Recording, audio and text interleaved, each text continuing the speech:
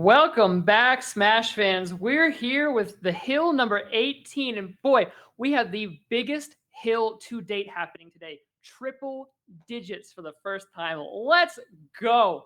I'm Consort. I'm here commentating for the first half of the tournament here, and I'm joined by Mafia. How you doing, my man?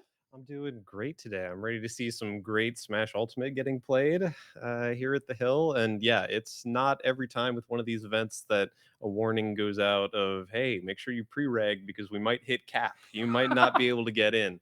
Yeah, they even as commentators, they were like, "Hey, get here a little earlier than we told you because we have like 100+ people and we're gonna be a little stacked." Yeah. So it's gonna be huge. There's a huge mix of skill levels out there. We got some very talented players, got some up and comers, some new names. So it's gonna be all across the board in the first half of this tournament. And I'm very excited. excitingly, it's also pretty top heavy because there's a lot of people and there's a lot of good people as well. Looking at some of those top seeds for this bracket, it's stacked. This top 8, when we finally get there down the line, is going to be some of the biggest names in region and out of region as well. So this has all the makings of a very exciting, very high level hill. And we're starting first off with Work in Progress versus Rin. First match of the tournament. And it'll be Pit and Link on our screen to begin. Cool. I mean, I love Link. Okay, I don't see enough of this character. I'm convinced this character is like 4 tiers higher than everyone thinks he is.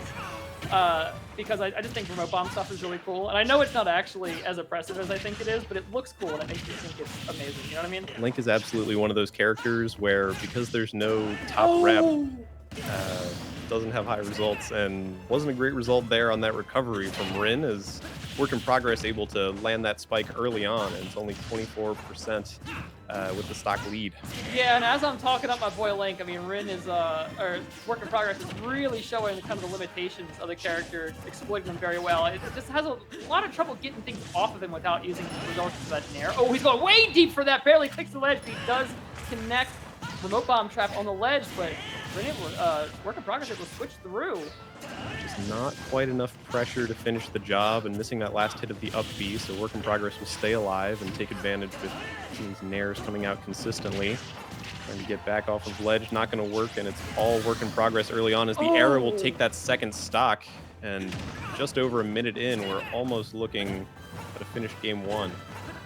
Yeah, and those arrows have shut down the remote bomb recovery as well, too, because Link is one of those characters who just kind of fall into the blast zone and then just blow himself up back to stage, kind of like Snake does, but, you know, Work in Progress is shutting that down. 2 stocks lead now. That's right. A great advantage of the Pit is there's such a wide zone of pressure that you can apply with those arrows that pretty much no other member of the cast can do, and catches Rin out for that second stock. Yeah, it's one of those no-button kind of moves. Like, I play Mega Man, who has a similar thing with the pellets, where it's like, it doesn't do a lot except tell you to stop doing whatever you're doing. Like, just stop that. Knock it off. I don't like that. Here's a hitbox. Don't do that again. Yeah. You're trying to tech on the platform. Here's an arrow. Don't do that. Trying to boomerang me off stage. There's an arrow. Knock it off. Boomerang Work in that Progress time. make it back though. Actually. Yes, he will, but oh my goodness, living from 160. Remote bomb not going to do it, but the dash attack will. So first step for Rin, if he wants to get back in this game, is taking that first stock, but now needs to find a way back into ledge. Early up B will do that. Yeah, I think Rin is showing that the ledge trapping is there, and that really is Link as a character. Like, you are set to make ledge trapping a nightmare for your opponent, but, like, the problem is that you've got to get into that position to take advantage of it, and Work in Progress just not letting that happen. That's right. Most of the edge guard opportunities have been the way of Work in Progress, which is not ideal for the Link, but good defense there to get back on stage from Rin. Still definitely in it, though, at a high percent. Forward air going to find off stage. First arrow makes its connection. Oh, he's around. He got through. I thought the arrow was going to shut him down for sure, but Rin is somehow still alive at 172, and that percentage is racking up for Work in Progress, too. It may at least get the last stock here, but, man, it's got to be perfect from Rin here out. Absolutely. That's where some of that pressure up B, not enough to kill, but that bomb also not enough to kill. Rin begging for something to bring Work in Progress down to the final stock. No!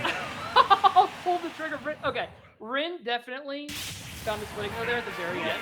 Like, this could be the beginning of a very tight game 2 and a very tight set, because Rin was struggling to just find momentum and not even momentum, just find places to stand his own ground there through most of that first couple of stocks. But once he got his footing, I felt like he was really difficult to deal with. Yeah, Rin came out of the gate the worst way to start your tournament, which is immediately getting spiked at an early percent. And then Oh, after that happened, it was very even. In fact, maybe even in Rin's favor in terms of like damage dealt, but the advantage was too much to come back from.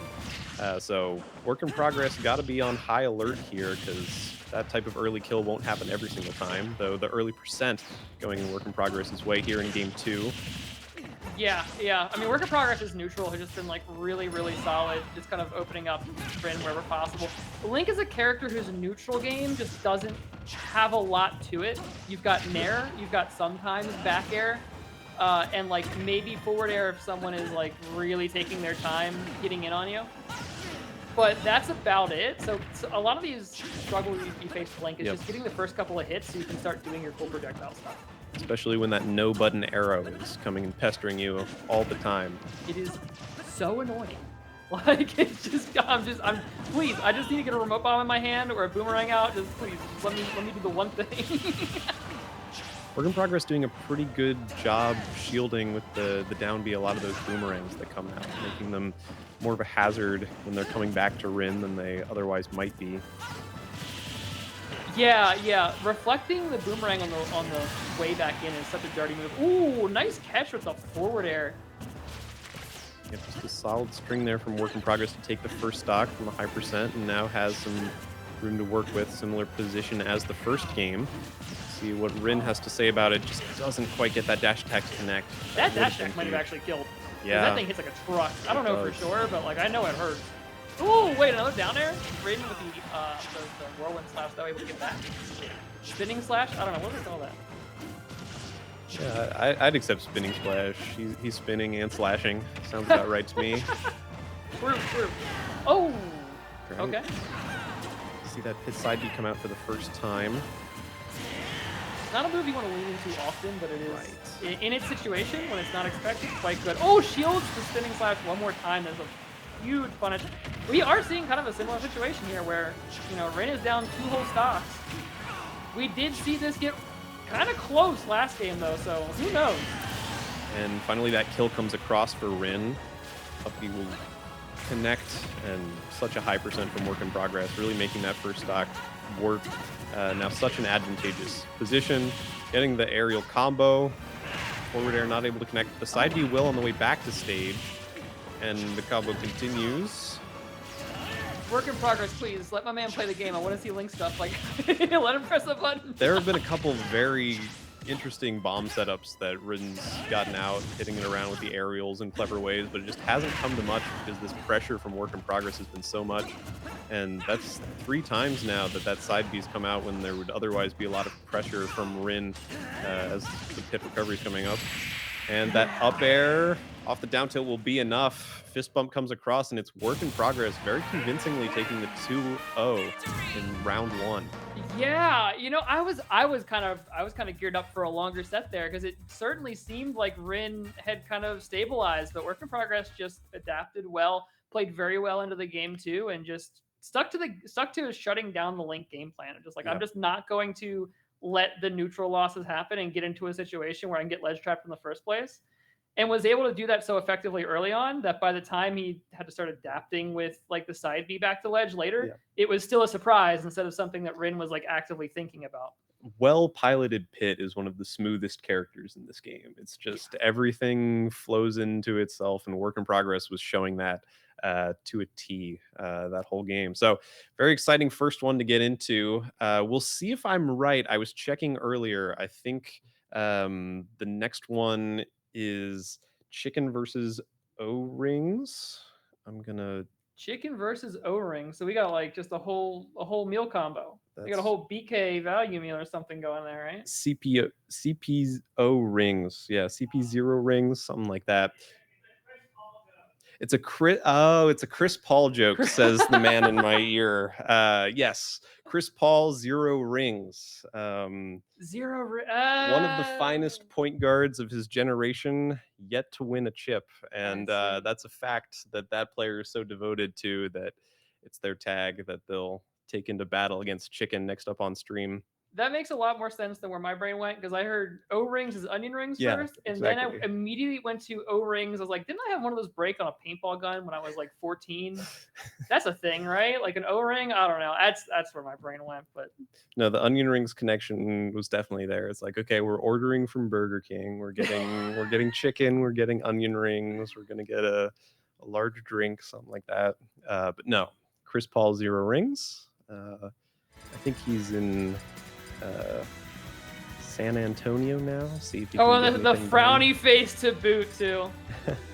Love it. I think our production might be a little bit of a Chris Paul fan. That might be what's going on.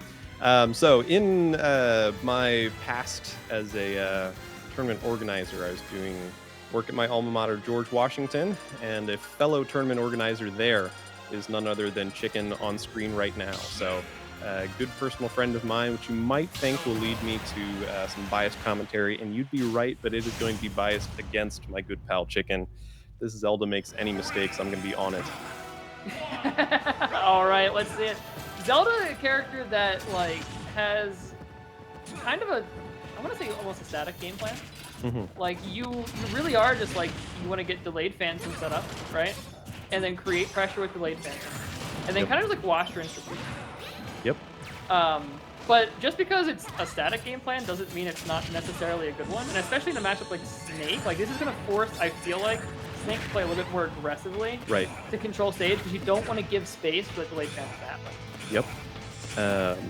And, you know, Snake, for having a kit with so many projectiles, has a pretty good rushdown game plan, I would say, for this sort of thing.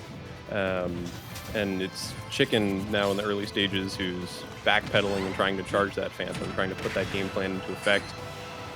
Okay, good reflection there. Good awareness that was coming down to stop the recovery. And now it's Chicken with the stage control. Yeah, that is one of the advantages Zelda's going to have in this matchup, is that the traditional mini-games edgeguard situation that Snake is known for putting up, Zelda has a button for that. It just kind of fixes the situation. That's right. Snake likes to make you play rock, paper, scissors off stage, and Zelda can pull a gun, which is that neutral B. Yeah. Absolutely gets rid of it. But first stock will go, I'm going to call them rings for short. Good equalization there from Chicken with the up air, and it's basically even now with 2 stocks. Lightning kick there, not going to sweet spot, but that's exactly what Chicken's looking for off that down throw. That lightning kick sweet spot is really like one of the most satisfying. Like, when it connects, it just feels so good. You get the little freeze, you get the sound effect. It's beautiful to try to hit.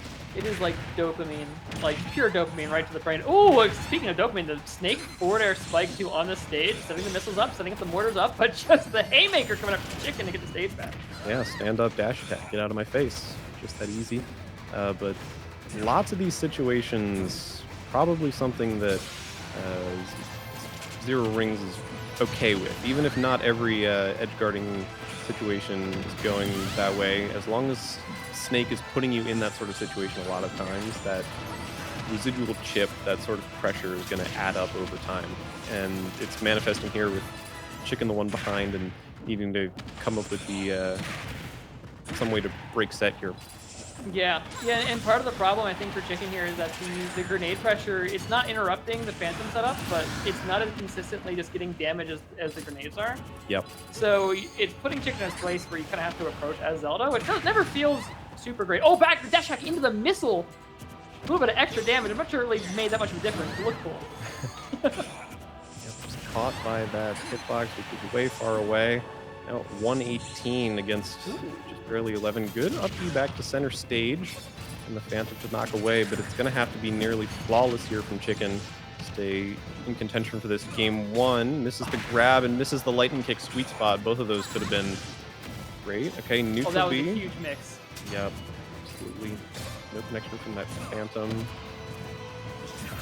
Like, it didn't get a lot, but just getting out of that situation while also putting threats out with the reflected mortar is like such a disgusting situation. And now that delayed Phantom is really causing problems. CPO Rings not going to get a chance to Whoa! find the adaptation. Chicken clutches it out with one stock at 130. And Just that tilt up into the air, catch with the up air, and a game which, again, I was ready to write off as being completely lost for Chicken, uh, ends up being a victory. Just wow, some very nice play on that final stock, and again that explosive up air catches a kill out of nowhere.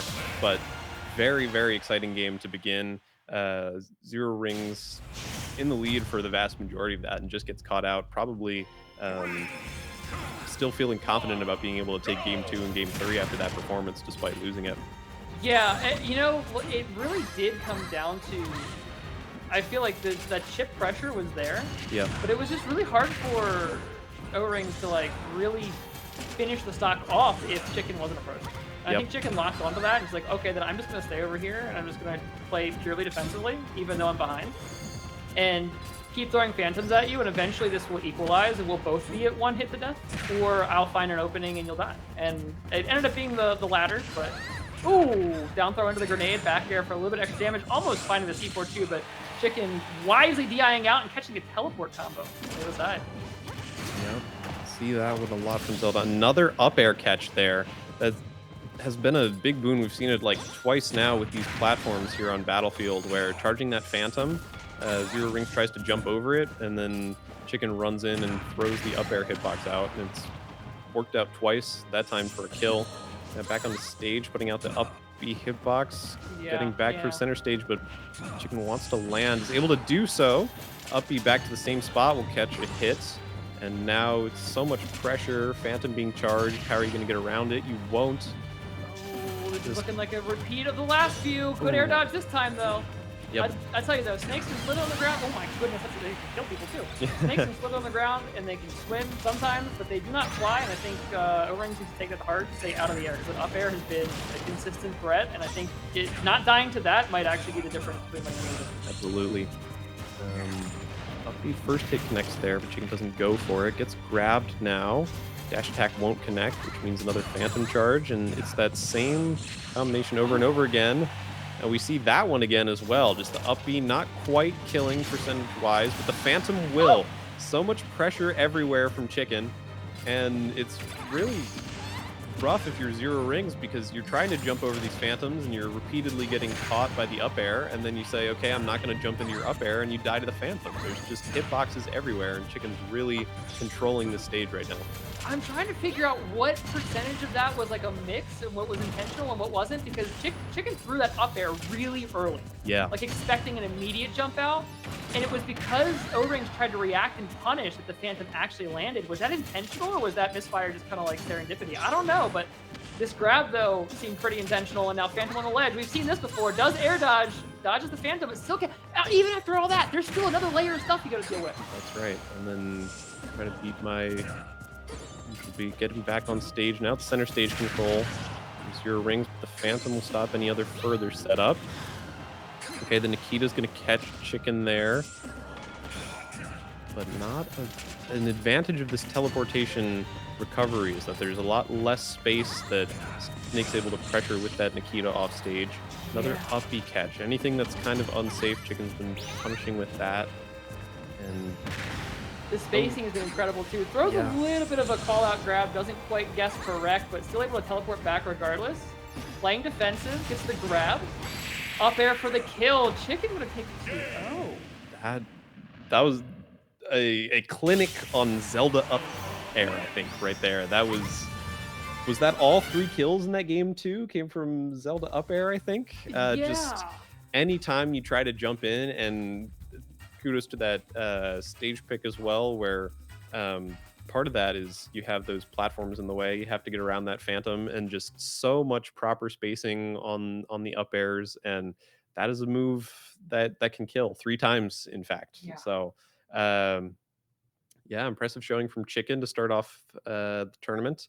Like I'm still like, my brain is like reeling, because like even as like O-Rings was adapting throughout the set, jumping early enough to get the air dodge, and then Chicken is just back to the ground and throwing out the Nairus Yeah. immediately to catch the air dodge and Yeah. lag anyways. So it's like, where's the correct answer? Yeah. What do I do? What do you want from me?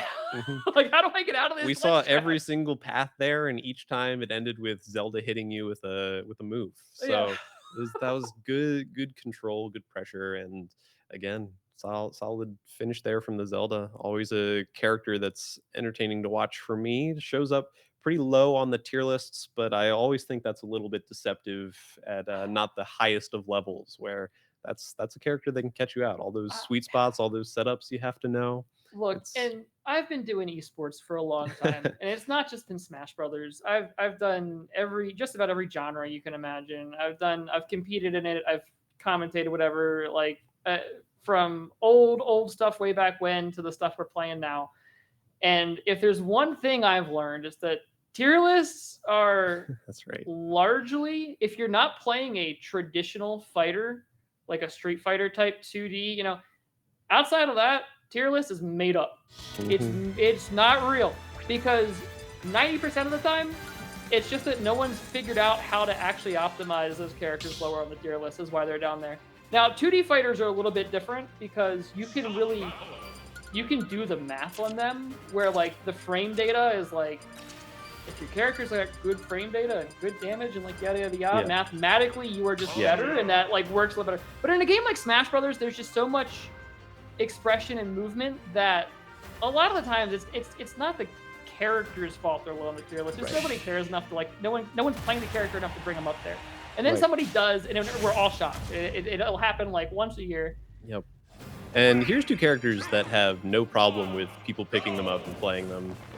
It's J Money, we'll say, on the Kazuya versus Focus on the Peach. I'm glad we both went to J Money, because that was in my head too.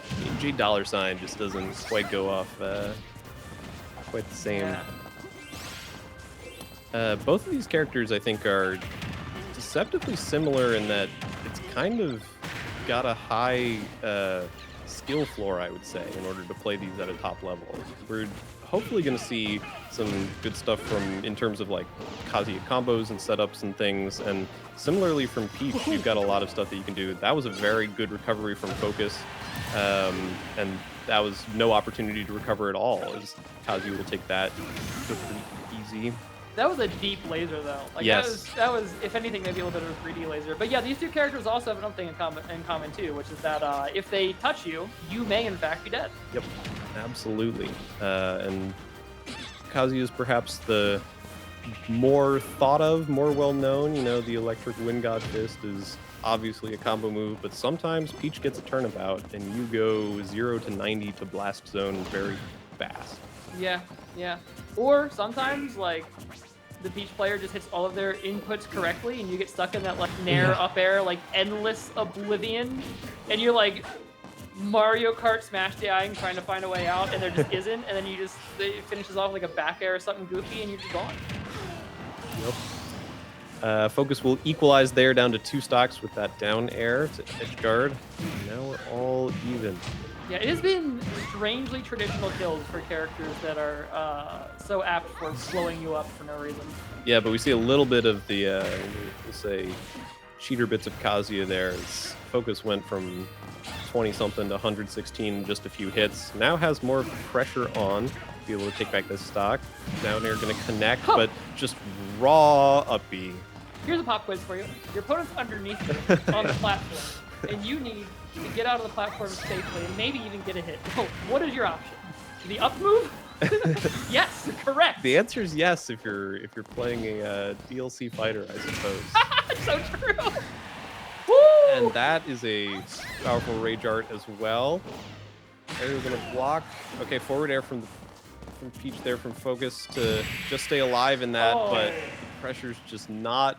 I mean, you really have to be near perfect against this Kazuya, and that was just barely not spaced correctly. And then there was a huge hitbox right behind where Focus was hitting, and those were some quick stocks when J Money was in control there. That freeze frame was gratuitous. We're gonna need to put a gore warning on the stream, because Kazuya kicked directly through Peach's torso. It just like that was some Mortal Kombat stuff right there, man. That's right. Character from Tekken, character from Smash Bros. Creating something out of Mortal Kombat there. But I think hope not all lost there from focus whatsoever. I mean, Kazuya kind of a volatile character, but as we spent length talking about, so can Peach at times, where get some of these hits in. Kazuya's at 60 already, and momentum's going to play a big part in this. I think we saw that a lot in that last game where J Money got to rack up so much and get pretty fast kills once he had momentum. Yeah, yeah. And that really is the trick on both sides of Smash Brothers with the momentum. Oh, that's an electric god wind fist. That's gonna be some good damage right there. Actually, only getting a couple of hits off, but when you're Kazuya, that still does a bunch of damage. That Rage Art is online too, which is why you're seeing Jay like play so defensive, because shielding is no longer safe here. You cannot afford to let that hit you, because that would be a big momentum swing. Oh, he sends it too. Gets knocked out of it by the forward air. J Money got that major immediate threat out of the way, and now might be taking the stock here too. Yeah, so I like this out of Focus's Peach, where J Money has the Rage Art there. When you have Rage Art, you're almost like expecting to be respected. Like, oh, I have my big move, but Focus is just running up and throwing out those aerials off the float, and works very well for that edge guard sequence into a kill. Yeah, yeah. I mean, you saw the Rage Art even come out, but like that hitbox was enough to knock him out of it. I mean, that is another way to defend yourself instead of just kind of playing keep away. Is like, well, if I got a hitbox that's strong enough to stop you from doing it, I'm just gonna throw it out there, see if I can hit him. Uh-oh, laser delay hits the target too. J Money with a free ticket back onto the stage for now. Good follow up. Oh, what a grab too! That and the angle on the Hell's Gate is so nasty. One of the most brutal things. Okay, just holds up smash, charges it, gets the hit in. Focus dies for that, but I'm sure he doesn't care, having taken another stock. Now needs to get out of this Kazuya combo. That was a 0 to 90 real quick. And that's wow. That's a way to even it back up. Final stock 0 all. Focus needing to take this one to keep the series alive. J Money wants to put away his round 1. Nice and simple. Electric Wind God Fist is a good way to start, but misses that connection. Finds another electric. Oh, he's just hitting buttons now too. Like there's no hesitation. Like no there's fear just, whatsoever. J Money's all offense for the last couple of seconds. Finally being forced to play a little bit of defense, respect his opponent just a little bit. Focus finding adaptations, poking with that down air with the float, which is a pretty nasty way to get in, but he is going to get knocked way off stage by that Hell's Gate one more time. And the back air coming out from J Money to seal it. Wow, it's so hard to keep up with those games, man. It really is. With a lot of the characters in this game, you get a treat. You get to see some of their setups on stage. They get to trade blows. Sometimes you watch Kazuya and it's like, okay, you got electricked. You're at 90. You got electricked again. You're dead. Yeah. You start a thought. You're talking about one thing, and then you're immediately back into the play-by-play because Kazuya hit a move, and now you've got the whole combo tree in front of you. But props to J Money there for having that sort of input, that sort of game plan perfectly on lock. It's somewhat easy to be like, oh, you're playing Kazuya, you hit those buttons, but it is hard to do. I have maybe hit 2 electrics playing this game ever. It's not in my wheelhouse whatsoever. So and especially to deal with that Peach pressure as well, was Focus was putting up a very good fight there. Got caught by a couple things at the end, but there were long stretches of that game too where I thought for sure Focus was having J Money on the ropes. Yeah, I really like that J Money in that game too, like recognized the moment the psychological momentum shifted, and it was like back to that one stock, and like, I said like, oh, he's just hitting buttons now, but it's like when your opponent is scared, right? Hit buttons. Like they're afraid of you. That is the time to hit buttons, because they're going to do defensive things. And as long as your spacing is good, this is your opportunity to start throwing stuff at them and say, all right, like sit there and hold shield or jump away and pray you don't let me find the gap. Absolutely. Here's a little tournament live look in from our space here at District E, from the center of the nation's capital. This is the space with the 120 some people, 130 some people that are out tonight to play some Smash Bros. And we also have Rivals of Ether, which is at this version of the hill and has been for a few. As always, if you're interested in playing some Smash, playing some Rivals of Ether, these events are completely free to join. With prize pools for some of our winners. If you are interested in showing up to a future iteration of the Hill or any of our other events, go ahead and scan that QR code. easily accessible on the metro. It's one of my favorite spots in the city as I keep coming back again and again for these events. Yeah, yeah. And they got district bites here as well. While you're here, grab a bite to eat, man. I always end up grabbing something while I'm down here. They got some special menu items, I believe, for like during the tournament nights. I honestly I end up just getting the nachos a lot of the time. Yes. Because like you get a plate of nachos, you and a friend are like fed for a bit, and then like you just wait for your match. It's a good time. It's a whole day, man. Like you plan a whole day around it. Absolutely. I love popping into the District Bites bar after going 0-2, get some nice food to soothe my woes of crashing out of bracket early. Or if you're better at the game than I am, which will be most of you, you can do that sort of thing. Grab your food while waiting for your next match to be called. Yeah, fuel up because having food in your stomach, having calories, man, that is important for your tournament performance. As a coach for multiple games, eat. Make sure you are fed. But speaking of, we are going into our first game here, Habibi versus Avail. Yeah, someone who's been eating well so far in this match is Habibi, having racked up 100% on Avail early and just having 10 on himself.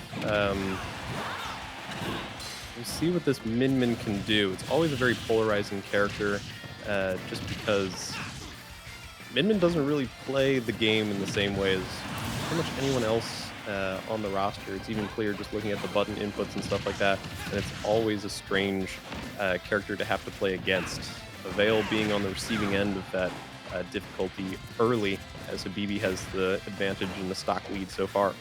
Yeah, I would even go so far as to say that Min is a little knowledge checky. There's a couple of things that like you really have to be aware of, or a large portion of the cast just dies for just like not knowing that particular situation is as threatening as it is. Yeah. But also, like, even once you get past that and you understand what needs to happen in the matchup, it's still a difficult character to deal with. Yep, and that's why Min sees play at all sorts of levels of play, because this sort of like edge guarding pressure that we're seeing Habibi put out right now is just very threatening. Lots of different options, very hard to recover, and even Avail there on the pit, which has a very gratuitous recovery, I'd say, unable to make it back for that second stock just because there's so many hitboxes coming out and so much pressure. Yeah. On the downside, though, offstage, ooh, you're a little bit limited, and we're seeing that come into effect here. Avail able to get that first stock with the Nair covering the path back to the ledge. And starting off this next stock strong, too, with a couple of those classic Nair to Nair combos. Oh, absolutely. So our second... armor through on the side beat there to get past the arms. Not much to come up of it, though, afterwards as Habibi evades some of those aerials and now has center stage to hold once again. And it's just so much shield pressure from Habibi. But Avail now with a chance, just one stock left to play with. Needs to find something kind of consistent. That up tilt will do it. And Avail on pit does have like one of the few things that can actually like interact and shut down some of the gimmickier, let's say, options in Min pressure by just having access to block in the air. Yeah. It is weird how such a simple concept is so powerful, especially in a matchup like this. Exactly. I have a button which stops your hitbox from hitting me, and I can do it in the air. Ends up cutting off a lot of options. Oh, the armor from the side B too, through the laser, but still can't quite get in past those arms. I mean, that's so much range that Avail is working with. Yeah. Or working against, rather. Oh, what was that angle? Knew the reflectors were coming out and scooped the dragon underneath. After everything we just said about how good of a tool that is, Habibi says, okay, but it only blocks left and right. What about under? And that laser from the dragon arm just pokes up just a little bit. That shield was definitely out. That negating hitbox was absolutely present, and it still is not enough for that relentless pressure from Min. And it's BB with the 1-0 lead, now just needing one more to advance out of this round. Dog is out here playing the Rocket League angles in Smash Brothers. Like I tell you what, that was a setup to a beautiful air dribble. Absolutely. Wrong game, but you know what? It still works. You see the switch to Roy, and I'm not sure I agree with it. Obviously, like the player's gonna know better what they're getting, what they're working with. But I mean, I don't know. 0 to death off the rip. I think I might, be onto something here. Yeah, and This matchup really feels good. after that 0 to death, you see in Avail's camera just kind of a shake of the head of like, I guess didn't like the Pit matchup, obviously lost it, didn't like how it felt, switched to Roy, and then you get 0 to death, and you're kind of like, oh, that's why I didn't start on the Roy. That's right. It's even harder to deal with that sort of edge guarding pressure from Min Min when you have a worse recovery to begin with. Yeah, yeah. And there's definitely, I mean, you're seeing it kind of, okay, but the jab to the forward air is respectable damage. Another forward air, too, past the Ram. That was a pretty narrow angle. That is going to be a stock back. So, you know, not the end of the world here. Still certainly winnable. But yeah, I feel like it was that last laser that was like, I'm going to Roy. My air block doesn't even work here. But I think the Roy was probably still correct. But honestly, you know, you got to go with what your heart says, right? Right, exactly. And we did see there, as Avail took Habibi's first stock, the big reasoning why you would be on the Roy, just because in general, you'd imagine the Roy takes stocks earlier than Pit will. Right. So you lose a little bit from having a worse recovery to contend with the Min Min edge guarding. But if you can get in, land some of those very strong sword slashes, you can kind of ideally kill the Min Min before you get put into such a difficult position. But Habibi, of course, doing his best not to let that happen at all. Okay, I'm really liking the patience coming out from Avail now, like slowing down the pace, not trying to force his way in, looking for Habibi to overplay the defensive pressure, because the one thing about playing these zoner-type characters like this is that you do kind of need to be constantly throwing stuff out, because if you're not throwing out threats, then like your opponent just gets to walk up to you, right? Right. On the downside, though, that means that your opponent can sit at just outside of range and just watch you throw out threats and like look for your gap, right? Like you get information, not for free, but like for low cost by just kind of waiting. And that can be very difficult when you're playing a zoner character to like eventually break down and figure out. But the question is, did it happen early enough? Can Avail win this game and keep the set alive? Right, because we're definitely seeing some adaptation here. Habibi looks a lot less comfortable. The problem is Avail's last stock at 125. So I think the puzzle box is getting unlocked a little bit here on how to deal with this Min Min. But they're just okay. Last stock, good little knock up into kill there with the aerial. With your long arms off of me, I am not being grabbed. Proceed directly to the blast zone. Like the grab clash there just set it up so beautifully. Oh no, 168 though. Can you see that? Can, okay. Just evades those arms, but just so many hitboxes coming out all the time. One little spray one from Habibi will be enough to do it at that really high percent. And it's 2-0 for the Min Min over that combination of Pit and Roy. You know, I got to issue an apology. The Roy actually, I think the Roy was better. Actually, the Roy was cooking there. Absolutely. The 0 to death had me like really feeling like, oh yeah, I'm correct. I'm 100% correct. But like once his adaptations came in and the way Avail was playing, like I think that if that had been like game 1 Roy, game 2 Roy, I think we might have been seeing a game 3. Yeah, absolutely. Again, for that same reason, I think even though it went the way of Habibi there, because I mean, it's a very big lead to begin the game with a 0 to death. It was definitely a lot less comfortable in some of that zoning pressure. Even again, we were saying Pit has a better recovery, but the edge guards didn't come in there at the end. Roy was able to get up just like underneath the stage, almost behind those arms. So I think good adaptation there from Avail, just not quite enough against some very strong Min Min play there from Habibi. Yeah, you know, and Min Min like, okay, Min Min fascinates me because when you look at like zoners in Smash Brothers, right? Because of that concept of if you're a zoner, you kind of have to be throwing pressure out to control that space, or else like they just walk up to you and hit you. The zoners who end up high tier, right, tend to be the ones with like their options are like either cover a lot of space or they're like very non-committal. Like Snake can just be throwing grenades at you and throwing grenades at you, and if you get past the grenades, he like pulls a grenade and then shields and then like, okay, like do something, grab me, like what, you're gonna blow up, you know? Like Samus, I think, is still up there, and it's like charge shot, fully charged charge shot covers a ton of space. Like bomb covers a ton of space on the ledge.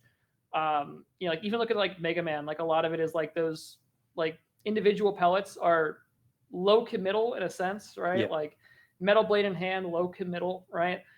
Min Min's kind of like the weird in between where it's like Yeah, throwing those arms out absolutely. actually does, like, once you throw an arm out, you're committed for a little bit, Yeah. at least on that arm. And, like, yeah, you've got the other one ready to go. But, like, if you miss that too, Then suddenly, yeah, you're in you're trouble. yep, And they don't actually cover as much space as, like, right, the big space-taking projectiles you right. think of, like Grenade. Like, Grenade just commands a certain, like, even, like, speaking of, Rob Gyro, for being, Yeah, it's not a big projectile, like, actually looking at it, but the space that it right. controls by existing is huge. Difficult to Miniman's like contend this with. weird exception to the rule, you know? Hmm.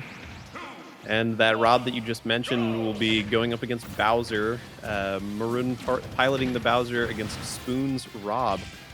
Here's we're now in winners round 2. And Maroon, very, very powerful player. Definitely something to look out for. Bowser, of course, a mean character. Absolutely. Does it in a little bit of a different way than Kazuya does. Just to name drop another one where you just kind of explode sometimes, but that sort of factor of just, hey, I hit you with nair into back air and you're dead suddenly is always such a big factor in these matchups. Yeah, yeah. Well, and like also Bowser like controls a weird amount of space. Yeah. With like flame breath and things like that, and then like the command grab like mix up. That I don't know. It is a very different beast to deal with. But Rob, of course, also a character that kind of excels at like shutting down like bad recoveries like this. Absolutely. Ooh, or ledge trapping. Yeah, Also good an catch option. there with the up smash.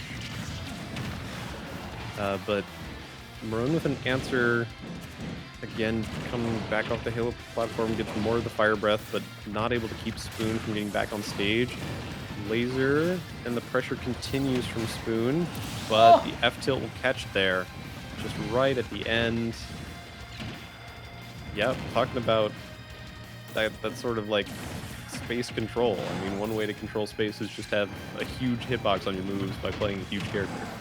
Yeah, yeah. Well, and like Bowser's dash is weirdly quick too. Yeah. Like he can do like pivot, like F tilts, and it like actually hits a lot of space. And you can see that like right now, like Spoon is trying to find somewhere to exist, like just to be, like his opponent's at kill percent, but like how do I actually find somewhere to put my little, I was gonna say feet, but I guess my little base rocket thing on the ground so I can actually play the game to kill him. Good air dodge to get away from that up air. Maroon will stay alive. No shield break there, but that always looks dangerous. Down air will be the thing that catches Spoon for that second stock, and suddenly it's Maroon with a lead. Oh, the reestablishing of the top there, like that was nasty. Because like get up attack is theoretically an option there for Bowser. Bowser does have like the best get up attack in the game, but if you get up attack, top is hitting you, you're going back off stage, you're in the same situation. You haven't gotten anywhere. So like take that major option off the table and then force Bowser's less good options to be the route out. That's your route to success. Oh, and then covering the ledge with down airs too. I saw that last down air missing, and I'm like, okay, he gets back to stage. I think something got buffered there, because I was not watching exactly what Maroon did, but it looked like some sort of aerial buffered. Bowser drops too low to recover back up with the up B, or maybe just the jump got eaten or something like that. But a little bit of a premature death there from the Bowser than what might be expected. But I mean, that was haymakers after haymaker between these two players, and game 2 now on Bastion should similarly be the treat between these two. Early start from Maroon, get that percent, and deal with the gyro on center stage. But now Spoon's turn to have a chance at edge guarding. Down there, not quite going to find its mark. Yeah, like Spoon is like really adapting well and just like throwing in a lot of like quick options and just trying to control the pace, trying to just take advantage of the frame data on Bowser not being so great. But you know, the problem with that is you make one slip up to get up in this situation, right? The recovery there with the nair, but gets caught by the command grab, will not kill. But you have to think anything else from this Bowser will at this point. 142 on the Rob. Oh. Just no recovery there. Ran out of gas in the tank, and the air dodge not quite enough to reach. And that's was that just like all the jetpacks were on, or was that like? I think so. I think Spoon was testing for a high recovery high there, or just going around in the air and then decides to go low, goes too low. And as we're talking about the first stock being lost, the second stock is lost as well. That's kind of that Bowser effect of just eating so many moves, and the pressure's still on from Maroon there. Finally broken by Spoon to catch with the up air into the laser. But it's dire straits now from the Rob. Spoon doing a great job of just like shutting down these approach angles, but just not quite enough to actually get the kill. The back air though is going to at least take that first stock, so some progress here being made, but Maroon still in a really confident spot for this game. Absolutely, it's going to have to be a wall. Ooh. Oh, whoa. That was an interesting link. I've never seen that particular part of the tree, but that's cool. Got a lot of options with the gyro in hand. Yeah, you're used to seeing like the classic, right. like, you know, Nair zero to death chain, but like that was a new one. And it's going to have to be stuff like that if Spoon wants to take this and close it out in two. Because that's the kind of connection that Rob has access to rack up quick percents. Ooh, what a call out! Just what a catch from that back air. Spoon totally aware of the jump that's coming out. You know, and doesn't die there. I can do that too, Maroon says. Yeah, I also have a big, strong back air that I can throw out. But it'll be the command grab. Not quite enough still. 142. Spoon continues to live, evades the forward air. Excellent usage of the kit, using the stall and down air, but still ultimately gets command grab. This one is going to do it. Maroon evening up the set. And we get our, unless I'm forgetting something, first game 3 of the stream as Maroon evens up that set. And yeah, pretty similar to game 1 there, where it's just such strong options from both characters, where, I mean, the back airs was a great example of that we saw right at the end of that game, where the Rob back air is such a huge call-out hitbox, and then straight off of coming back in on that third stock, Maroon's able to throw out his own incredibly strong back air to contend with. It's just who's able to land their huge hits. Yeah, and I think both players are going to be a little shy of double jumping out of the pressure after that, because there was back-to-back, both players eating a giant punish for double jumping out of the pressure. Okay, a solid opening here from Spoon to start the game off, but returning to top descender is Maroon. But yeah, it's back and forth, man. Just get these hitboxes out. No one's running away from each other. Like before, it was like a little bit of back and forth with the spacing. Now we're holding forward. You start off a set against a new opponent. You got to feel them out a little bit. Now we're done doing that. We're gonna run up and hit people. We're doing a good job of grabbing that gyro. Just call out with the up smash. Yeah, that falling there is a great landing option in both matchups. You cannot do it here. Like, he went for it again, too. Sending a very clear message. Do not nair me.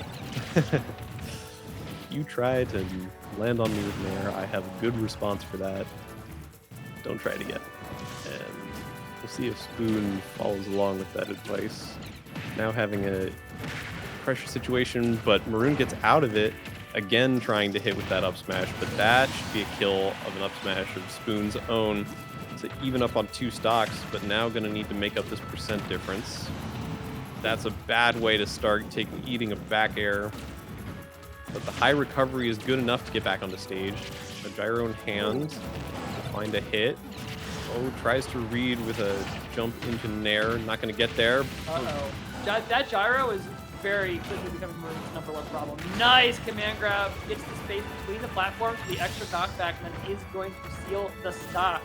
That was looking a little slippery, but Maroon still convincingly in the lead for now. Yeah, Spoon had such a good string of pressure there, and then just not quite having the last little bit to follow up. And in that space, Maroon has a command grab that can kill, and that was the difference there. See if Spoon finds one of those options to kill as well. So to keep him out, but the following there. Okay, no reads the roll in off the tech, finds that up smash, and game 3 last stock just about as even as you can get. Yeah, all to play for here. Stressful now. You can find their pressure sequences first. It looks like it's Spoon following up with the gyro into those forward airs. Nair going to be enough into the throw. Laser not going to find its mark. Oh my goodness, Maroon, what was that movement? Just stalling. All that pressure. Yeah, just stalling out a little bit with the side B, and Maroon finds through. There's the command grab. You're not dead. Rob has to find a way to land. Coming back to center stage. Will get back down to stage with a gyro to boot and jump back air. Wow, what a call out. Oh my god. Very nicely played from Spoon there. Incredible. Incredible. That was sick just from across the board. That game 3 was so tight. Oh my goodness. Truly anyone's game. It's a phrase that gets thrown around a lot, but that one could have gone either way the whole time. And it ends up being something that we saw earlier in that set of just trying to jump out of pressure, and it's met with a very powerful back air right where that Bowser is trying to exist in the air. It really is like the most difficult concept in Smash Brothers, to the point that like even like very strong players still get caught up with it, is that jumping is an option that feels so good all the time. You get a bunch of distance, right? Yep. You get access to your aerials, which are generally like a little bit better than your grounded moves, right? You get like, you have a double jump while you're up there, you have like a dodge, you got options, but it's committal, and it can also be called out in a big way. And it is, you get into the habit of using it too often because it is good. It is genuinely good. Right. But even good tools, you lean into them too much, they are going to get punished. Oh my goodness. But that spacing, I know like Spoon did incredible there, but that spacing for Maroon coming back to the ledge, the moment after that, like sliding away to not get caught in the Rob side B on the platform, and then able to swoop back underneath and catch the ledge, and then still get back to stage off of that too and avoid the ledge trap. Like just, oh my goodness, that was nice. I could watch that clip over and over again. Yes. Once we got down to that last stock, it was incredibly exciting. Those are two great characters for exciting matchups. I mean, as we kept saying, they just have really hard hitting moves, and those always make for the best viewing experiences, I think, of just something that feels like a crushing blow when it hits is always the fan favorite. Yeah, and speaking of just like the energy and just like the atmosphere, man, like we saw like just now with the shot out there of the tournament space, like everyone's locked in. Like look at the focus. Absolutely. I mean, everyone is here to win. You know what I mean? Like this is a big one. You've got the players locked in on their games. You got their friends behind them locked in on their friends' games. On the left side, you've got our tech support locked in on fixing something. No, that's not. That's our tournament organizer locked in on running the tournament. It's full focus on every level here. Yeah, over 100 people. It's a big one. Huge. And part of that will. I'm excited to see what sort of runs we get out of people who are not all the highest seeds, because we've got some very flashy names up top, but always.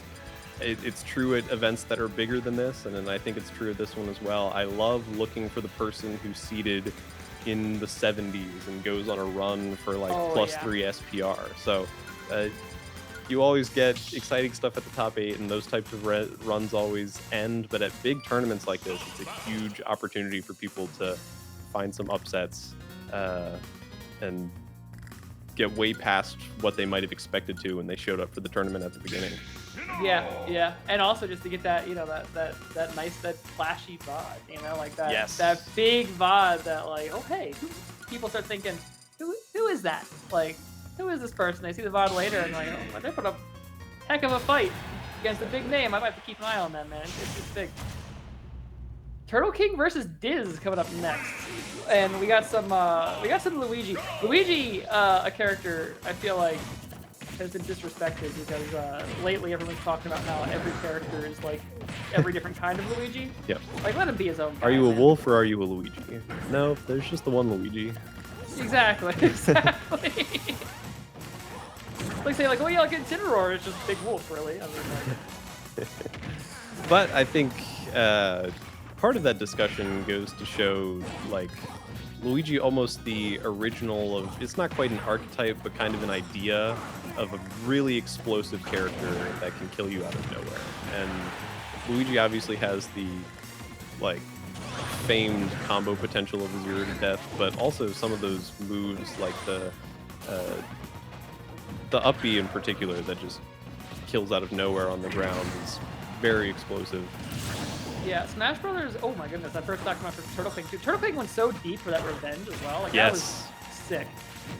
Just knowing exactly where that side B was coming out. Ooh, not quite able to get the combo confirmed there, but still able to get his off stage, the lariat for a little bit of extra damage. Oh, went for the spike, but no luck this time. Yeah, very close there. As you said earlier on in that match, the falling revenge to catch the side B, and that time there's an attempt to catch the side B with the down air. So I think that's big Alolan whip there to take the second stock, but I think that's something that Turtle King's trying to take advantage of here, is Luigi has to recover 35? with that side B. 35. Why? All that rage at 158 for Turtle King. Falling looking for that down air, goes a little bit too deep. No, honestly, that's optimal. Right, won't feel too bad about it. You were at 160 already. Might as well go for the flashiest of plays, but no, that's optimal because you get this part of the match, and then you like put a bullet in the point that no one's killing me this set but me. You know what I mean? Like, that is psychological warfare. You still yet to take a stock off me. I took my own. Thank you very much. Right. Yeah. Now you're gonna go into game 2 with that energy. Oh wait, hold on. He's still alive. Still alive. Still has a chance. Side B will not be met deep by Turtle King this time. And now it's Diz's chance to have a little bit of edge guard going, but the high recovery there from Turtle King will get back to stage, met by the back air from Diz. Still lots of pressure coming out, but the up B to ledge is fine. The up air will not quite do it. 141 for Diz. Air dodge back to stage. Don't do it to him. Don't do it to him. And some aerial. Hard to see because they traded. The Turtle King's come out on top there from the trade, finds that third kill, and yeah, Diz yet to take a stock, we can say. I know Diz taking that stock before the game ended. Like, I know Diz was losing it either way, but it is like a completely different game for morale if you get that stock versus like, oh wow, I finished 2-0 because the other guy leaped into the pit himself. Like, what do I do? How do I fix this now? Yeah, and I think part of that, solving that equation, is going to be giving. Oh, the Luigi's Mansion, the counter pick with the on-brand music. That is a mood. I love that. Get some home field advantage almost of Luigi hearing his own music. But I think part of the change that Diz is going to have to look for is giving less to Turtle King coming back up from ledge. We saw several instances of edge guarding and catching those side Bs that were good. We saw several instances of down tilt, catching things right off of ledge. That was important from Turtle King. So I think if Diz is able to minimize some of that effect, it'll be a much more even game here. And getting a little bit of a combo start to even up the percents. Down smash not going to find it, but the revenge will. Now Diz to get to carry something, but the revenge is still around. Oh no! And that up smash will be the way to capitalize. Just a whiffed up B, falls down onto the ledge, and that's the perfect area for Turtle King to find a revenge up smash. Yeah, Smash Brothers has this thing with like strong uppercuts that kill people if they connect, but if they don't, you die. Yeah. And that was case in point, Exhibit A right there. Person who landed their uppercut is the one who got the kill, but cheeky little F smash there from Diz to even things up. Nice spacing there. Right, catching the Alolan whip with the classic Luigi. It's not a point. It's something. It's like an underhanded Kung Fu strike. I don't know. A little jab. I don't know where he learned that. It's like very like. He's got some martial arts background, maybe. Yeah. It's got some real like finding your pressure points energy. You know what I mean? Like, it's like there's not a lot of force behind the strike, but it hits you right in your chakra. That's right. The 1-inch punch. Uh-oh. Oh, that's a lot. Yeah, another thing that Luigi can do from an inch away is a little grab combo. And that's when I think of Luigi, first thing I think of is stuff off grab. Just like that Rising Tornado there to get that second kill, and now Diz with a lead. Did not technically take a kill that game 1, but now has 2 quick ones to take a lead in this game 2. Yeah, and you know, 30% is at least a little bit of extra credit. But oh wait, he just skipped the ledge. That was Turtle King like greeting a little bit to revenge that fireball and almost paid for it in a big way. Still, 68% is a rougher spot than 30 would have been. Yeah, I really like that from Diz there. I mean, I'm not sure how purposeful it was for the fireball to fade right at the end, but capitalize off the grab. Now big percent lead, not able to get an edge guard there. And now Turtle King not quite able to read the roll, but catches an Alolan Whip. Are you dead? No. No. 80% after the hit, not enough. Side B will get there. Oh, but catches the roll into the up smash. Oh, wow. I mean, Turtle King just totally in Diz's head to end that one. You can see Diz shaking the head as well after that of just... Yeah, Turtle King was just in control, I think, like, every part of that set. Like, the Diz made some good adaptations in that game. It was a lot closer, but that was just, oof. Gonna look at it here at the competitors too, man. Every time I look out there, man, like, this venue is so freaking cool. Like, it is. Look at this. Like, all this. It's amazing. I don't know. Such a nice I space. geek out every time I'm here. And I mean, we're right adjacent to the Wizards and Capitals stadium as well. So you get that sort of like, obviously we're not in the stadium proper, but you kind of get that feel of it's right in that urban space as well. One day we'll get like a massive like super major down here. Exactly. They'll let us use the stadium. We gotta get there. We gotta get the numbers up though. That's right.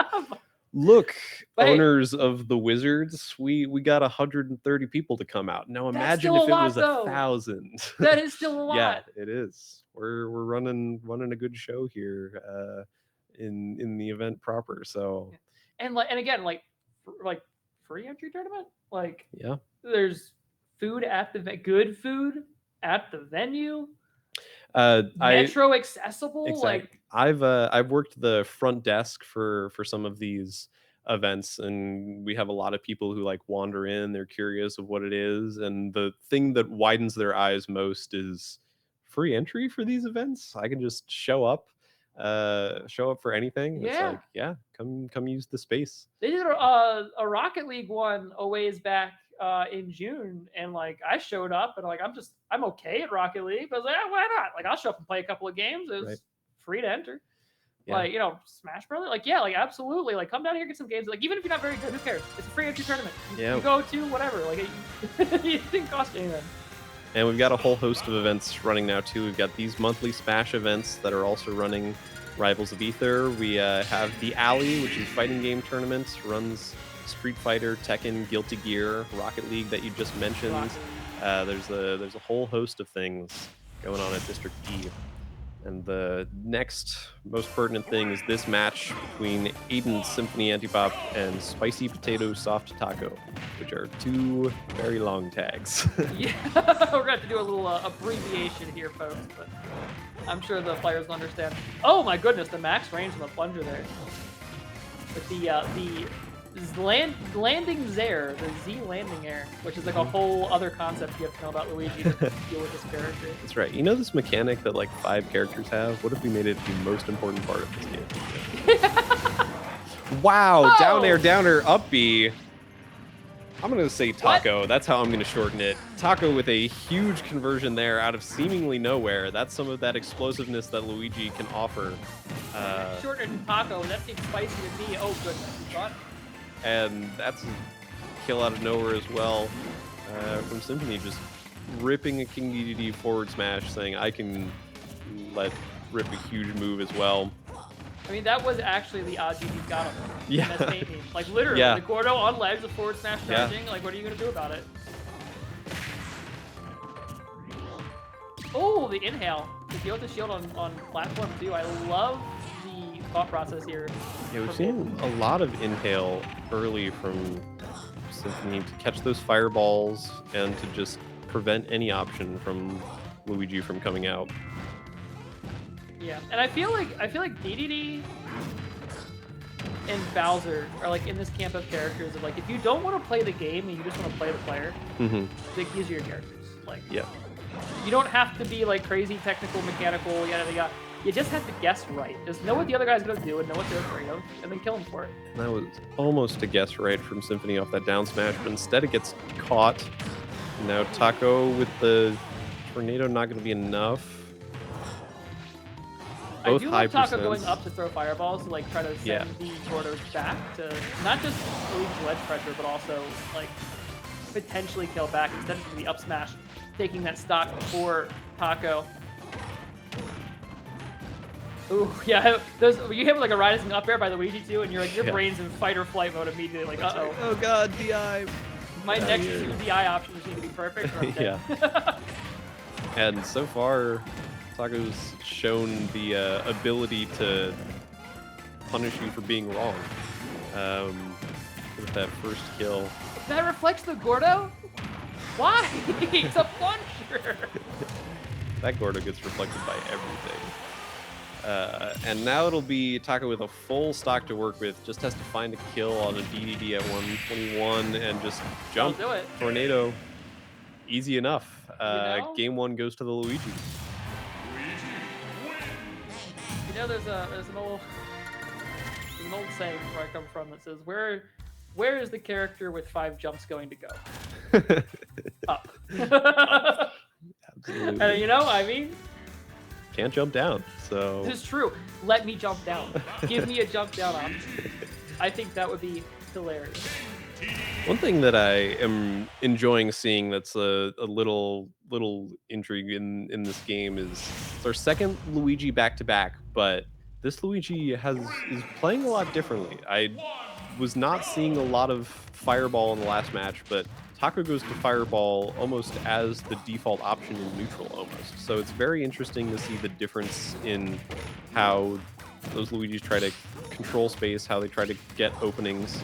And so far, in dealing with those Gordos, it's been very effective at getting rid of one of DD's strongest spacing tools in his own arsenal. Yeah, that Fireball is kind of just like, oh my goodness. The fattest upbeat punish I've ever seen. Yeah, like that Fireball is actually kind of just like invalidating Aiden's whole character right now. Yeah. Like, it's just like, how do you deal with the constant Fireball pressure? Gordo gets reflected, you're too slow to get in. Like, how do you get around that? Because that is the bare minimum to get to play the game here. Yep. And it's not for lack of trying. Like, Aiden's doing a lot of work to try to get in around it, but like, you know, your character that doesn't move very fast and you're big. Oh, what you do? Got a big old back air. Yeah, DDD doesn't move very fast, but that back air does come out pretty fast. That one is always deceptive to me at just how quickly the back air can come out. Wait, inhale the Fireball. Return the Cinder. Hold on. Aiden might be cooking. Yeah, it's not a bad idea given just how effective that Fireball's been. It'll give Taco similar problems, but just kind of struggling to find those big options. Obviously, good back air there to catch. Those will happen off this side B. Gonna stick into the ledge, which gives Aiden a chance to find an opening, but no, it's a grab into Tornado, and that will be enough for the star KO. There's so many fascinating interactions happening, and I can't talk about them all because the game's moving too quickly. Uh-oh.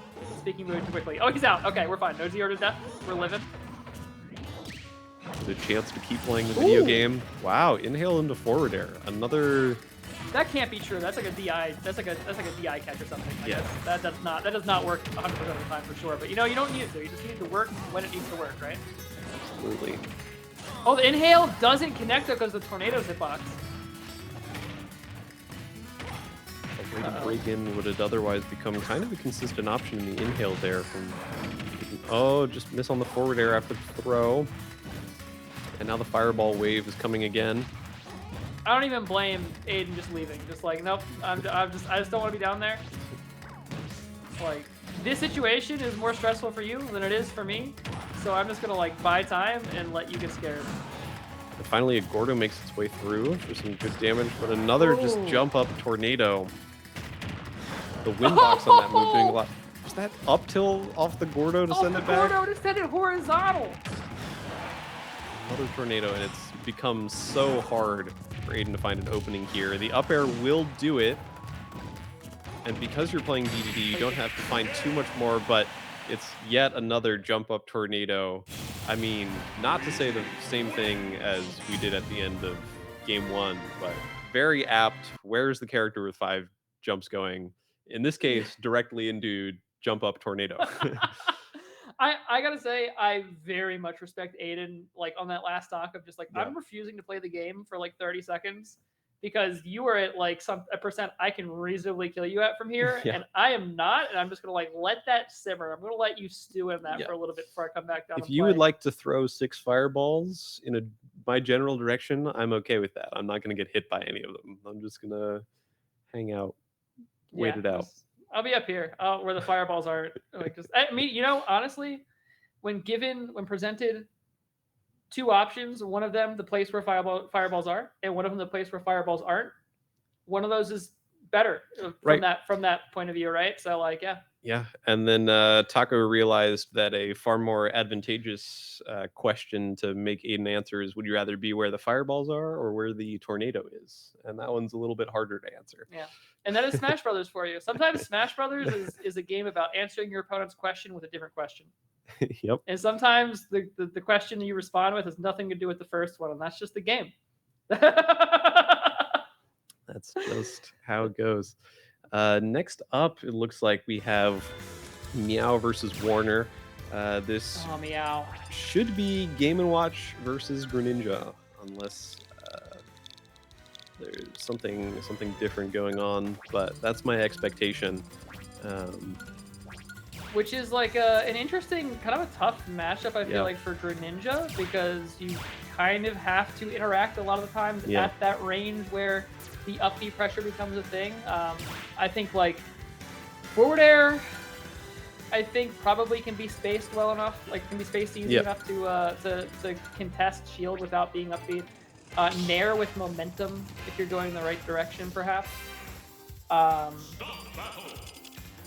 And your landing options are probably going to be a little tricky in the Game & Watch too, right? Yeah, absolutely.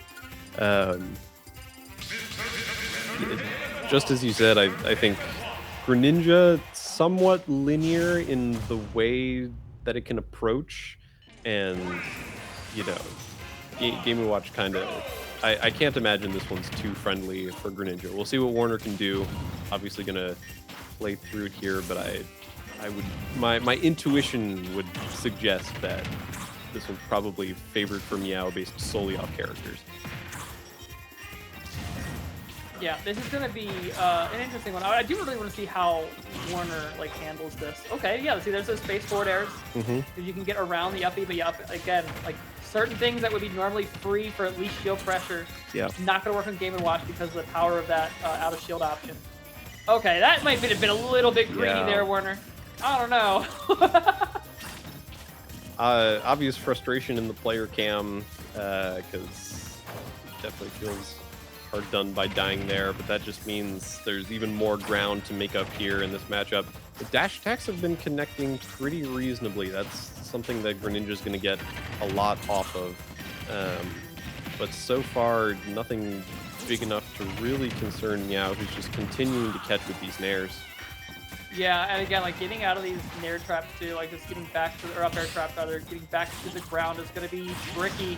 Another forward air, breaking that momentum, has the ledge. What can Warner do with it? Nice parry into the up smash, no less.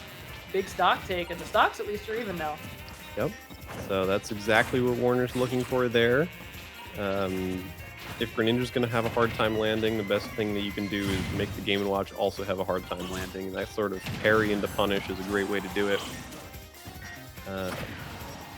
And there's a pretty obvious response there from Meow. If you're going to send a fully charged water shuriken at me, I'm just going to reflect it right back at you. Yeah, that bucket kind of being another option too to shut down another one of Greninja's tools as well. You know, it really is like Game & Watch is such an interesting character because I feel like he's a character that is just made out of answers to other characters' hits. Absolutely. It's always an interesting one to try to break through on, because I would say Game & Watch is get away from me tools are some of the best. And so if you're trying to get in, it's even more challenging, just as this Greninja is forced to.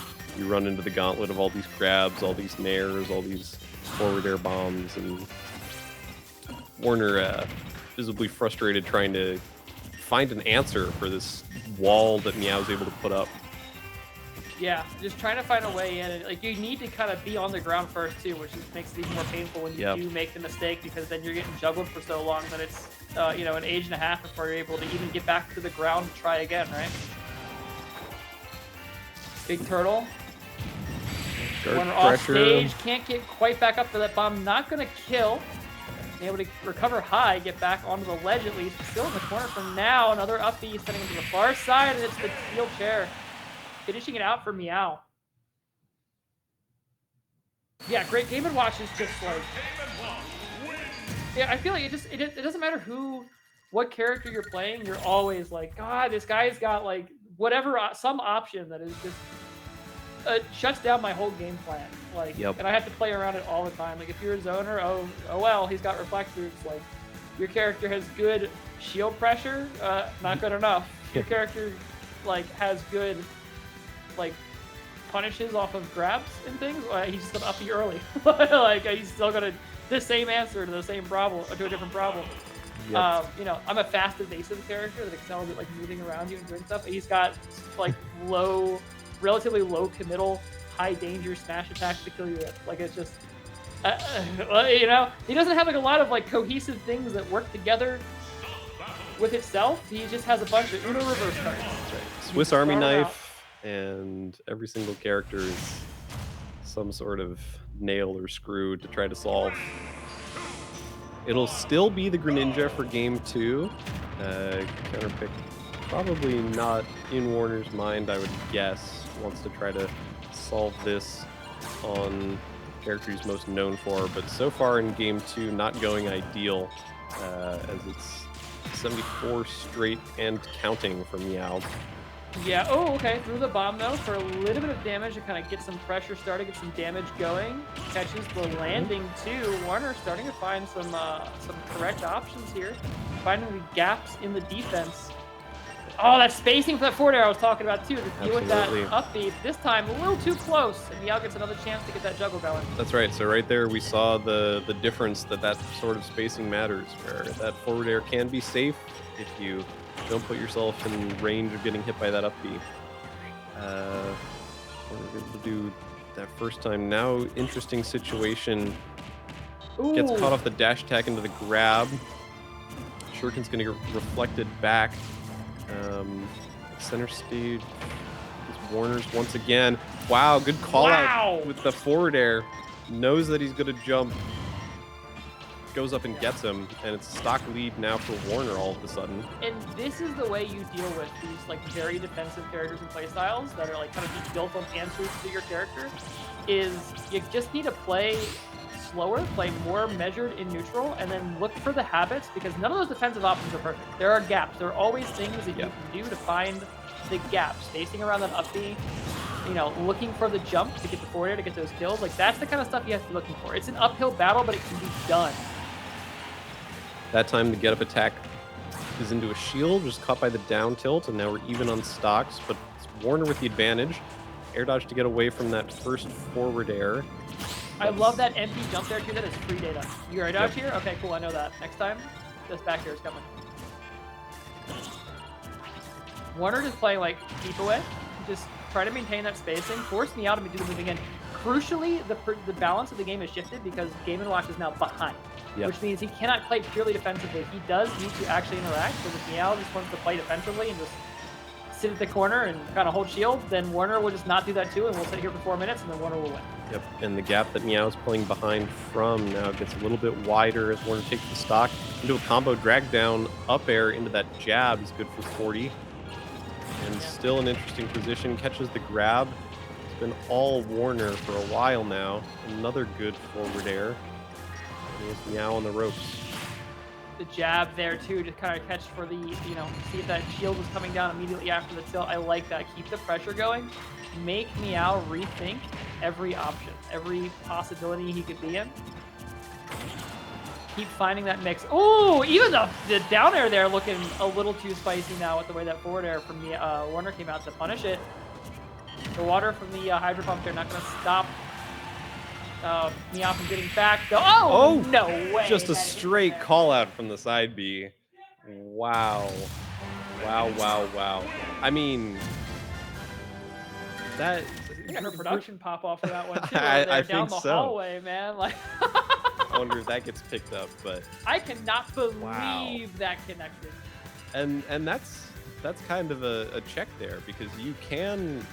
There's a visual cue on the Greninja for the side B. You kind of miss the shadow if it's off stage, but just catches Meow not watching for that specific option, and yeah, it's something that can kill even cross stage just like that. And that was, I would say, night and day difference from Warner there, where game one it looked like there weren't any options for getting in. It seemed very difficult, and that time it just kind of cleaned up, as we said, waited for those gaps in the defense, and that was a quite statement end to that game two as we now travel into the decisive game three here. Yeah, I'm gonna say it was all mental. I think that SD game one was just really was a mentality killer, but you get that mental refresh going into game two, and everything is a different world, you know? Absolutely. And now it'll be interesting because Meow gets a chance to have a mental reset after a game loss. Just as it helped Warner there, it could be helpful to the Game & Watch player. Nice connection. Again, the margins have to be met so cleanly on this Greninja side. Warner so far doing that, though at a slight percentage disadvantage at present. Yeah, but you always got to factor into the fact that like Game & Watch is incredibly light. It's one of the few things he's got that provides like a disadvantage for the rest of his kit. Yep.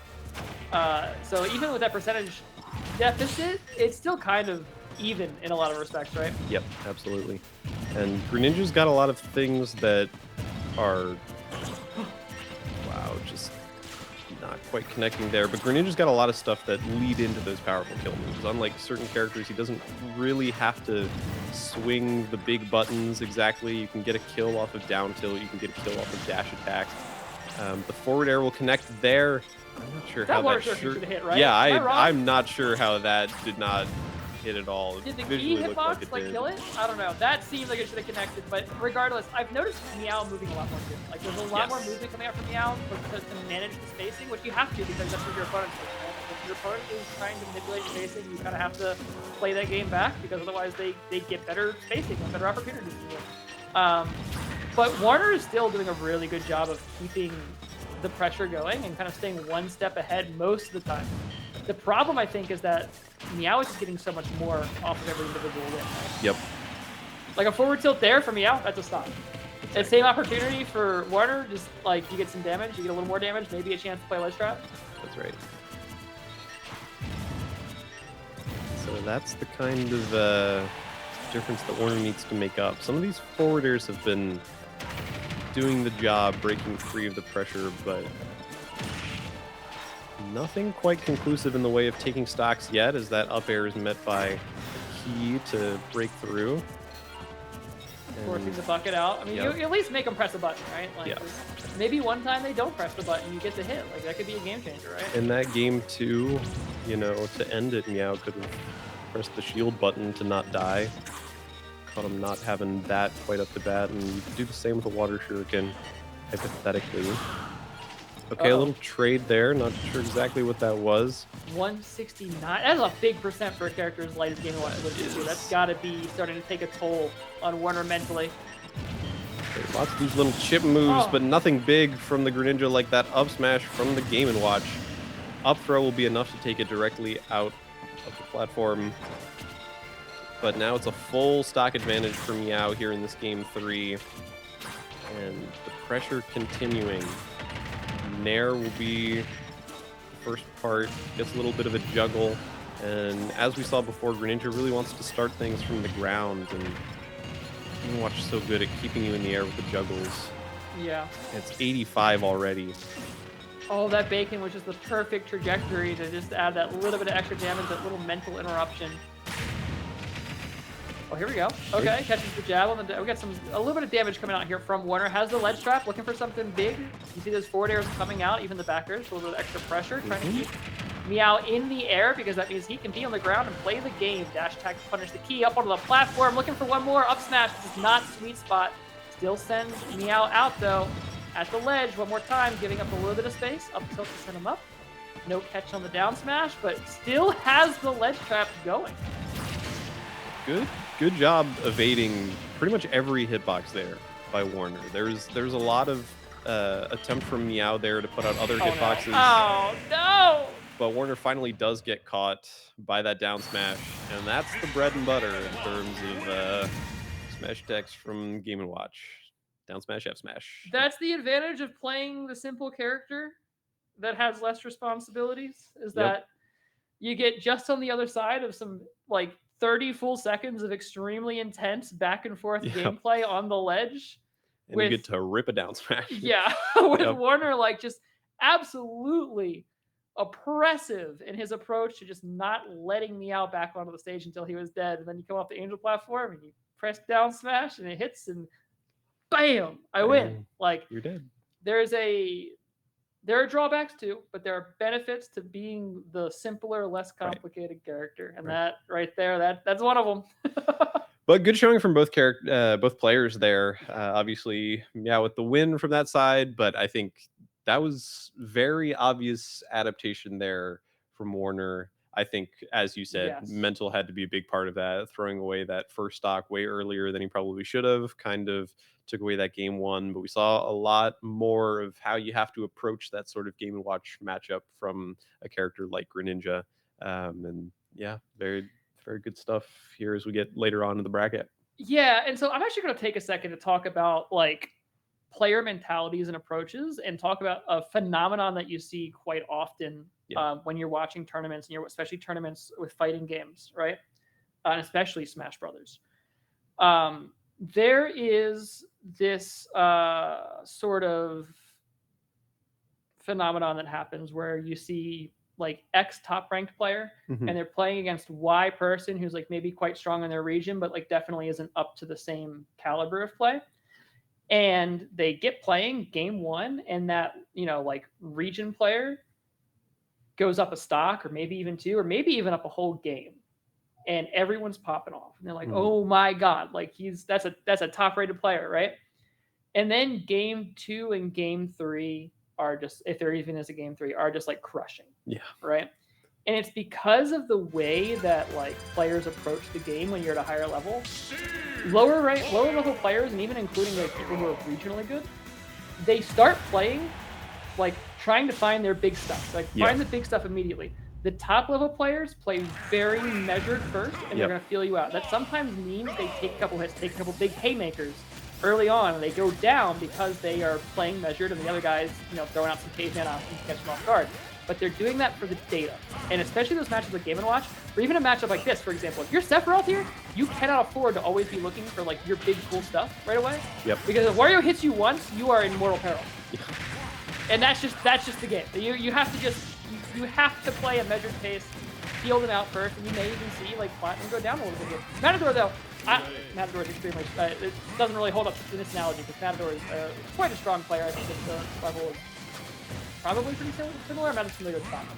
Yeah, I if I'm not mistaken, going off my memory, this is 16 seed versus 17 seed. So we are like dead even then. I may be wrong. I would have to double check, but if I have received from production that I'm correct, this is 16, 17. How do you memorize that? I was looking through the bracket before. I saw that Matto was 16, and at this stage of the bracket, I think that means it's 16, 17. Yep, so this is as close as we will get in the round of 32, which means we should be in for a good one. Early blows being traded so far, and I mean, yeah, what you're saying is true so far, where Sephiroth is getting a lot of these hits in, but can't really afford to let Wario get in with some of those bigger options that'll just kill. Yeah, and to kind of come back to the point that I was making really well, both these players very strong, and that's what you're seeing off the start of this game, is that they're not just trying to go in and find their big stuff off the rip. They're playing very measured. They're looking for information first. Oh, and that is information that you cannot hold ledge if a player is being shown. That is valuable data for the rest of the set. Sometimes it costs you a stock, but you know, you need to learn. Yep, absolutely. Simple note. Okay, I die if that happens. Good to know. I won't do that. Speaking of things that make people die, though, that is a charged waft. Absolutely, and that is always the big thing when Wario is on screen.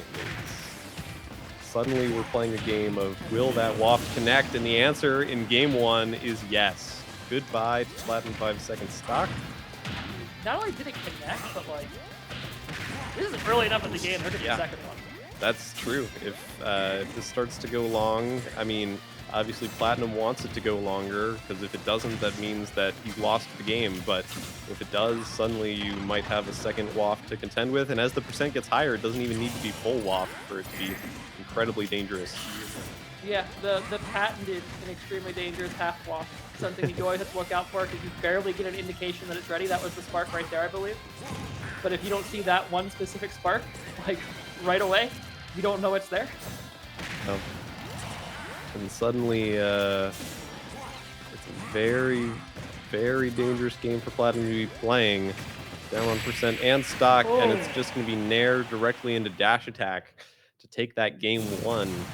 I mean, that was very, very good showing for Matador. Very confident put together. I think the waft taking that second stock pretty early. I don't remember what the percent was, but that was a huge swing, and then just kept it together long enough for Platinum to not have any openings to kind of bring it back from that moment. Right.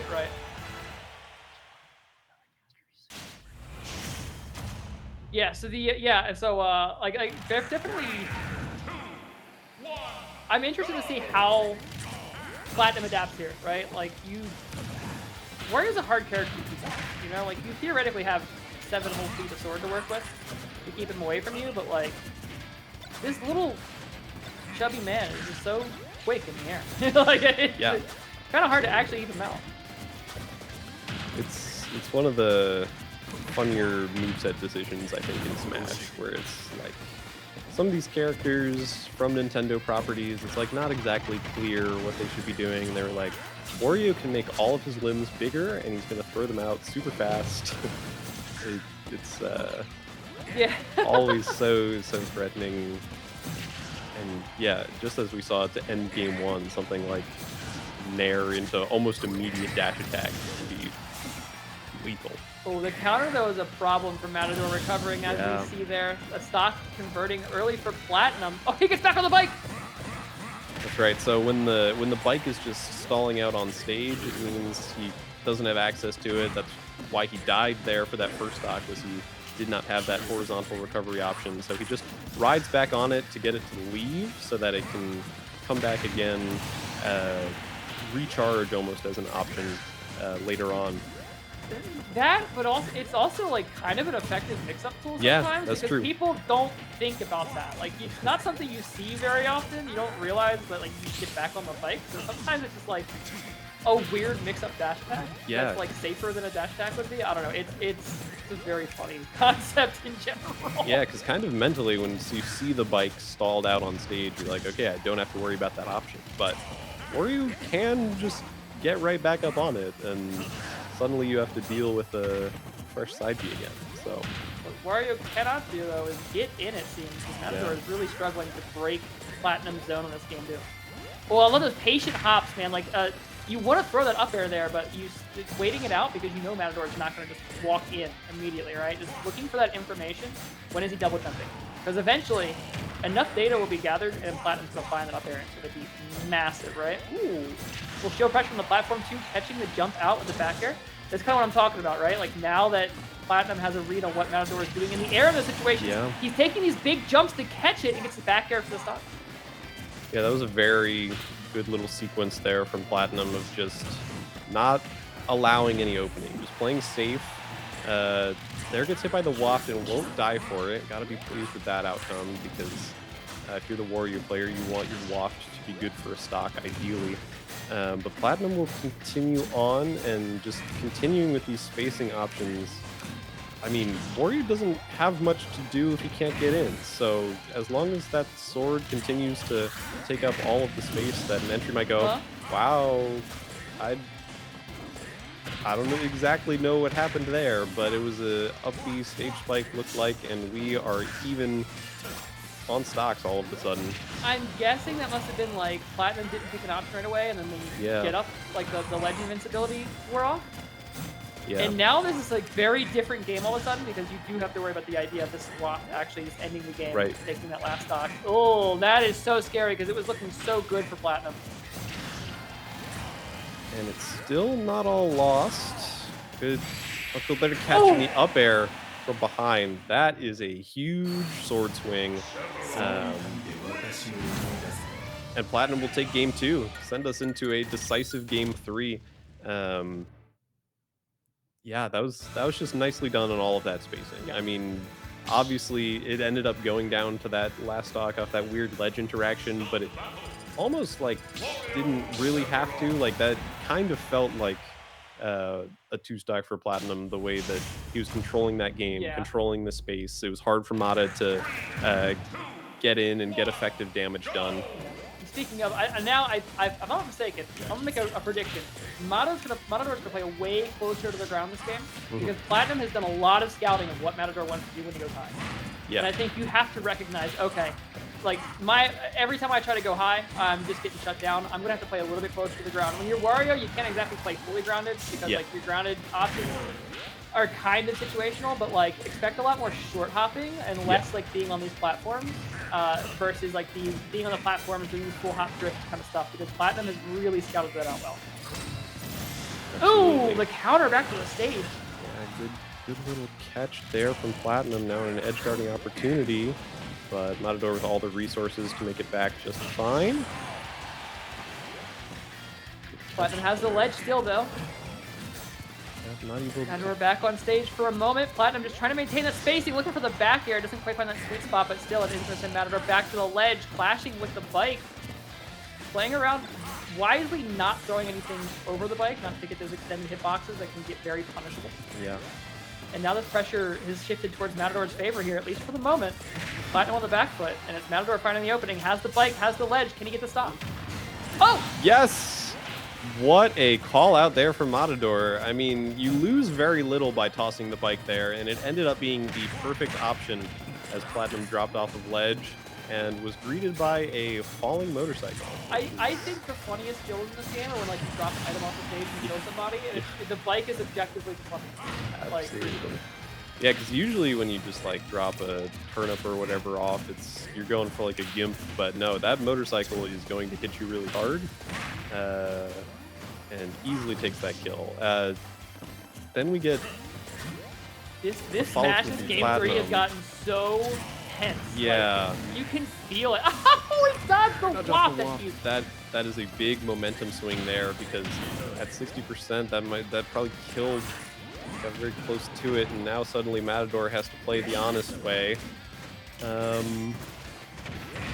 Back to the ledge. Matador, even without Wafta, Matador is just finding win after win, stacking on more damage. This ledge trap looking worse and worse here for Platinum. The bike in hand, throws it over, but no connect. Platinum buying some time. Octa slash back to ledge one more time. You can only re-grab that ledge so many times. There is a limit, I promise you. Not going to find it today, though. Matador taking a stop with a dash attack instead. Yep, so much pressure. Platinum would have loved to just keep hanging there and wait things out, but can't because of the ledge regrabs. Tries to get back on stage. Mata able to punish. And now Matador just one stock away from taking this set. And so far doing a lot of trading, which is probably good for Matador. Any sort of damage, any sort of getting in is favorable to just being kept out by this sword. And on Platinum's end, the worst part is that you have to play a catch-22 where like you want to be slow and patient, because that's the way your character plays and how you're going to keep him out, avoid getting punished in a big way. But you also don't want to give him enough time to get another waft off, because you can just lose the entire stock for that out of nowhere. So like, what option do you pick? Both kind of don't feel great, but which one feels less not great? Exactly. You need a lot of time to decipher the ticking bomb, but it is ticking. You don't have that much time. To do nothing there. Oh my goodness. Just the raw, that's just information gathering at its finest. I'm gonna sit here, I'm gonna do nothing, I'm gonna see what you do. I'm just gonna wait. Even this deep into the set, Platinum is looking for whatever information he can find, try to find bigger punishes.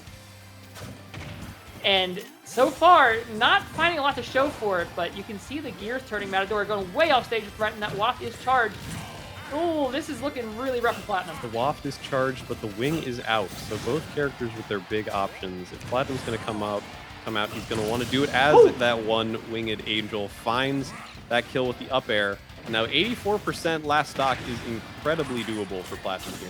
Yeah, and I don't think at this point anything from Wario is going to combo into the waft. You just have to worry about not getting hit with it raw, right? Like, just avoid the raw waft and avoid probably the 4 other moves that also kill you at this point, right?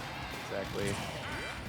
And we've seen Platinum be very good with spacing so far, and that has to be right on point now. I get nervous as they're dueling here. That move will trade 136 on Platinum.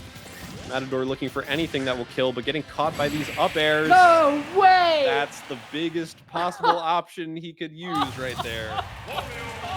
He said don't get hit by raw waft, but Matador was having none of that advice, as I think that was through platform. You have that false sense of security. Yeah. He's above me. I've got a platform buffer. I'm juggling with up air. Like, no. It is, and that said, it sounds so simple. Just don't get hit by raw waft. Just don't get hit by raw waft. But it is not. It's not, man. The move is mean. Like it is mean. And as you saw there, I mean, like, you're sharking the platform, right? Like, very few times you sharking a platform underneath someone and worried about being in mortal peril, regardless of what percentage you are at. But like, Wario is that guy. Yep. And Matador is that guy. And I mean, that's the advantage reaped by being able to take that game far enough to get the second waft, because early on in that game we saw the whiffed waft. I'm pretty sure it did not hit, but because Matador was not rushing in too much, he was like, Sephiroth's probably the one that wants to play more patiently, but because Matador was being careful, taking his openings where he got them and not going in for any risky stuff that got punished, the end result of that is I have a second waft to kill you when you otherwise wouldn't have. Oh my goodness. Yeah, that was an incredible set. And I believe that it's going to be the last one for us. I think so. It's been an absolute treat casting with you. Got to see a lot of very good Super Smash Bros. Here at the Hill. It was absolutely deserving of the biggest hill. Absolutely deserved great gameplay like that. It was absolutely. Lots of heavy hitters, lots of exciting matchups, and character diversity. I think the most we had was like 2 Luigis and 2 Pits. We were all over the place on those, so which is always great. Yeah. You know, the Hill has always had fantastic sets, and I think it's just the word is finally getting out, and now we're seeing like 100+ people coming through. Exactly. Be here. Come if you're watching at home and you're like in the DMV area, get over here, man. Like, just get on the Discord, sign up for the tournament. That's right. It's awesome, dude. I cannot talk more highly of this venue. It's fantastic. I mean, the food on site is amazing. The tournament room's amazing. The tournament is run well. The commentary is the commentary setup back here is fantastic. Like, definitely come on down here and check it out. But we are going to be getting going. But don't go anywhere, because even though we're going to be gone, Top Cut is coming up. This will be the best matches of the tournament. Exactly. So stick around, and the Hill at District E will be right back with you.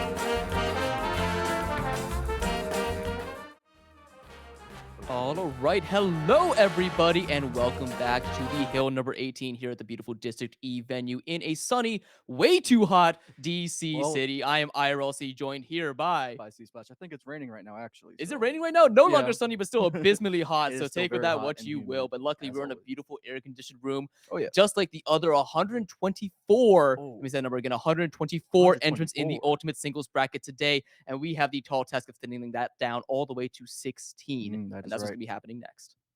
Yeah, huge turnout here for the Hill. Love to see it. Great venue. Always put on great monthlies here for Super Smash Brothers. Mm-hmm. Plenty of other video games and events happening at this venue as well. Some fighting games, Rocket League, all that stuff. Yeah, great, a lot great of really stuff. great things coming up. You should join the Discord if you want more information on that. I can tell you yes. right now, though, on the 20th, which should be next Saturday, Mhm. there's going, or not the Saturday after the next Saturday, is going to be the Alley as well, Yes. coming Or at is you it with some FGC Sunday? action. Is it Sunday? I think it's usually on a Sunday, I think. Oh, I is don't it? know. Well, anyway, it's the 20th of June, Yeah. whatever, or July, Yeah. whatever day that happens to be. Yes. Oh, it is Sunday. Okay, got it. So whatever that day happens to be, go ahead and sign up for that if you're interested in Grand Blue, Street Fighter 6, and all the other events that are going to be run there. You can find information right here on your screen. Scan that QR code. And again, it's Metro accessible. There's free entry, and there's a wonderful little sports bar attached for if you get hungry in a bracket. Yeah. District Bites right there. Why not come? It's free entry. Just come up, play the game. You don't gotta be super confident in your skills. I didn't win any games today. I'll tell you that much. No. But I'm here having a good time playing a game I like to play. That's all you need. Indeed. Now let's go ahead and go back to the actual bracket here. We have Festive versus Joe. Festive So I'm very versus familiar with Joe. both these players. Yes. You know them, right? Yeah. So Festive, as you guys know me, I kind of am a Kirby Kirby fan here, guy, Kirby main, yeah. and Festive, the other one who's going for that top Kirby position. I actually would give it to him right now as the best Kirby in MDVA, Yeah, he's been doing considering good. his meteoric rise and amazing wins just in recent times. That is true. And Joe, very good Rob player. I think, I would give him first or second in MDV. It's a tough competition. There's him, Ripcord, I guess, Spoon. I think that's the only three I could think of. Well, they're all here today, Yeah, too. they're That's all the here crazy today, thing. too. Rob, he's a very strong character in all things, but we'll see if Festive has got what it takes.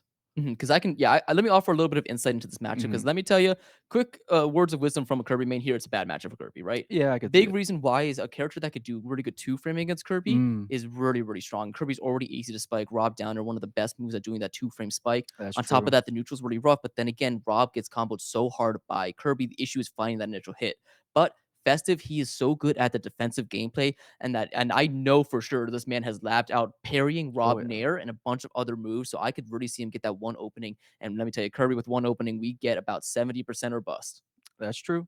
Get all that damage. We'll see if that will lead into kills, because that's what's going to matter against Rob, very heavy guy.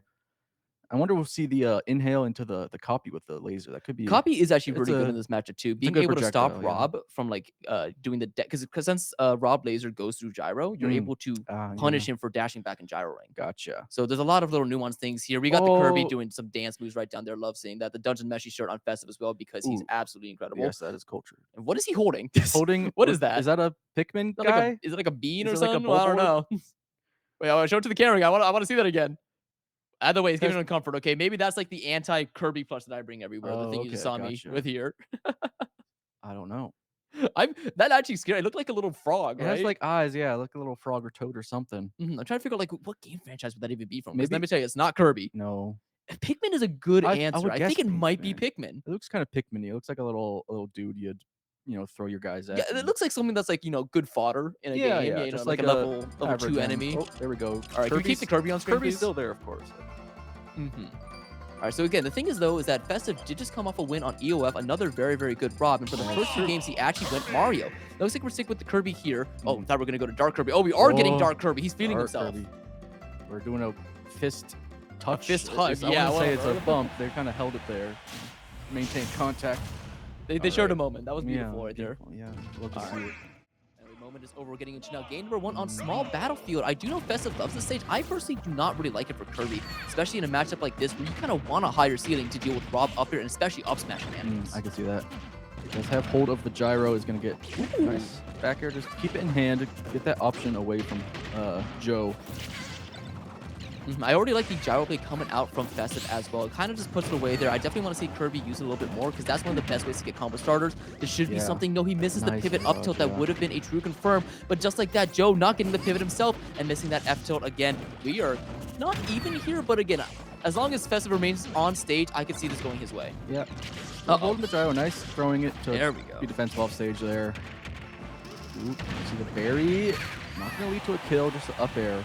And good DI on that up air too. It is kind of 50-50 a lot of the time. And how on earth does that forward air not get the final hit? Typically that beats that neutral get up option. The gyro actually saving him a little bit there. Yeah, gotta be careful air dodging back. Brave roll back to the stage though. I'm shocked that Joe was not ready to punish that, but you give Festive a second chance to get that trip. The down throw for a nice crisp 14%. It does so much damage. And look at that back air sending at a horrible angle. Rob now having to go high. Kirby can do some stuff here. I knew you practiced that parry. I told you practiced that parrying. Doesn't get the down smash out of it. He's gonna get to down B back to the ledge. Oh my god. Yeah, careful. No punish? Got it fast enough.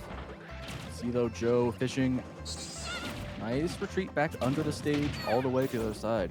Again, a really smart option there because Rob could have just went down the side beat if he recovered the normal way. That's true. And I like the fact that he's already instilling fear into Joe. You see Joe, he could be pressing this advantage more. But I love that tomahawk though for the up throw. But a lot of the time, Joe's like getting hit by one thing and then backing off. He's not like, trying to swing at a disadvantage, trying to get back to center stage. And that's the best to get back onto the stage because this is where Kirby struggles, is getting back onto the stage. That's true. So you might be just, letting Festive get away with too many things. I could see wanting to be careful against the Kirby. You don't want to leave yourself open for a big string. Yeah. Also, I here not gonna get the tech roll. I just want to talk about that offstage interaction right there. Both players trying to get either reversal or that crazy edge guard that Festive went for. Which again, you need these big plays right now against Rob. And unfortunately, that was too big of a play. Too many plays right there. A little bit. Oh, they're gonna beat the gyro, but the second one's coming right away. Smart forward air to catch the gyro yet again, and a bit of the shoulder hit of up tilt. That's not going to lead into anything. But we're getting close now. I feel like Joe might lap Festive in percents. Could be trying to get the jump with that back air. Yeah, Rob's not even at like proper kill percent. This is proper kill percent now. Back air out of shield will do it near the ledge. Same thing with up air actually somewhat high up on the stage. Kirby up air is a good kill move that I use on Rob a lot, but no, he didn't realize he lost all of his jumps. I love that combo. The back air. It's going to take that first stock, but now it's a full stock behind. And what can you do with it? Still retreating back to the ledge. I kind of understand it because you want that full amount of space to get these Kirby combos, but unfortunately, will be dropping it. Great use of the Nair. Surprisingly safe on shield, and that is a true combo right there. Trying to go for the downer. No! Going to extend it onto the platform. Got a little bit of chip there, 50%, but Joe fires back right away with his own 50%. Exactly, and the thing you have to realize, like, they're even percents, but a Rob 50% and a Kirby 50% are not equal. Rob is so much heavier, takes so much more from Kirby to kill, and that actually is going to kill. That is going to be it, yeah. Maybe just wanted to... Where are we...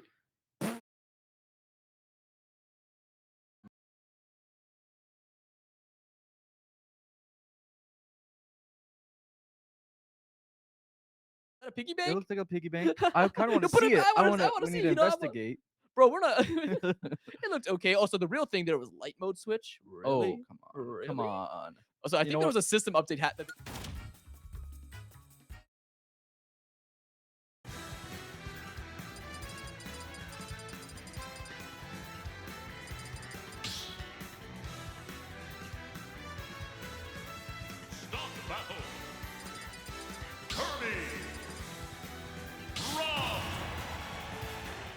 that center platform, you actually cannot get another move out of it. Oh, really? Normally on like Battlefield, a small Battlefield, you can get an up air, and I think you can get a nair too, and I think this one you just can't. So he does. I do like it is a decent length for Kirby because it is a larger one, but still, like the fact that you're truncating your combo game against a big body character that you need to combo because they beat you in every other regard is a little scary. Yeah. Is it just because the platform's a bit too high? Like yeah, it's a little like bit too high. height. Gotcha. All right, but so far though, not as bad of a start as the previous game. Mainly the fact that there are even percents about 20 seconds in. Okay. Oh, gonna fall into the laser. That's gonna be some damage you don't want to be taking. Yeah.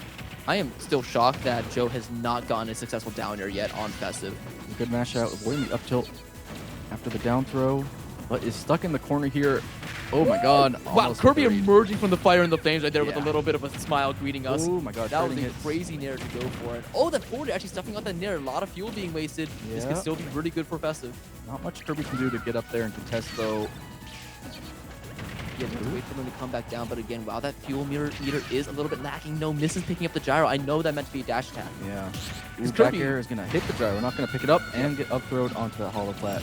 Exactly, and another thing too, this is another stage with a very small ceiling. It is tied for smallest in the competitive rule set with FD and small battlefield. So the fact that you still can die off the top, which Rob often does, it's a little scary for Kirby. Nice true. Oh my god, charging that side Oh B. my Ooh. gosh, that had to have been a misinput, right? Yeah. Well, if you're gonna hold it, just hold it. You know, commit. It's not ever gonna be safe against Rob. Yep. Offensive with a very brave roll in after those gyros, but unfortunately boxing up close with Rob. You have a couple of jab 1-2s from both of them, but it's not working. That forward smash barely whiffing. Festive is antsy for this kill. Yeah, I don't even think it would have killed. No, forward smash would have killed. Forward smash is so egregiously strong. Oh, smart. That's it. Cool. Oh my god, huge lead for Joe. You can even see Festive admire, like going like, yeah, no, that was good. You got me. All right, that's good. He's showing he still has gas left in the tank. You just need to take the stock, get one Kirby combo, and then get a read, and you should be fine. These down tilts have not been tripping for Festive. I really feel as another Kirby main, the fact that he's hit so many down tilts, but none of them have actually tripped. Eric is gonna snap the ledge. Lucky for Festive. Lucky for Festive, but that was so well played by Joe right there. The fact that he fast fell past that down air and then got the rising up air just to say get away from me. Okay, and no, these hammers are intentional, but oh my god. wait a minute, I just learned something. You can low profile the starting like the no angle laser with that because Kirby does go Oh yeah, lower he's kind of with that. crouching. Yeah. That's smart. Well, No, he's winning this game, trust me, because of that. Attack, yeah, of course. He's Oh winning my this god, game. another Trust, footstool. he's never been down there before, ever. That's right. But, I mean, we haven't seen it so far yet. The Yep. Downer keyframe. Joe has been kind of lining it up, scaring Festive. He does this. Right way, okay. Also, I feel like that laser just kind of went through him, but I'm going to gloss past that. Yeah, that's all right. Yeah, exactly. So this is such a massive lead for Joe. The gyro there. I Gyro don't know if drop. Festive will be able to get out of this corner, but then again, another great up special, and that's going to be a big punish. Up air, Is getting the it? drag down too. That is Nice. a true combo. Up tilt again. No, he gets it. No, that was run up forward smash. He's practiced that combo so much, and the way he's weaving around Joe right now is incredible. Putting the foot on the gas here. Let's see if he can get this stock to even it up. That Oh, is it. dash attack gonna get punished, and that is Yeah, that is just going to do it. I really liked what I was seeing from Festive at the tail end of that game number 2 there. But the thing is, he kind of chickened out at the most important part. He needed to go for the hard read into that stock. And unfortunately, right when he got that down tilt, so many people are not ready to tech it, let alone tech away. So first of all, great stuff to Joe for getting that tech after he got down tilted off the platform. But that was an easy drop through forward air forward smash for the stock because Kirby forward smash is a broken move. so I'm told. No, trust me, it is broken. Yes, We will, if you fight me, you will know. But still, great stuff to Festive. Definitely, good stuff. I see him going further in losers bracket. Of I can course, even see yeah. him still making top 16 because again, best Kirby in the MDVA region, and he has an enhanced PV win. That's true. Right? Like that is Yeah. crazy. We need to talk about that a little bit more. And I was there in the venue when it happened. The pop off, first of all, was legendary, but he course. really did just play it super well. Yeah, you just need to lock in, play it nice and slow. Rob is kind of, one of those characters that's adept at taking it slow, playing a distance game, and boxing up close. Oh yeah. So you do have to play that balance to if you want to fight a Rob like that. Smub and Myth coming up. Yeah. Oh, for those of you wondering, that was not a top 16 qualifier. That was for that was to make it to the top 16 qualifier. So now that's going to be Joe fighting. Who did he fight? Wait, was that going to be? Okay, search up the start.gg, which, by the way, if you guys want to take a look at this bracket, see all of the amazing upsets that have happened, just give you a little bit of an inkling. Yusup, the Piranha Plant, beating OJ Water 2-0, which is still insane to me. Piranha Plant. Yeah, with Piranha Plant. So yeah, if you guys want to know more about that, go ahead and check out the start.gg, start.gg/the hill. All right. And you will be able to find everything there. Links are also in the descriptions. Okay, who does he fight? Why can't I find him? Here, he now fights Pelka to make it out top 16 winner's side. So that's going to be a set happening a bit down the line. Let's talk about the now while we're at it. We have Myth versus Smub. Myth and Smub, that Kazuya and that Ridley. Indeed. And I do believe they have fought a couple times, but again, I'm very good friends with Myth. And I do know he placed second at the last hill, only losing to, I believe, Deli Boyd. In the finals, right? Was it Deli Boyd or was it enhanced? I think it was Deli Boyd. It was Deli Boyd. Thank you. Okay. Just wanted to make sure I was still right on that. The thing is, this is a pretty good matchup for Kazuya, but then again, we have seen Smub just do the absolute impossible. Smub is the GOAT of this character for sure. I mean, he can make a -2 matchup look even just by playing perfect, especially with those edge guards. We'll see against Kazuya how well he does. Thing is, Ridley is actually kind of uniquely good at both two-framing and edge guarding Kazuya, so I wouldn't actually be surprised if Myth tries out the Terry for one of these, which is, I think, equally as potent. That's true. Oh, so let me quiz you on something right here, or let me probe you here. I think Terry is better than Kazuya. Thoughts? No. And there we go. That ends the discussion. No. Good. I don't think so. All right. Ain't no way you're going me brawler, man. Ain't no way you're going me brawler. Okay. Literally, before this set, Myth said I need to start, really complimenting him. Of course, the word he uses Blaze, but I'm not going to use that. Yeah, He's like, so that he wins, but I was about to give you all of the visual and spite if you went me brawler. Anyway, we're getting into it now. Game number 1. Going to Hollow Bastion. Again, of course, that small ceiling good for both of these characters and players here. They love getting those up smashes either after an electric or just raw like Smub does. Yeah, we're gonna see Smub really wants to. Oh, we got Smub and Oh, Smubs wait a minute. as the names. He's doing strings. Okay, here we go. Getting it started, and really that big hurt box. It's gonna be a bit easier to combo.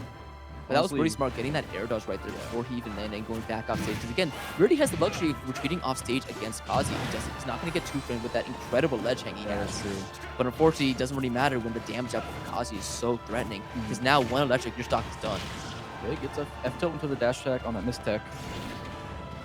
Not gonna get the two-frame, but he's just gonna crouch there at ledge. There is nothing scarier than Smub crouching at roll distance. Like, legitimately, that lives rent-free in my head from when he 9-stocked me. We don't talk about it. But you just it talked is, about it I is didn't know about horrifying. Yeah, it never happened, trust me. Taken out, he's gonna do a rising there, he's gonna F-tilt, what's he gonna do? Yeah, this is what I was talking about. Really, again, being so good in the ledge trap department and outranging Kazi on nearly everything means that anything outside of, like, you know, a YOLO side B pretty much gets stuffed out at the ledge. And what was that? Did he, like, crouch dash and get hit by it? Yeah, I guess so, but it's not gonna kill. Very close. Kazuya is heavier than Ridley. He's got wings of his own. But Oh, that's it. There we go. Yep, command input, Gates of Hell, and unfortunately that is moving your stock gone. And she's back with the dash attack, and actually kind of surprised it didn't kill, but as you said, Kazuya is heavier than Ridley somehow. Steroids. Oh, he's got the devil gene. That's steroids, basically. Yeah, exactly, right? It's an unfair advantage. He would not be allowed in the Olympics. Well, he probably runs the Olympics or something. I don't know. Oh, yeah, true. He probably benefits off it. He's the guy who does, like, you know, all the advertising and stuff like that. All the marketing, he, like, probably controls that entire thing. I don't know any Tekken lore. What exactly does his business do? Everything. That's like Everything. The point. Oh, like okay, got it. It's like a private military company. Oh, that I runs see. The finance, whatever. Starts World War III when Jin gets in charge in Tekken 6 or whatever. Yup. Oh, that's his Tekken 6. There's 2 other games after that. Oh, yeah. No, they wrap it up pretty quick. I mean, they deal with Oh, well, World War 3 would have, I imagine, would be pretty short. Yeah, so yeah. I think like Tekken 5 to Tekken 8 is like a year. Really, like stuff just goes so fast. Well, speaking of going so fast right now, this edge guard from Smub, amazing way to answer right back. And again, that's the thing. Kazi has a very good recovery. Where are you going? But he also has a very linear one, and really with those disjoints, is able to interrupt it. And speaking of interrupt, that Nair stopping that electric from being a full confirm. Okay, nice.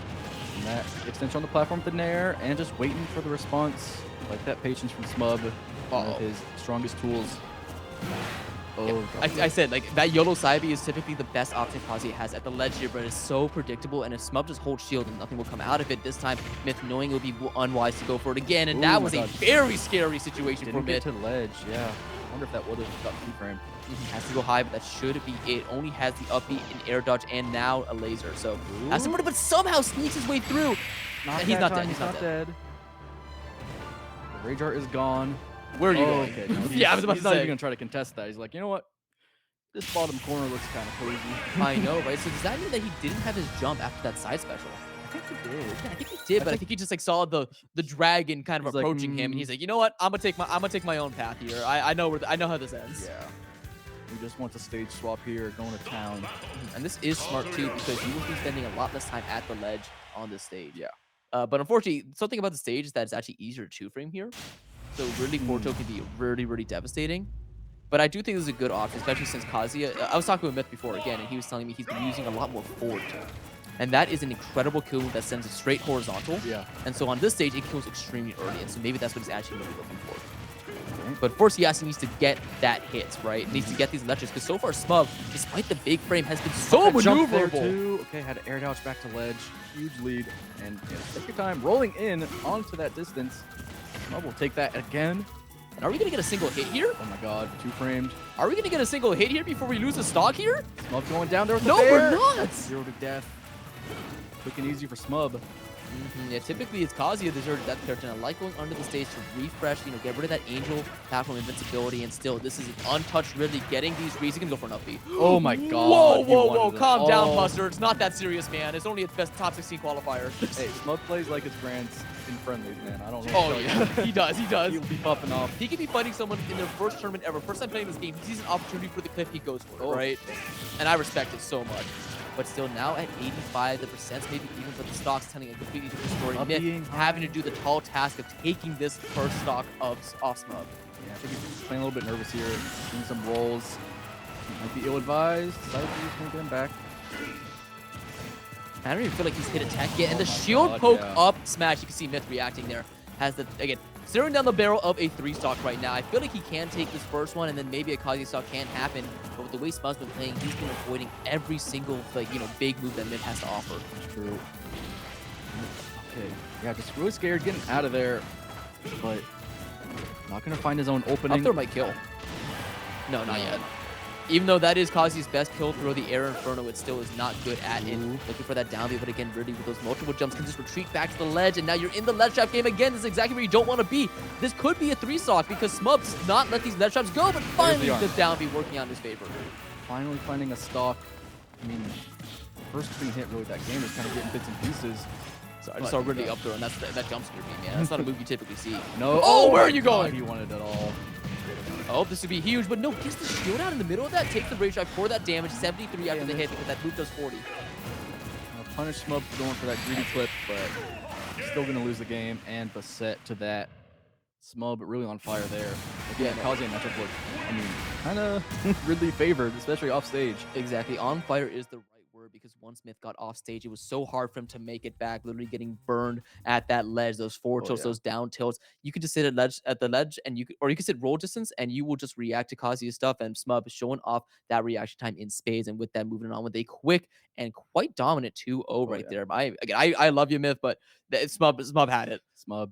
Didn't see much fireballs though, which I feel like could be a good tool for that same situation with the edge guard. Just kind of knowing that Kazuya wants to go low and then probably run into the fireballs. Exactly. But, since Kazuya's recovery is so vertically, like, you know, assisted, it's often not good because you want to use those fireballs to stop people from getting back to the ledge a lot of the time. Yeah. But the fact that he could just go, again, under them and then go up, you're putting yourself in end leg, and also you have to be at a bit closer of a range to get the fireballs off the ledge. So then Kazuya can maybe get a roll in, and it's all that kind of thing. It's all just another mental game, and Smub, I think, did not feel the need to complicate it. I mean, obviously it, totally worked out in his favor. Just sitting at that comfortable roll distance, always ready to respond to that Kazuya get up option, and leads him to a 2-0. He's into a 2-0 and a spot in top 16 winner's side. And see who will be joining him up there. We get our next match, which is going to be Sora J versus, let me quickly check who he's versus so I don't get this wrong. Wait a minute.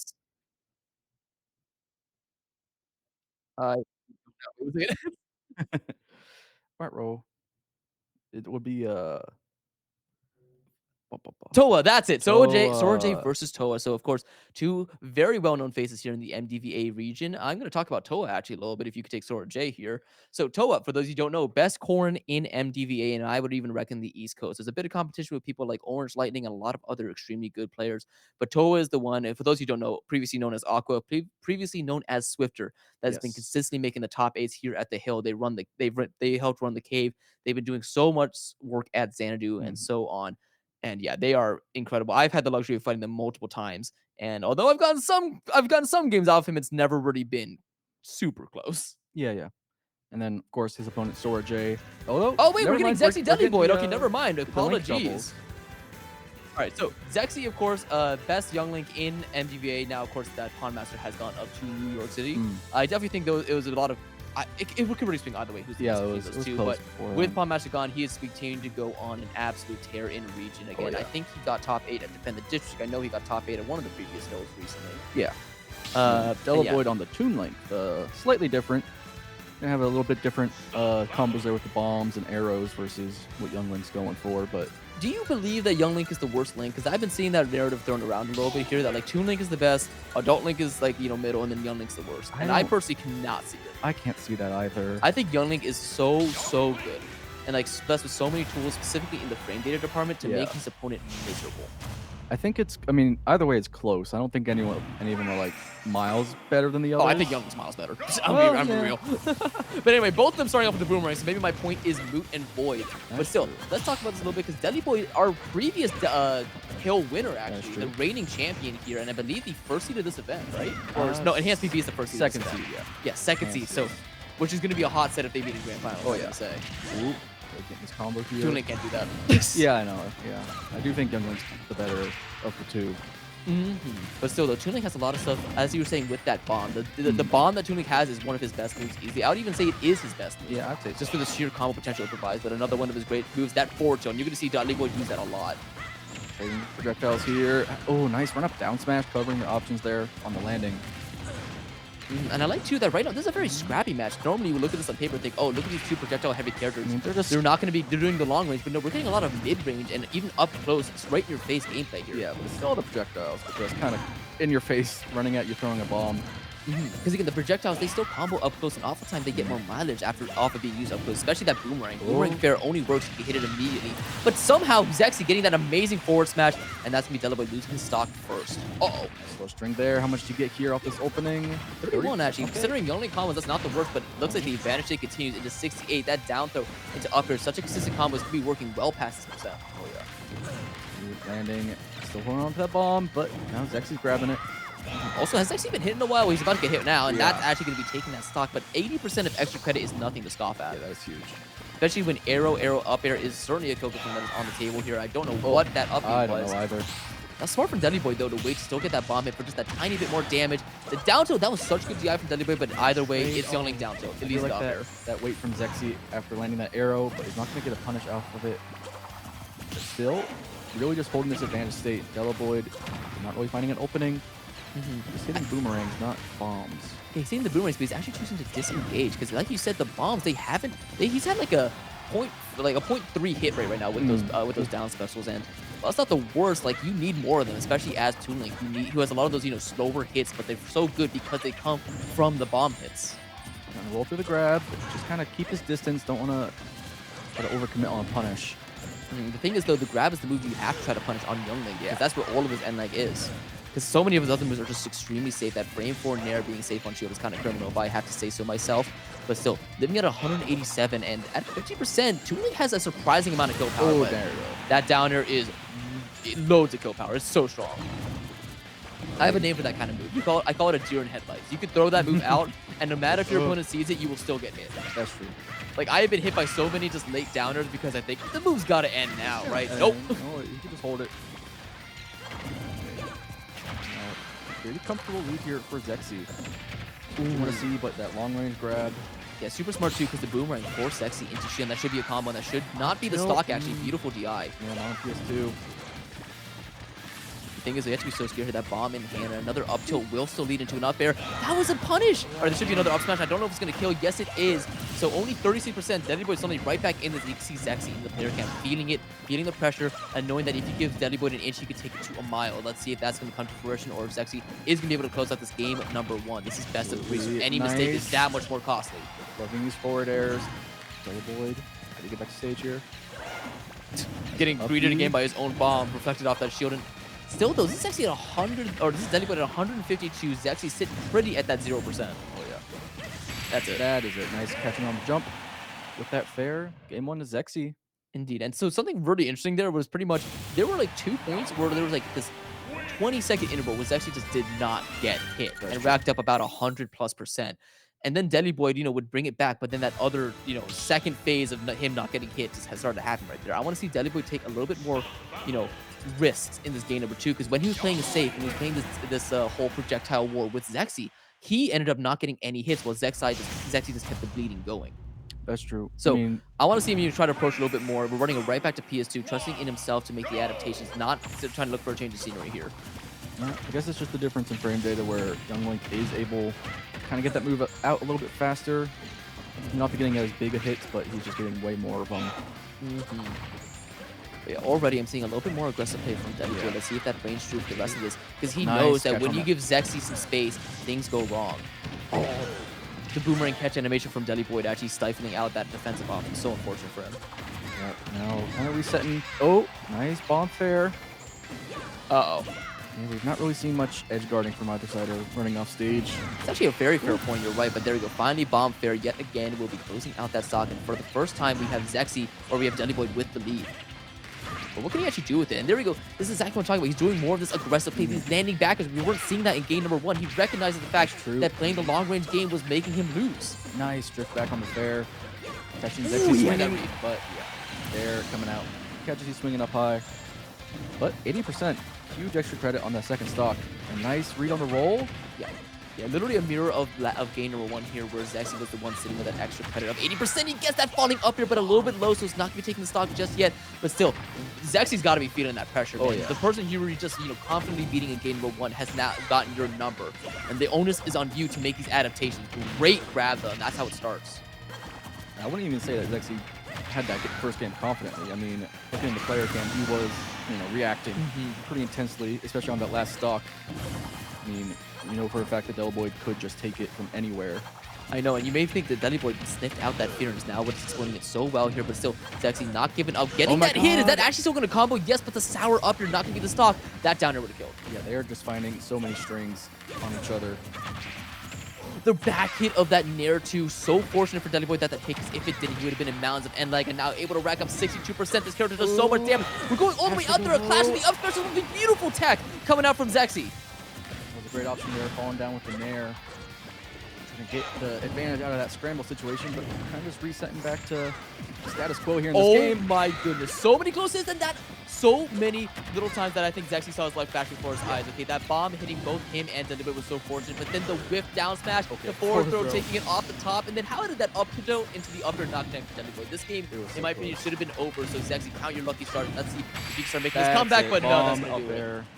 Bringing that last stock there, but no hit on that, so I guess JV2. Yeah, there we go. Doesn't sound as impressive as the JV3 though, does it?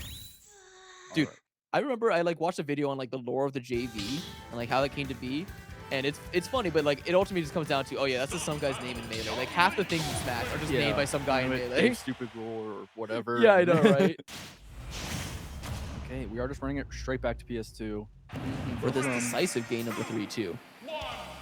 I mean, they got the space to work with, but they are kind of not using it. They're staying up and close and personal. Grab. Can we talk about that grab real quick? Max extension right there, and actually catching Zexy's jump away. For that, you didn't get too much percent, but either way, still, I'm just loving this newfound confidence that Delboy has. And the up air into grab, I'm seeing something new. Yeah. Trying to put on a show here. You see the down air, get him out of that disadvantage. But right now, Zexy with that slight percent lead and a bit of a misinput on the side of Delboy. You wanted to land with something. Second hit that back, you're going to be putting Delboy into a rotor forward and definitely into the disadvantage. And where did his jump go? He had the jump, got hit by the arrow and the boomerang there off stage. Lost it. Oh no, that is what you want to see if you are a Zexy fan or even just Zexy yourself. This is getting real dicey now because we've seen Zexy get that percent racked up before losing his first stock. Let's see if he can do it again. Looks like he's on the path of doing it.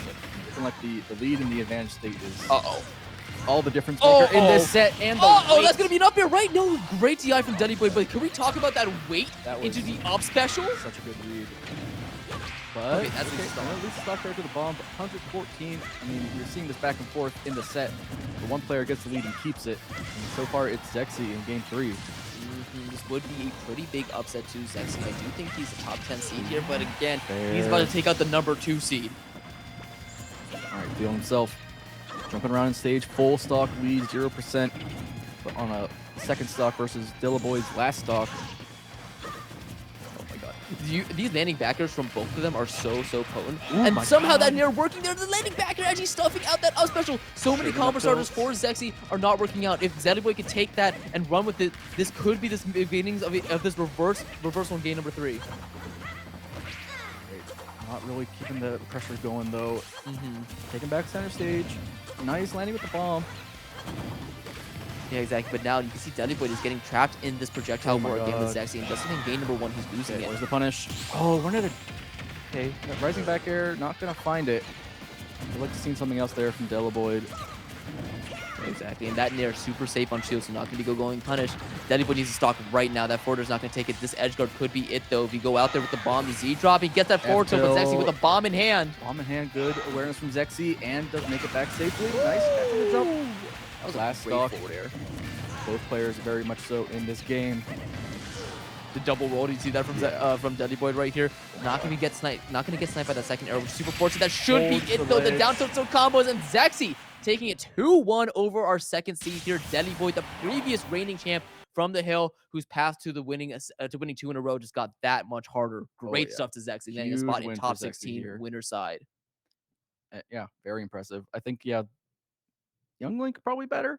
Yeah, there we go. Yeah, I Yeah, think that so. that proves my point. Young Link is the best Link. Okay, I don't want to hear any of you saying otherwise. Of course, it is still up to debate. Yeah. And of course, there are some times where Toon Link does just do some disgusting things. Of course, I've been on the receiving end of some Deli Boy disgusting things that he has done, and I've had the honor of commentating it, and it is so incredible. I have no doubt Deli Boy is going to go on an absolute tear through losers because he has Oh, only of one set course. to make before he gets into top 16 loser side again. Yep. So while we're here, let's do a quick checkup on that bracket, see That's what true. other We some will of be the not seeing stream sets the are going on. Sora J and Toa will be on stream next here, but in the meantime, We have Azuke taking a 2-0 over Jay Moneysign, who just beat Ripcord, by the way. So great stuff to Jay Moneysign once again. No Tag beating Meow, No Tag going Samus. I've seen that. He does have a really good Yeah, Samus. I've seen that a it. couple times. Yeah. We also have Enhanced PV with a 2-0 over Matador, landing a spot in top 16 winner side. So that is filling up pretty nicely. We have Sora J and Toa still. Meanwhile, in the losers bracket, Myth losing to Ripcord 2-0. Myth, the previous runner-up, out at 17th. That is crazy. We have Platinum 5 now winning on the loser of this next set, Sora J versus Toa. We have Matador out at 17th as well, losing to Joj, who, again, I have to say, Joj losing to Toa in a close game 3, and going solo Ike for this entire tournament, it looks like, beating Focus, beating Fiji, and now beating Matador. That is crazy. I fought Matador round 1 with my, I don't know, it made it feel impossible. I know, right? Also, no, Sissy Longlegs, one of my favorite players, out at 17th as well to Jay Moneyside, who lands up a spot in top 16 loser side. Great stuff to them and to both players for making it this far in this stacked and this big of a tournament. Yeah, Pelka Joe is now happening off stream for top 16 winner side. Habibi taking it over Kimbayashi 2-0. So unfortunate, especially since Kimbayashi knocking out Willie from winner's side. So I really want to see Kimbayashi go far here. The loser of this set on stream will be fighting Platinum 5 Yep. to make it to losers top 16. Oh gosh, and now Kimbayashi fights OJ Waller again, the man upset by Yusu for top 16 loser side. We have Deli Boy versus Avail, Michael versus the loser of Pelka and Joe. And then finally we have Voltage Striker versus Meow as another top 16 qualifier from loser side. So those are the remaining players in bracket. I have no idea how this bracket's going to shape up, man. So many upsets have happened. It's entirely likely that more people seeded to make top 16 are just going to be knocked out a hair before. That's true. It's been a wild bracket. I mean, an event this stacked, it's bound to happen. You know, players playing on the top of their game, making upsets. But, I mean, honestly, like, surprised to see that, like, Matador was, like, 16th or 17th. Yeah, seed. Matador like, and Myth out at 17th is insane to me. And again, Joj going on an absolutely insane losers run. Again, if it's hard for you guys to visualize, I highly recommend you check out the bracket. Once again, start.gg/thehill. And here we go. So, Toa, as we were saying before, best corn in MDVA. I would even say the East Coast. And of course, Sora J, my personal pick for the best Daisy in region. Even amongst players like, Player 4, and I think there's one other. Focus, of course. But yeah, Sora J just seems to have it. It's so good. Also, they have my favorite Daisy alt in the entire game. I love the dress on Daisy. It's so cool. Ooh, great weight from Toa, though. Immediately starting off with a 40% combo. Dot Eyes? No, that was not Dot Eyes.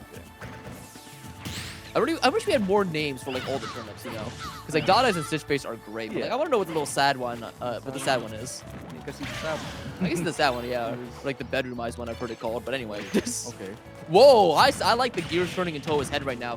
Going for that turnip throw into that. And wait, is that a save? Yeah, you saved him. And you taunted. Oh man, I'm gonna be fighting yourself with that one. Okay. Because that would have been in early stock, but Sora J, unfortunately, again, I love that too, because you got the footstool, still thought they were done, and then got the taunt. Because Toa did not use their jump, and that back, you're taking it from center stage. Okay, that's that first stock. We're gonna see the Peach and Daisy problem where not gonna be able to find the kill, especially against like a sword character. It's gonna be difficult as we see the drift back side B there from Toa. Fighting a lot of damage here. Oh my goodness, that side B was so close to connecting. It would have been so much damage had it actually worked out. But then again, Foreign surprisingly great damage output because their combos, they last a while, but they also do a lot. Speaking of damage, Stitch Face making an appearance here. You go to 121. Just gonna do, holding on to it, putting pressure on with the fair. Yep, this could be an item drop. No, keep Stitch Face in their hand. That is a free 30%, but unfortunately, you'll be throwing it away, and you won't even be able to take the stock with it. That back was so close to connecting. Nice shield patience, seeing that down smash. Oh, wanted the pin. Try to contest that, but nice early side B from Sora J. Gets him back to the stage safely. Unfortunately, Toad having a very squishy head. So that forward throw not going to be sending too far forward. And this is 164 now, an up air will kill here. And you know it, because Sorajay just went for it. But that back air, which I personally think shouldn't have hit, will be sweet spot and connecting, going to the other side of the stage. Uh-oh. The turnip trains. You're at 87. Suddenly, out of nowhere, it's even if that up smash connected, it could have been it with bad DI.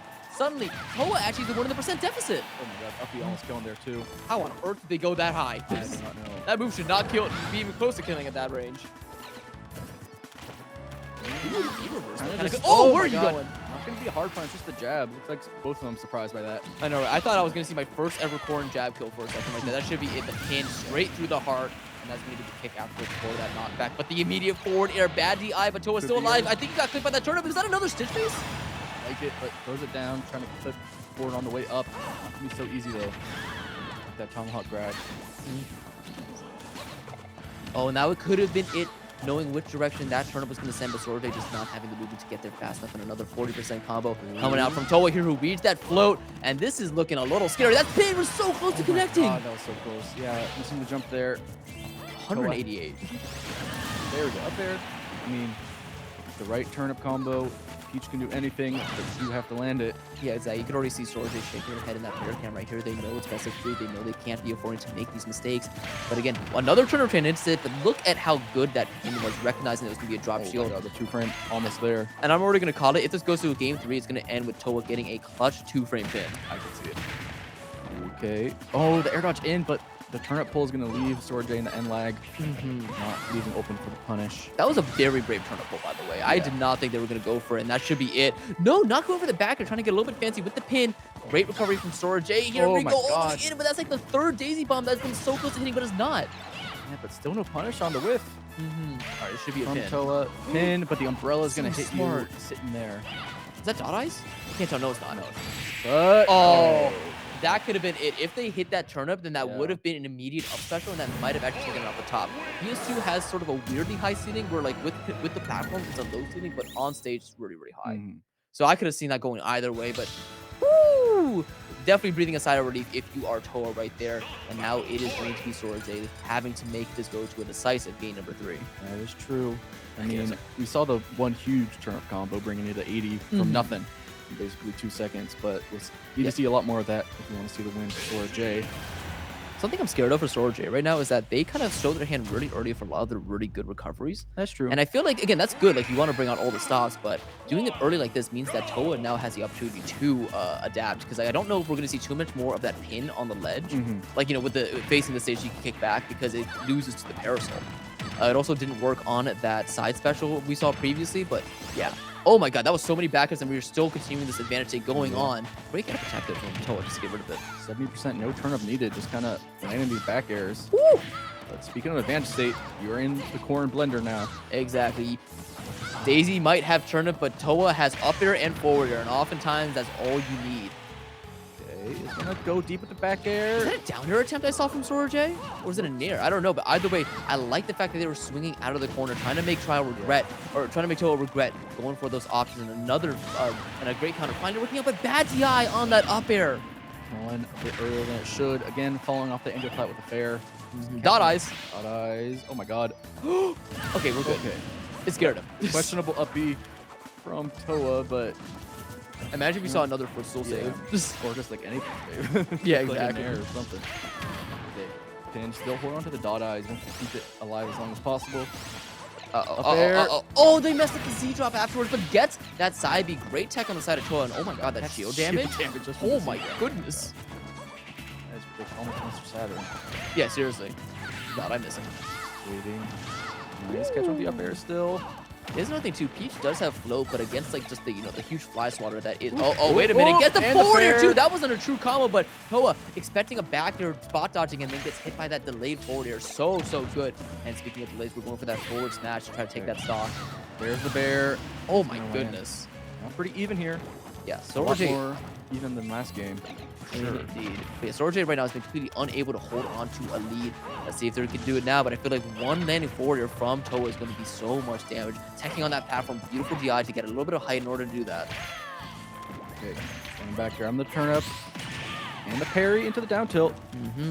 That was a really well timed parry too, because corner air, it works in like a couple hitboxes moving around. Oh my! I thought that was a hit for a second. Yeah. Because that move has deceptive range. Yeah, it's a big one. A big one. Even. Oh my goodness. Wanting this stock so bad. Want the game 3. Sora J really pointing out all the stops. Are you going to get punished for it? Nice drift back on the fair. Oh, look at this movement right now. These flow cancels are proving to be so tricky for Toa, who now just kind of does a rising air dodge. Definitely was a misinput. I don't know if there's a jump. Yep, no jump.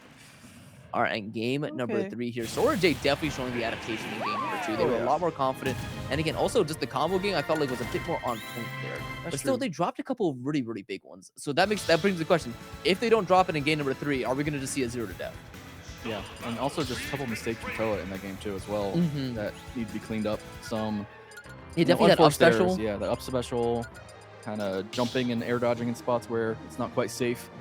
Yeah, and I feel like he's relying a lot on pin at lower percents, but I kind of want to see him do more with like the forward air combo motors and stuff like that. Yeah, that's true. All right, but anyway, getting into game number 3, I think we're still going back to PS2.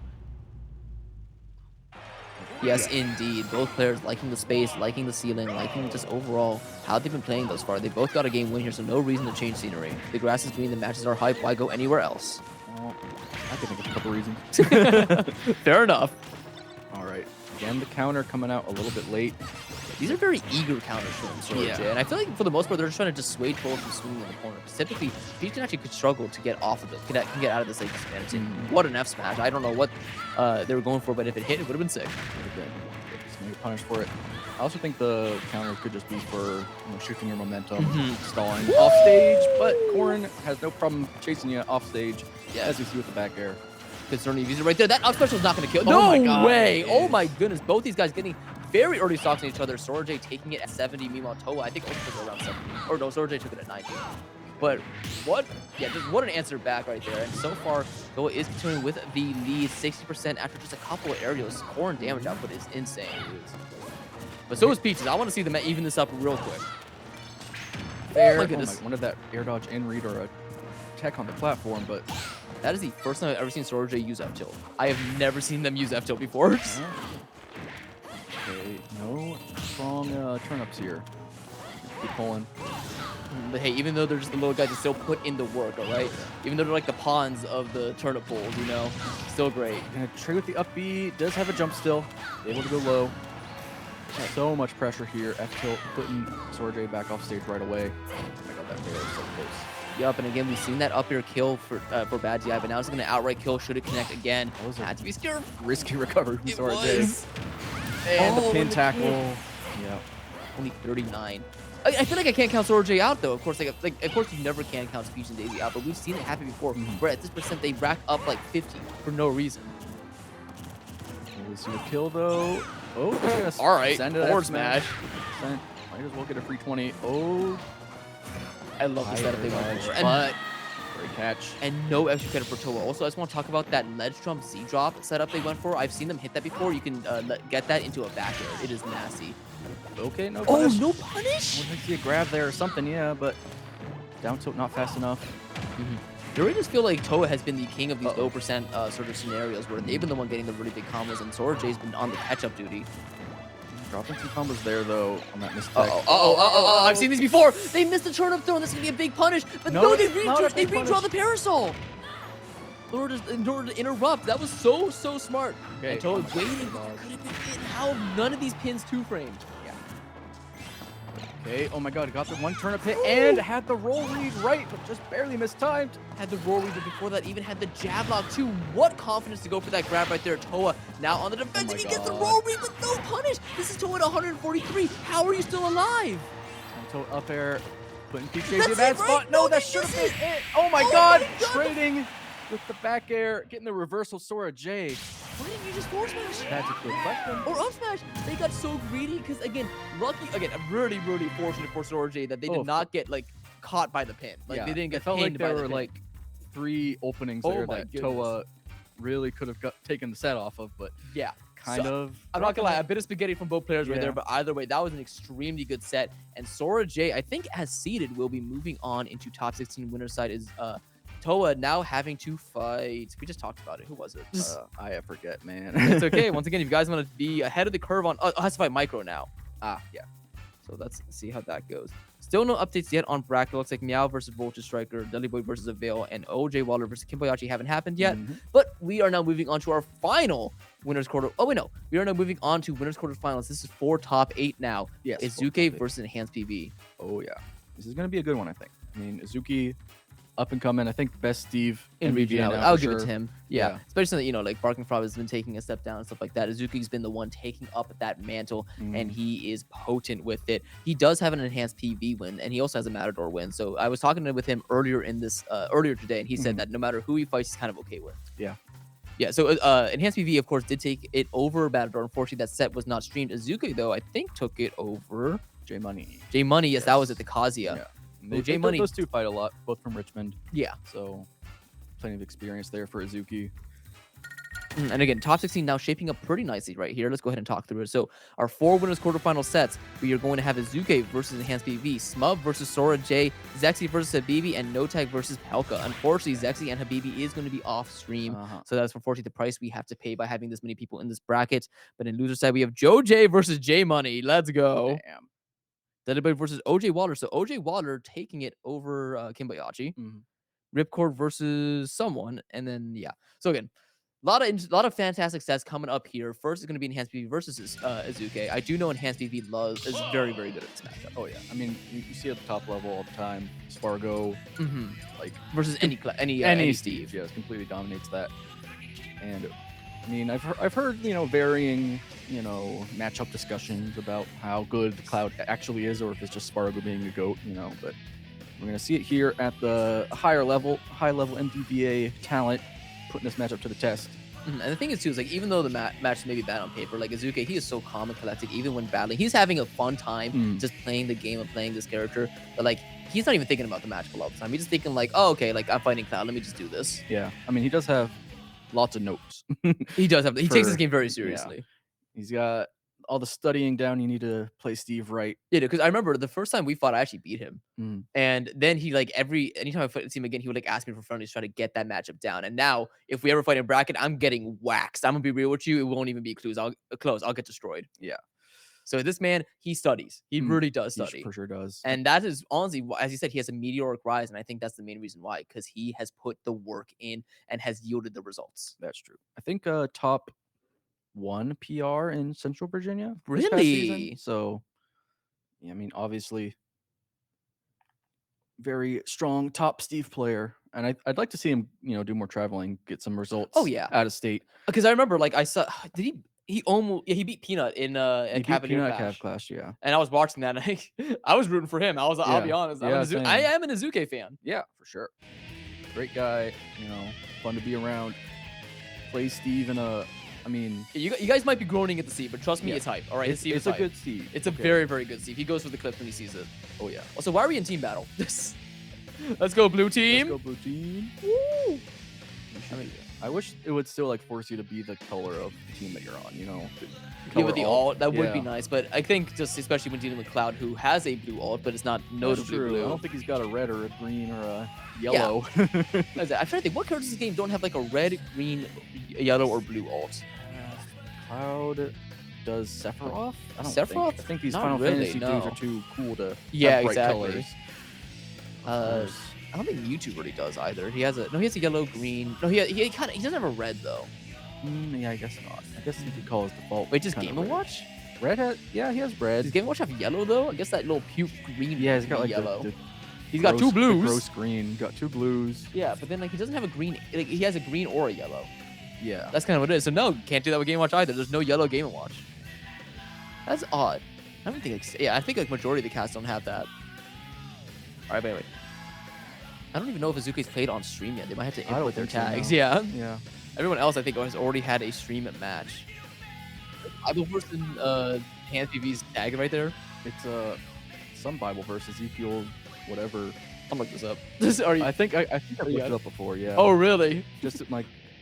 Watch it just be like some disrespectful thing. It's like my opponent sucks somehow. No, it's like the end of the matter, all has been heard. Fear God and keep His commandments, for this is the whole duty of man. Yo, that's bars right there. I'm gonna be real.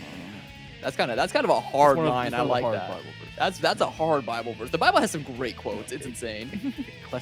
C's, not Ezekiel. I don't know. Can you say that word? I don't know. I don't know, It's man. like I'm just a some commentator. I don't know how old- to speak. Oh wait, I think we may have heard the voice of our voice of God in the headsets Yeah. say it the right way. Yeah, I don't know. I think there was some audio Ecclesiastes. Really? That's a mouthful. Yeah. All right, looks like we are now having both players step up to the field. Some minor issues, but that's all been fixed. Look at them, locked in already. They've already exchanged the niceties, the names, the handshakes, the best of lucks. They are now here to just destroy the other one. I was gonna say it sounded Greek. It is Greek. It is. The Greek, for the first translation of the Bible out of Hebrew, Mhm. I believe. That's where you get Xmas, because X is Chi. I have never Chai noticed that. That's actually a in really Greek, cool. so they would shorten Christ as Yeah. just X for the X. That is a really, really cool Yeah. fact. Thank you for that. I guess I'm a religious scholar. I'm not Ooh. even. I'm not religious Same here. personally. No, by the way, there's still very, very cool things to be learned from that. Also, can we talk about? I love Azuke's shirt right now. Look at how tropical Oh, that is. yeah. Certainly, like, Beach makes sense with the heat I'm vibes. feeling. Beach vibes here in DC. Oh my God, swamp vibes Swamp. is what we're feeling right now. Why are we in a swamp? They put because no one was here before, so they're like, you know what? Fair enough. This is the only empty land we got because no one likes it, so we're gonna build the capital here. Woo! And then the rest is history. They didn't even like want it to be a city; they just wanted capital people. Yeah, exactly. Around because I mean, obviously. Mm-hmm. So dang, I blame Lafont. I don't like that guy. He was so cool. He was too French. Yeah, but he was so cool in Hamilton. Come on. Okay. I haven't even seen him. It's okay. I'm probably gonna get a lot of flack for saying that, but Yeah, anyways. no, it's whatever. Some great songs. I do like some of the songs from it, but as someone who, again, was in stage crew, it's very theater kid. Yeah, It is yeah, very theater kid. It's too theater kid, man. Yep. I do like Epic as well, like, Epic the musical, but it's also extremely theater kid. Mm. But I think it's like the best kind of theater kid for the most part. Outside perspective, opinions may differ. Mm-hmm. Here we go, both players. The Enderman! There we go. I do know this is Azuki's favorite Steve Ball to use, and I think it's the funniest thing in the game. I love I think Enderman. Zombie's pretty funny too. Zombie is pretty funny, you're right, but Enderman's just so, look at it, it's so stupid looking. He's got stick arms, stick legs. He's got like the big, like kind of, like I threw up energy, that whole thing. All right, starting off here, small battlefield, strong stage for both of these. Steve being able to use his power. Yeah. Did he just go through cross slash? Enderman just did not care about that. Yeah, I wouldn't be surprised to see small battlefield the whole set. Mhm. Both these characters. Oh my god, this back air pressure as you love to see from Cloud. Yeah, that is my favorite setup that Enhanced V does. Those back airs on your shield force you to roll, and then he gets to up B on reaction. I've seen him do that more times than I can count. But speaking of the up Bs, Azuke, great DI in order to get out of it. At least, shave off some damage he could be taking. So when I craft the iron tools, that means less iron for the minecarts. See if that comes into play. Yeah, because now he needs to really mine, but that's going to be a challenge because, like, Let's get the roll in and successfully hit. yeah, some of you may be wondering why people think this is such a good matchup for Cloud, and a big reason for that, well, first of all, that, which was unfortunate, just, the air dodge Yeah. missing the blocks, but also look at that forward, look at how quickly it destroys yeah. blocks. That is something that not a lot of characters have the luxury of, and so it really stifles the amount of mining that Steve can do. Great SCI on that forward air. Again, can disrupt the shield. But not going to get the full hits. Ooh, this would And be a big combo. Is he going to take it all the way up to the top? No. Yeah, and again, suboptimal combo, still doing 77 right there, and actually high in percent right now. Great back air off of that minecart. Steves are always going to be jumping out of it, and then Nair first destroying the mining cart, and then on the backswing hitting Steve. Yeah. Nice. Yeah, Cloud, I mean, of course, another great tool in this kit is just dealing with the minecart with the big sword. One of the best characters at it, for sure. I like that little blade beam too, because again, there's no iron on Azuka right now, so you can really be aggressive if you are enhanced BV. And Azuka, this is what most Steves do. Whenever they don't have iron, they still try to be aggressive to knock you away, and then they can start mining. Yeah, But that's the pickaxe just broke, so he's Yeah, not it gonna have any did. fair bears. Or dash attack too, so Yeah. looking for that forward smash. Can't even mine too. Like if you knock him away, he has to craft immediately, which means he has to burn a diamond. This is such a Yeah. rough spot to be in. It's a tough spot. And I like how slow Enhanced BV is taking it because he knows what happens if Azuke knocks him away and is able to mine a little bit. Oh, But that finally, there's minecart. gonna be some stuff. Azuke punching the ground, his fist bleeding. It's he just punching the tile floor of small battlefield. Yep. The concrete or whatever. It's fine. Oh, Yeah, that's the new setup. Yeah. That Steve's have been doing. Placing the blocks underneath the ledge, so that way if you land on it, you don't grab it, and you get a free down smash. The tri-stage twister, back to doesn't kill. Oh, Down it's throw doesn't close, either. though. Okay. Look at how little resources Azuke has Yeah, right but now. he's still on that first stock, so he's not going to be too upset to lose it. And he has a At diamond in this- the pocket. At this rate, yeah. just want to get as much extra credit here on Enhance as you can. Oh my goodness, But this is Enhance so does not evasive. want to let you have it. All right, this down throw should kill, right? Up throw. Wow. Okay. I don't know if that should have. That's the first time I've ever seen that. Yeah. All right, by the way, Diamond Bear now on the table for a kill move and a fresh stock to work with it. But if Hans PV gets the stock off, then there's still no, then there's no pocket diamond. So this is go time. That's like the third time too that Azuki's placed that block all the way up top to try, you know, stifle out whatever Enhanced PV is doing. But Enhanced PV just goes up there and back airs. Ooh, great reaction time right there. Spike on the fair, but no follow up. Yeah, and that's the limit. And hang on a second, this stock can just go away, but the tech on the block. Amazing tech. So, but you take that damage and look at this. Press, you get, yeah. I would personally think Advance to press the advantage here because you're giving a lot of materials to Azuki. Yeah, does have another diamond in the pocket, and he's gonna find the bear. Now Azuki's gonna get a couple seconds here to mine, but he's using up these iron blocks. Yeah, he's kind of burned all of his resources right there, and also kind of trapped himself.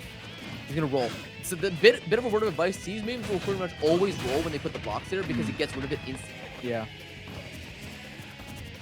Oh my god, this is so scary for Azuka right now, who is again facing down a cloud with his back towards you, which means the back air is coming. That dash attack was so close to hitting, and still, he's just not been able to mine. Like, this is basically even as far as I'm concerned, because I feel like Cloud's gonna take the stock, and now, even with the diamond, Azuka only took 41% in extra credit. Went one line here too. Oh, yes, indeed. After that blade, oh, one more hit. There it is. And that's a true combo, and suddenly Azuka is the one on the back foot on the ledge. Any of these back airs landing could combo still into that cross dash. A fair spike too would be a finishing touch, and that would be so sick. That's it, right? I know. Oh, I know Enhance loves to send those finishing touches. Oh, doesn't get the limit blade beam. Turns out in the last second. But still, you got a lot of mileage off that limit. The enhanced, no pun intended, movement options that he can get so many hits in, and still, I feel like he hasn't been hit yet since Azuki's been on his last stock. God, those bears, but nice parry. Azuki. Okay, that should be something at least. Could be a little bit more aggressive here if you want to close this game out. Oh my god, what an air dodge. Why? That should have gone punished, but Azuki just not expecting it, doing the dash attack, and instead him getting punished for it. I feel like we're going to see an up smash from one of them soon. Already going to have another set of limit. Down tilt, not going off the stage, a little bit misspaced. Oh my god, that's so scary! He's just doing backflips! Backflips, he's very athletic, this man. Doesn't do the drop down into the side B, keeping the limit, and this is it. Yep, that's the setup. Again, you cannot roll in that situation. If you roll, you will get upbeat, and this time the limit up B is the one that will be taking it. Enhanced B. Taking that game of one would look like he was going to be in the clutches of defeat after that stock too. Oh yeah, and even like that first stock going super early with the blocks. Yeah, insane. Yeah, that was an SD. Yeah, an SD at early percent, and somehow Enhanced B clawed his way back. But you can see Azuki, you know, just a nod, a head shake, thinking, okay, I know what I got to do for game number 2. Unfazed. It is still best of 3. We're not in top 8 yet, so be pretty careful about these situations you're taking. Want to be as careful as possible. But we're running it right back, and I think just like you said, we're pretty much going to be seeing small battlefield this entire set. Oh, I already like how Azuki is going for a lot more of these grabs. Like, he was going for a lot of them in the previous game. He was doing them like under the safety of the platform for the most part. That time he just went in. Didn't really get him too much, but again, that confidence, I like it. I want to see more. Oh no! No, we see these fairs going for the dare spike, attempt 2. The parry? No, doesn't need it, just for the fair. Yep, and there we go. Walking the dog a little bit. Great air dodge going right back to that ledge. What kind of dog do you think Cloud would be? Pomeranian. I have nothing to base this off of. Just like spiky hair. Just like spiky hair, yeah, exactly. Like golden retriever maybe, just because he's blonde. Golden retriever, yeah, I guess. boy. He's a goody two shoes. I know, but isn't it kind of like so stoic? You know, I'm not saying a Pomeranian stoic, but I don't know. Golden retrievers, those are like, you know, the happy-go-lucky Yeah, they're kind of happy. Ooh, up throw for real. I wanted to see him up throw and then finishing touch because he would have teched off the block. Damn. Or I think up throw would have destroyed it. Actually, never mind. But still, would have been sick. Huge pressure here from Enhanced. And the thing is, when you're at this range where like you're not gonna die to your next move, you can just throw out these up smashes. I want to see him do more of that. And that back air still not gonna do a great DI on the side of Azuki. Ooh, goes under the blade beam. That roll in, not gonna get super hard punished, but the forward throw puts you back into disadvantage. But again, trapped at the ledge has been the game for taking Azuki, and that's why he's just trying to mine on the anvil too. I don't even know if he got a single resource out of it. That's finally gonna be some hits in, but without any gold or diamond or anything, Azuki is only dealing with wood and a stone. Literally in the Stone Age. Craft the tools, with the stone tools. He's gonna need more than that, man. God, yeah, you are. Come on, go up a couple thousand years, man. We need to see you use these God, iron. these bears, the blade beam not gonna get it. That would have been sick. Only 30%. on enhanced. Now I'm Yeah, gonna take a still couple in his more, first but- stock too. I feel like you gotta imagine Azuka's feeling that pressure now. Like, oh, I should have taken game number 1 because now it looks like you've been adapted to, and this is gonna be a big setup. And yeah, that's unfortunate. Cloud, how it is sometimes with Steve. oh yes, but still great stuff from Azuka actually getting that setup to work in the first place. And the running back the up tilt, this should be a lot of damage. Finally, the Up no combo's smash working too? out. Hold The on. up smash 62, Yeah, just like that is even. Uh-oh. fair, fair. And up smash just out of shield. Not afraid of Azuki on that shield pressure at all. Also, why do I feel like I have not seen a single minecart connect? Like typically that's like the deal breaker or like the deal maker for Steve in all these scenarios. But like right now, the enhanced grab of BB is the so minecart? good. What? Like the grab of the minecart? Like or grab his just minecart or just straight up minecart Yeah. itself. I feel like I haven't seen a single minecart hit. Oh, there we speaking go. of, does have a nice mash out. It's going a bit too fast for Azuki to get a punish. And now this is really, really rough. Down Yeah, that tilt. down tilt. Oh, that's it. Oh no, he missed the Okay. tag. Yeah. But yeah, that's the thing with Steve. You can basically make a channel that you force your opponent to go through. But look at how much iron Azuka has. Oh my What God. he went from rags to riches out of nowhere. What on earth? He's been mining. He's Bro, been, he found a quarry of marble somewhere. been hitting the mines, you know, on his grind. Oh my goodness. Oh my god, I thought for sure that that thing was still Yeah. gonna hit. It's always deceptive how long the graph hitbox stays out. It It's gotta be a bit scared of it. Why did that beat that? But yeah, basically as long as the minecart's in motion, it will still grab you. And where did all of that iron go? How did he just burn through it so fast? Used a couple minecarts here and there, yeah, for sure. But Uh-oh. now Great TI. Uh-oh, that should be a lot of percent, but that'd mean 23. just one cross slash. Yeah. And again, if I like them going for the fairs there, because if Hans BB got that, we could have seen fair into the spike. And burns his last iron, burns his last dollar to make that iron block right there, but actually gets mileage out of it because it forces him. Diamond for it. Oh my god. Now, careful here if you're enhanced. Very careful too, 110%. This is easy kill percentage. Down air, back air, basically every single area that's not a nair. What a grab. Oh my So God. much confidence. That actually gives me so much percent. Bit of a drop there from Azuki, getting hit by the limit blade beam. Oh my Hmm. god, enhance. How do you land? The double roll is a great way to get back to the center stage. It's a beautiful spot touch too. They go avoiding all the threat range of that ambush. Actually catches Azuki jumping through. Okay, this could be a down air. It is, but we're gonna get it. He's alive. He's alive. That upbeat. I like the idea from Azuki, but enhance was ready for the call out.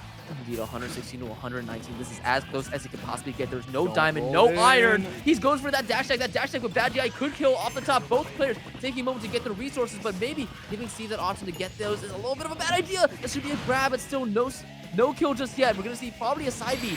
No, he gets the back air air. Game number 2 is- going to enhanced. Yeah, 2-0 for enhanced. Hate to see the Azuki really doing a great job of fighting back, even after pretty early lead going to enhanced. And the Great crazy. set. And the crazy thing is too, this is enhanced making top 8 without dropping a single game. Oh, that's true. He might no hitter this ESM. entire tournament, earning that first seed placement. All I gotta say. Yeah. Oh my goodness. And next up, we're going to have No Tag versus Pelka or Smub versus Sorge. Let's actually see if we can figure out exactly do who. we decide? I would like to say, personally, I really want to see Smub Sorge. Same. Like, I love Pelka and No Tag. That's also going to be a hot set. Yeah, and it looks like Zexy 2-0 over Habibi. So Zexy now also making winner's side top 8. He will be fighting the winner between No Tag and Pelka. Smub versus Sorge, though, will be thrown into Enhanced BB. Let's also check out how losers going here. Joj dropping to J Money. Yeah. So J Money getting getting a spot in top 8 qualifying match. He will be fighting the loser of Pelka and No Tag, and we also have Ripcord and Toa fighting to fight Habibi. Danny and OJ Wadler fighting to see who fights the loser of Smub and Sorge, and now finding Meow and Joe fighting to see who fights Zuke. Damn. Damn, indeed. This bracket, I mean, yeah, I think it could go a lot of ways.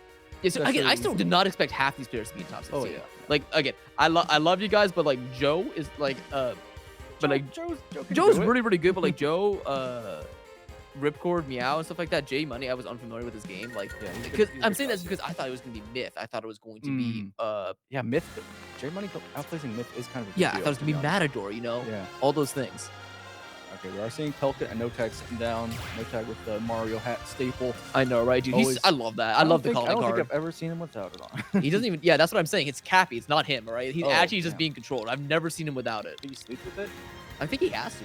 Yeah. Oh, yeah. I guess think so. like the day he takes that hat off is the day he stops being a Smash player. He's got, All the skill it's just gonna be leaves like Spider-Man taking off his mask. Yeah, I in the know, right? alleyway, But the good. end of an Yeah. era. All right, let's talk about a little bit about Pelka here, who I believe ranked first last region. Also, you just down throw like that? That's crazy. It's a sandbag, sure. But Pelka is an incredible snake, definitely best in the MBBA region. Of course, there's competition with like Waluigi and Dark, but he's definitely come here recently and has made a name for himself. And I think he is #1 on the power ranking as of the last ranking of it. Yeah. And he did he win Duke It Out?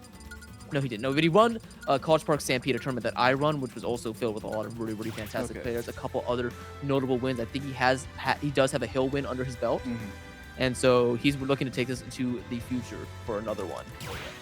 Yeah, at a tournament like this, you really want to make a statement if you're Pelka. Yeah. The interesting thing too, I love this matchup. I love watching this matchup. Like Snake and Mario do so well at just destroying each other. Mario, especially with up air, can like really knock Snake out of sight for a lot of this grenade stuff without trading.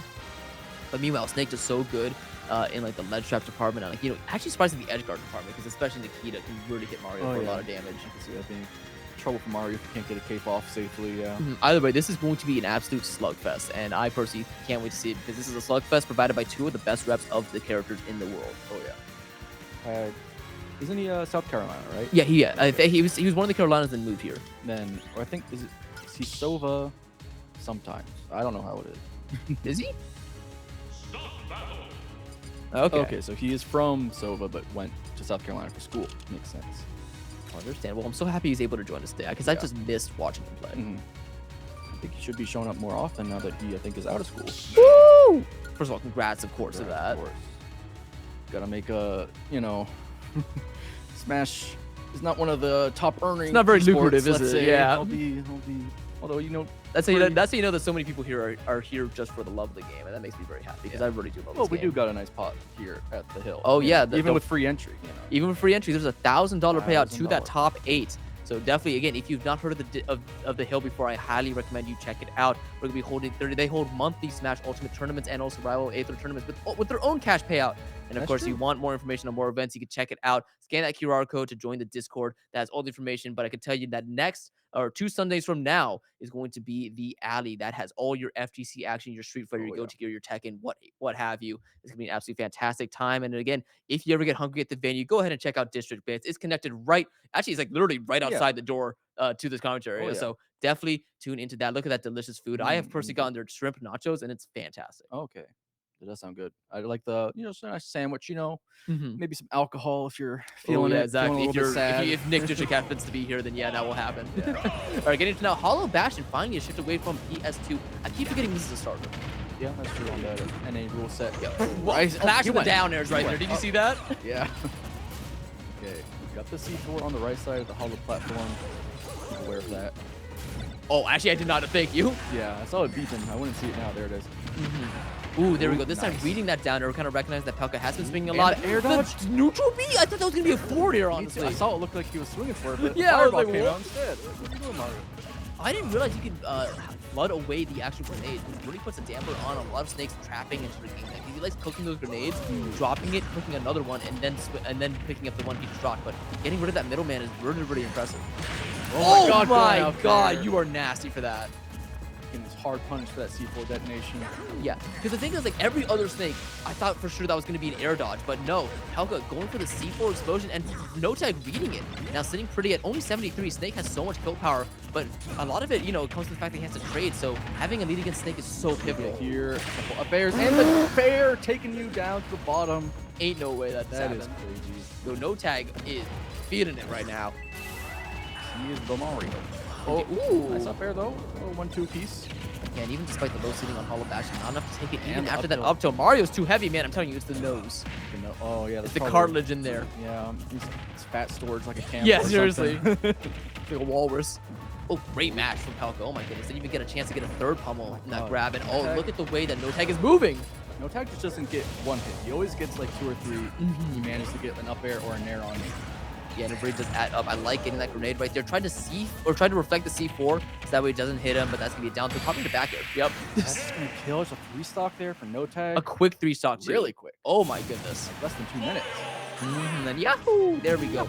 I said that Mario and Snake need to go either way because they beat each other up, but right now that looked one-sided. It sure did, yeah. No tag. just I don't think he ever held back. He was just always Oh, forward. no, he was holding forward the entire Yeah. time. You have to get those forward airs, first Yeah, of all. sure. Of which 2 of them were taking Pelka stocks, which Yeah. you seldom get 1 in a match all the time, but oh my goodness. Yeah. But Pelka, again, stone faced. He just recognized, all right, yeah, no, you Okay. played that really Yeah. well. Let's see I got what I can Mario. improve on here. He did the Mario. He did do the Mario, but I think we are going to be getting a change of scenery as opposed to hollow bashing because it looked like Snake got a little bit trapped there. Probably wants a little bit more space. Yeah. So we are going to PS2, PS2, of the course. largest stage in the competitive rule set. All right. No, I really am impressed with the use of Flood right now from No Tag. I love the fact that he's using it to disrupt the grenade play. And right now, speaking of grenades, oh my god, the cape as well. There should be another can't forward be air. it. Okay. Forward air, not gonna land. Fire for 1. Oh, where are you going? Nice hold on the shield though for Pelka. Coming down with the dare. For that grab 2 this time. Yeah, the Flood just get rid of all those grenades. And now that there's no grenades carpeting the stage, you get to run in. And that's where Mario wants to be. You know, they want to be in your face for the most part. 109 to a 44. There should be another back there, but great air dodge. Oh, and Gets the caught C4. by that C4. A good setup there from Pelka. And we're gonna see it up tilt on the roll. Killed? I guess so. He got some rage on Snake. I can see it. but That is yeah, fair. Very impressive. And for the first time, Pelka with the lead in the set. I don't know why they gave him that move. I know, right? Let's just give Snake a really nice, quick, out of shield kill move. You know. It's definitely one of the more like infamous moves I Yeah. think, in like Smash. Like whenever you fight Snake and you think up tilt all the time, even though his grenades are like, you know, what makes him so scary. It's just what always takes the stock. You know? Yeah. So you see it a lot. Yeah, it's like Mario up air. It's like, yeah, that's an infamous move. That move is kind of crazy. Kinda. Running back with these grenades, kind of stuffing Mario out. Oh, there should be something big here. He has a grenade in hand. I thought that was going to be cooked to perfection, but a little bit too early. And again, even though this is Mario at 68, I have to worry for No Tag, right? I have to worry he's going to get grenade up here, and that's just somehow going to kill. Need to C4 here. Yeah. Trudging Flood here. This is the Nikita most neutral straight we've down, actually seen. And it's going to get F tilt. Coming down with the fireball, but doesn't get a punish afterwards. Yeah, that fireball was so smart because actually it stopped Nikita from going forward, which Yeah. would have hit No Tag, and that would have set it up in a really bad spot. First up smash of the set, making an appearance from No Tag, and now Pelka just is hard pressed to find the stock. He's looking for that back air. Ooh. Run up shield. Get back to the cape. I love the. Oh my god, Oh the no, he C4. forgot. He The just time- detonated. It detonated on its own, Yeah, right? timed out. Oh, that should be a stock. Oh, yeah, that's it. A really unfortunate drop there from Pelka. Just giving a stock up for free. Not what you want to see against a player like No Tag. Especially since, like, in these sort of low percent scenarios, No Tag's the one coming out on top. And I like the fireball into downer setup he's going for, but Pelka with a beautiful spot touch to Nice in avoid it. But there. gets another Oh up my air. God. All these hits. Oh my goodness. I mean, feel free to trade. Snake's not 85%. Yup. Getting blown up just as much as Oh. Mario. He has to go high again. Great air dodge from Pelka, but look at the spacing to There. not hit the grenade on that back end. That should just be it, but no, doesn't time it right. Pelka standing on the C4 there on the right side of the Pokeball. No Tag just jumping above it. Oh my god, Oh nice my God, way that to should be be an up there. air. Oh, I like going for the down that actually would have killed, but I think an up air would have done it. Yeah, I think so. It looked like he kind of second guessed it and upbeat immediately anyway. That If would've been Pelka it gets too. a down throw, this could be the read, but he just gets the up tilt either way, and we are going to a decisive game number 3. That was Pelka taking that by crazy. the skin of his teeth. 153. And again, that up tilt coming in clutch. Huge kill power on that move. I Oh mean, my god. God Yeah, damn. exactly. It's still so funny to me that Snake has up throw into up tilt at 0%, but no Snakes actually go for it. Does he? Yeah, he does. It's a funny looking Yeah, combo to that's me. a funny combo. Yeah, I guess you'd rather just pull grenade. Yeah, That's exactly. You kill. would rather just Yeah. send them away, make space, get grenade. Alright, so I was so scared right there. Like legitimately, I could feel my heartbeat increasing just because. But I don't know how Pelka does that. I don't know how Pelka is always just so calm and collected. Because I would be stressing if I was him right now. 153 versus Mario, and somehow you take that game. Yeah, he's got that that special ops training that Snake has.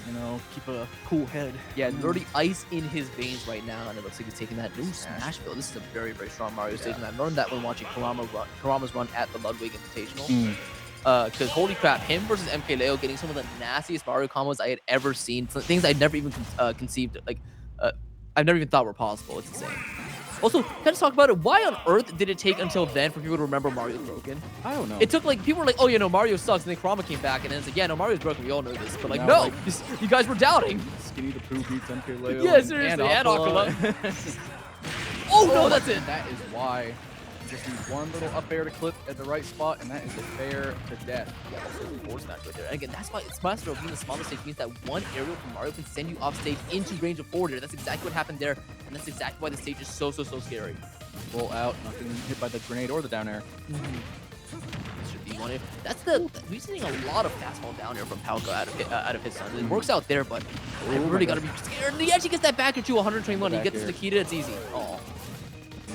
No tag making it back to stage. Nice rising bear too. Oh my Oh god. my, Go for it. He forgot. The C4 was there waiting for him. Can't set up for a chase up to the top last zone there with the platform. Okay. Palco is rolling away, getting the grenades cooking. Yeah, he's just trying to lay them down on the stage again. Because when Mario doesn't have FUD, he doesn't have to worry about him, like, gushing them away. Oh, great reaction time on that Nair, recognizing that Snake down on his shield is broken. We can all agree, right? That move's crazy. It is crazy.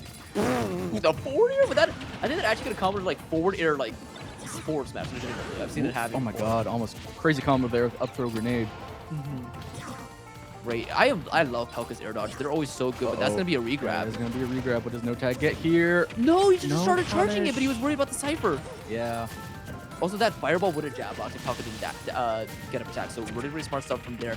And so far, I think that No Tag's fireball usage has been as impressive as Palca's grenade usage. Yeah. All right, avoiding C4 on the center plat that time. And ooh, that back air. Thank goodness Snake is like 6'6" or something like that, and his legs were able to reach. He got the sticky. Oh, it's on him? Yeah, it's on him right now. Uh-oh, and air dodges, mistimed it. But he was so low that it didn't kill. Not gonna kill from top. Alright, C4 right down there again. No tag. Definitely putting that in the memory bank. Will not let himself get caught by another errant C4. No. Again, Pelka living to super high percent, 150. The dash attack. He's up a stock here and can just sit in the corner with the grenades. Oh, does he have one in his hand? I thought for sure that was going to kill for a second. He's going way up to the very top. Okay, nice rising back air, but that's 42%. He took like 2 grenade hits after that back air. Yeah, he was sending him down as he was coming down from the skies. Thing is, No Tag is seeded to win this. This would be a minor upset should Palca take it, but again, this is it could go either way right now. It's so close. But still, slight percentage for Palca that is only slowly but surely climbing. And the thing is, this slight percentage has now come into a massive deficit. That should be it. Oh, no. Not up air.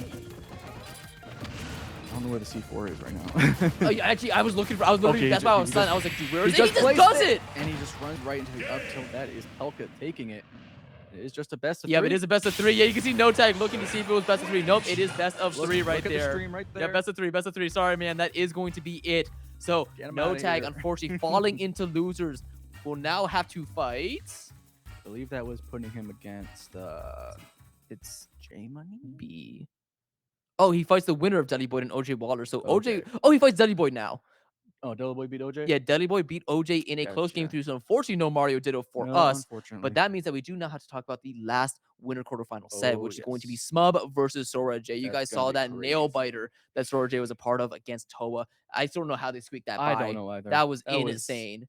Some ridiculous Smash Ultimate. And on the flip side, we saw that kind of dominating set from Smub versus Myth. Oh, yeah. So I have no idea how this is going to go. I don't know. I haven't seen these two fight. We were just talking about it. We're like, it's a combo character versus a big body. It should be easy. But then again, it's the Smub big body. So yeah, nothing can really be set in stone here. It's going to be a great set either way. And I think both players stepping up to the plate right now. Once again, another look at our beautiful venue. You can see the district bites right through there, that beautiful little sports bar. And again, look at that. So many open setups, so many places to run funnies. There's rivals of Aether happening in the back there too. Places to eat. It's fantastic. Some places to sit in a great venue. I mean, even with 130 people here. It was spacious. Yeah. Like, I was never cramped. I was never, like, feeling super cramped. Oh, there's Sora J. All right, perfect. Walking.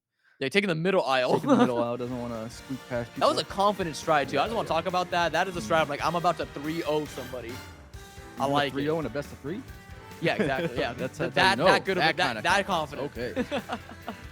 I forgot it was best of 3. All right, it's Smub already locked in. He's got the red shirt too to match the red Ridley to match the player 1, 2. Yeah, I wish he was just on the right side of the screen so that way he could have that red player, that red effect here. That's true.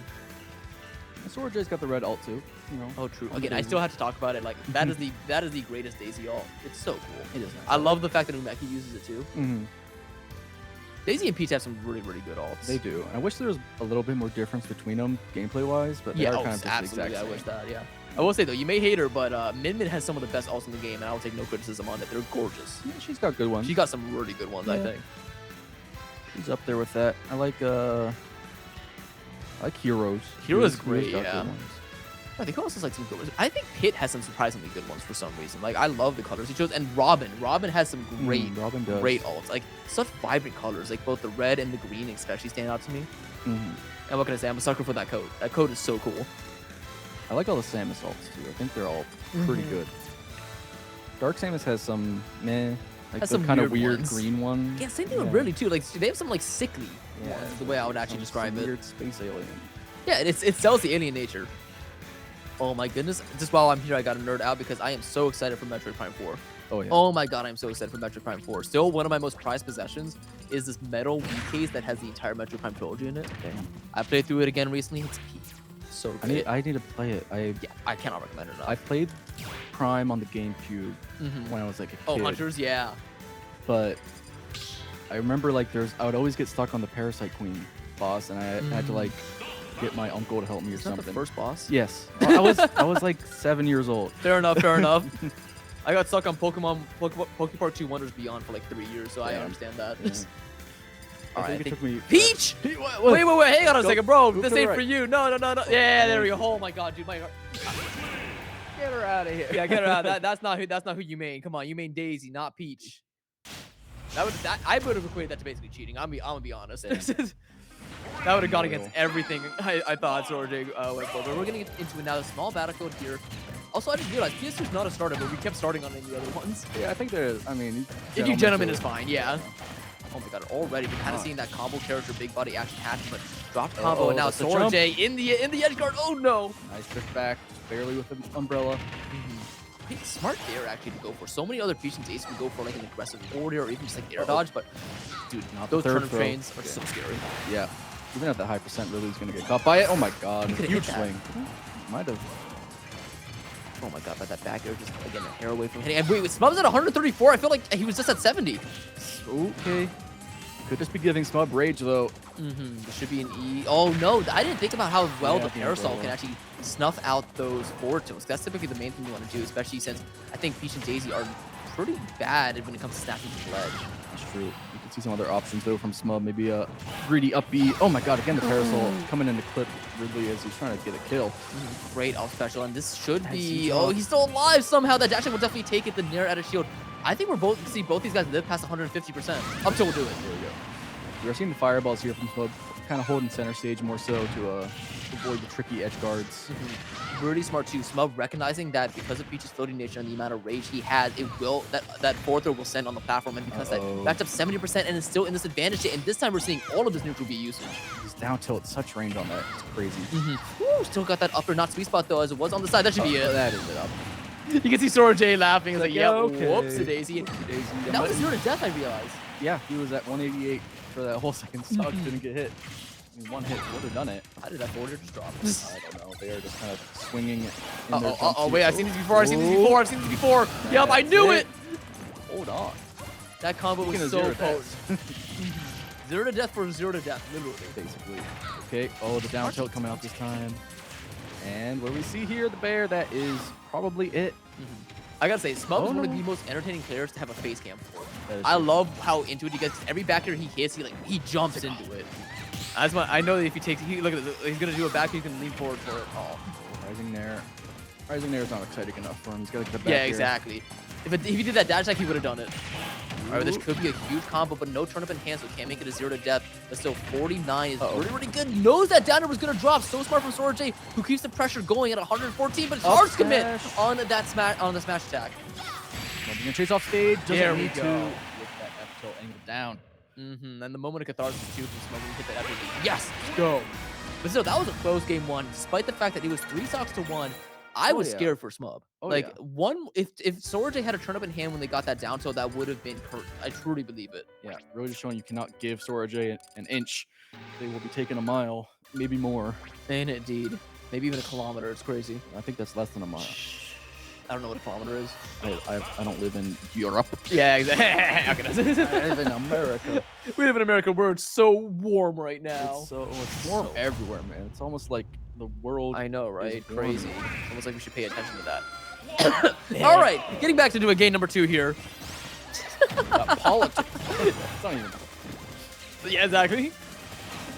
Thank you. Sorry, the voice of God was just talking to us right there. Anyway, Oh, that forward connect, that would have been it. Also, can we talk about 100% in the first 20 seconds? Yeah, that will be happening to Ridley. You Yeah. kind of have to accept it if you're Smug. I'm sure he's learned to at this point.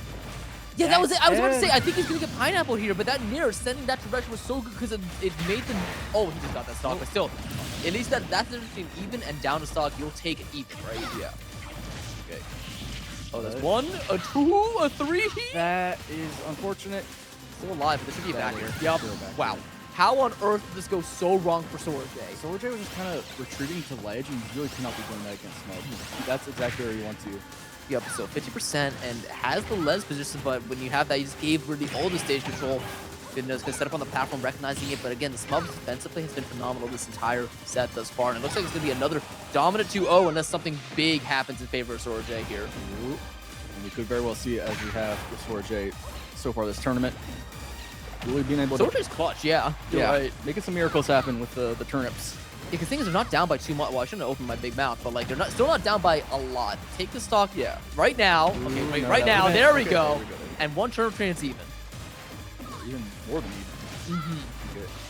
Especially with that expression, one the shotgun. What would that one's name be? Like, you know, Billy or something? I got like a name or like a... What would a name be? description? Oh, what a crap. Like Richard. Richard's good, yeah. Oh my god, that fear was so close to connecting, but continues the pressure with that dash attack. Good parry on this. We allowed the dot eyes too. That's so much damage. The parry again. Wait a minute. How on earth did Sora J take the deficit or take the lead? And with these F smashes, Sora J. Why do I feel like Smug's about to smash that? Yeah, I can always smell it. You want the F smash? F smash or forward smash?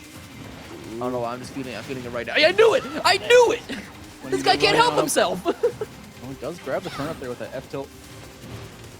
Oh my god, I thought for sure that was going to be another back air from Smug. Sora J so lucky. How on earth did that down smash go unpunished? This is down to the wire right now, but I feel like Smug is going to be the one to pull that trigger. That's no shield.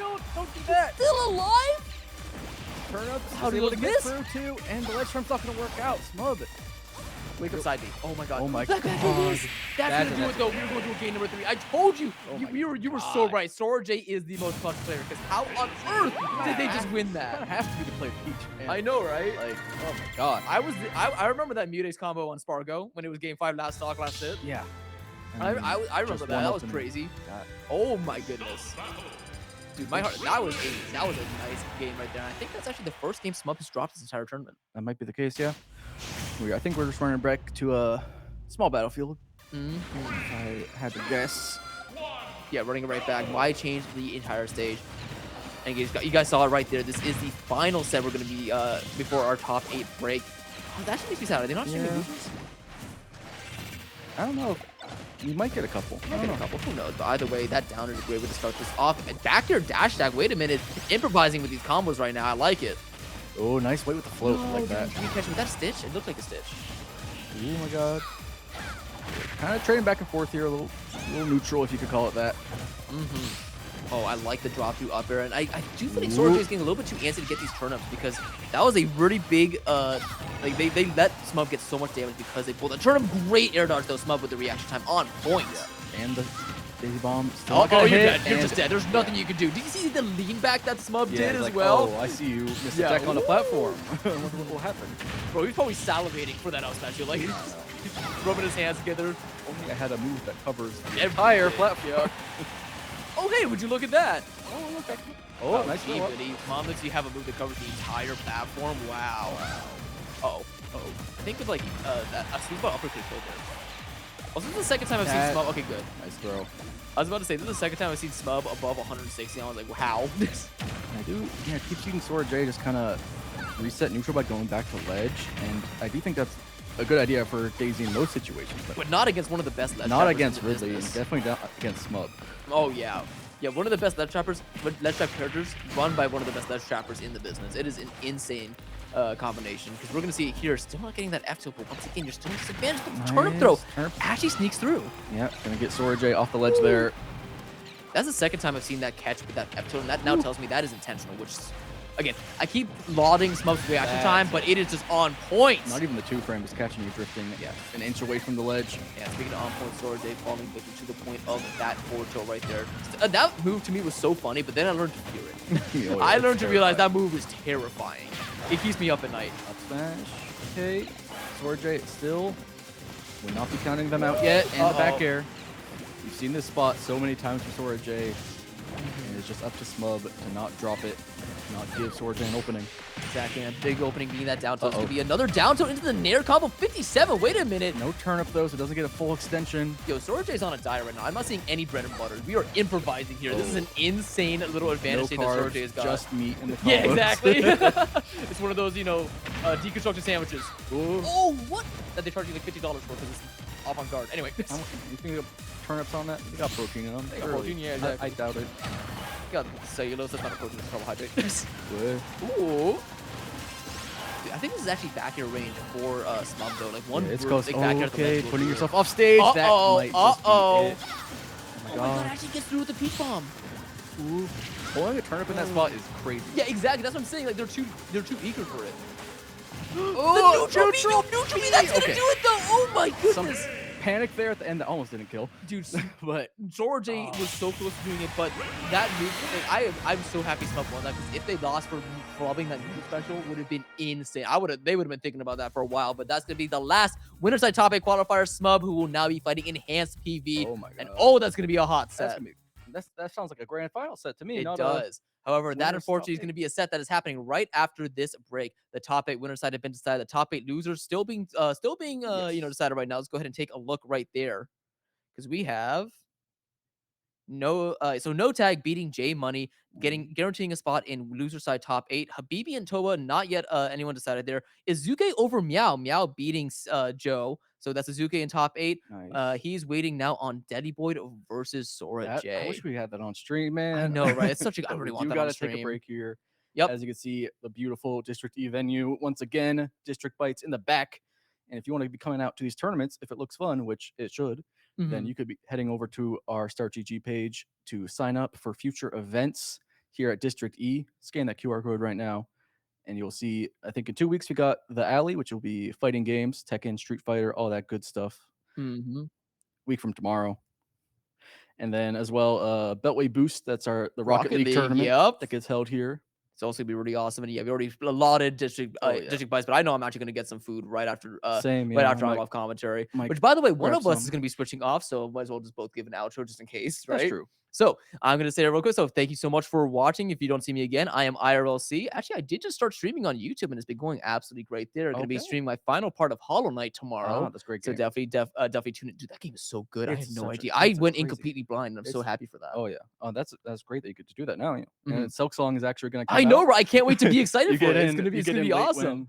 Yeah, so tune into that if you want some of that. If you also want to watch some fantastic Kirby Smash gameplay, I've been winning a lot of online tournaments. Been going great there. So you can follow me there. And if you want updates, go ahead and follow my Twitter, Twitch. Both of them are just IRLC_Kirby. Gotcha. And I have been C-Splash coming up here to commentate. And, hopefully catch me around doing some more commentary. Hopefully Duke It Out coming up, some more Central Virginia stuff where I'm from. Ooh, let's go. Love Duke It Out. And if you want more locals, you got Frame Trap down in Fredericksburg that I help run there too. Oh, you know what? I'm going to advertise one local as well, that being KM Local, which happens in Edgewater, MD. It's absolutely fantastic thing. Run, of course, by my friend Kyle KMO. You can see right here. Whoops. There we go. The sticker. Anyway, it's absolutely fantastic venue. Not free entry, but it takes place in a really nice game store. And yeah, go ahead and check that out. It's on Fridays or it's Thursdays. on Thursdays. Yep, Thursday. You can find it at start.gg/KM Local. And with that, that's all I got to see. Thank you again all for watching. If you don't see us again, there's more Smash to be had here, so don't go anywhere. Okay, we'll be right back. Top 8's going to be great. Top 8's going to be great. See y'all.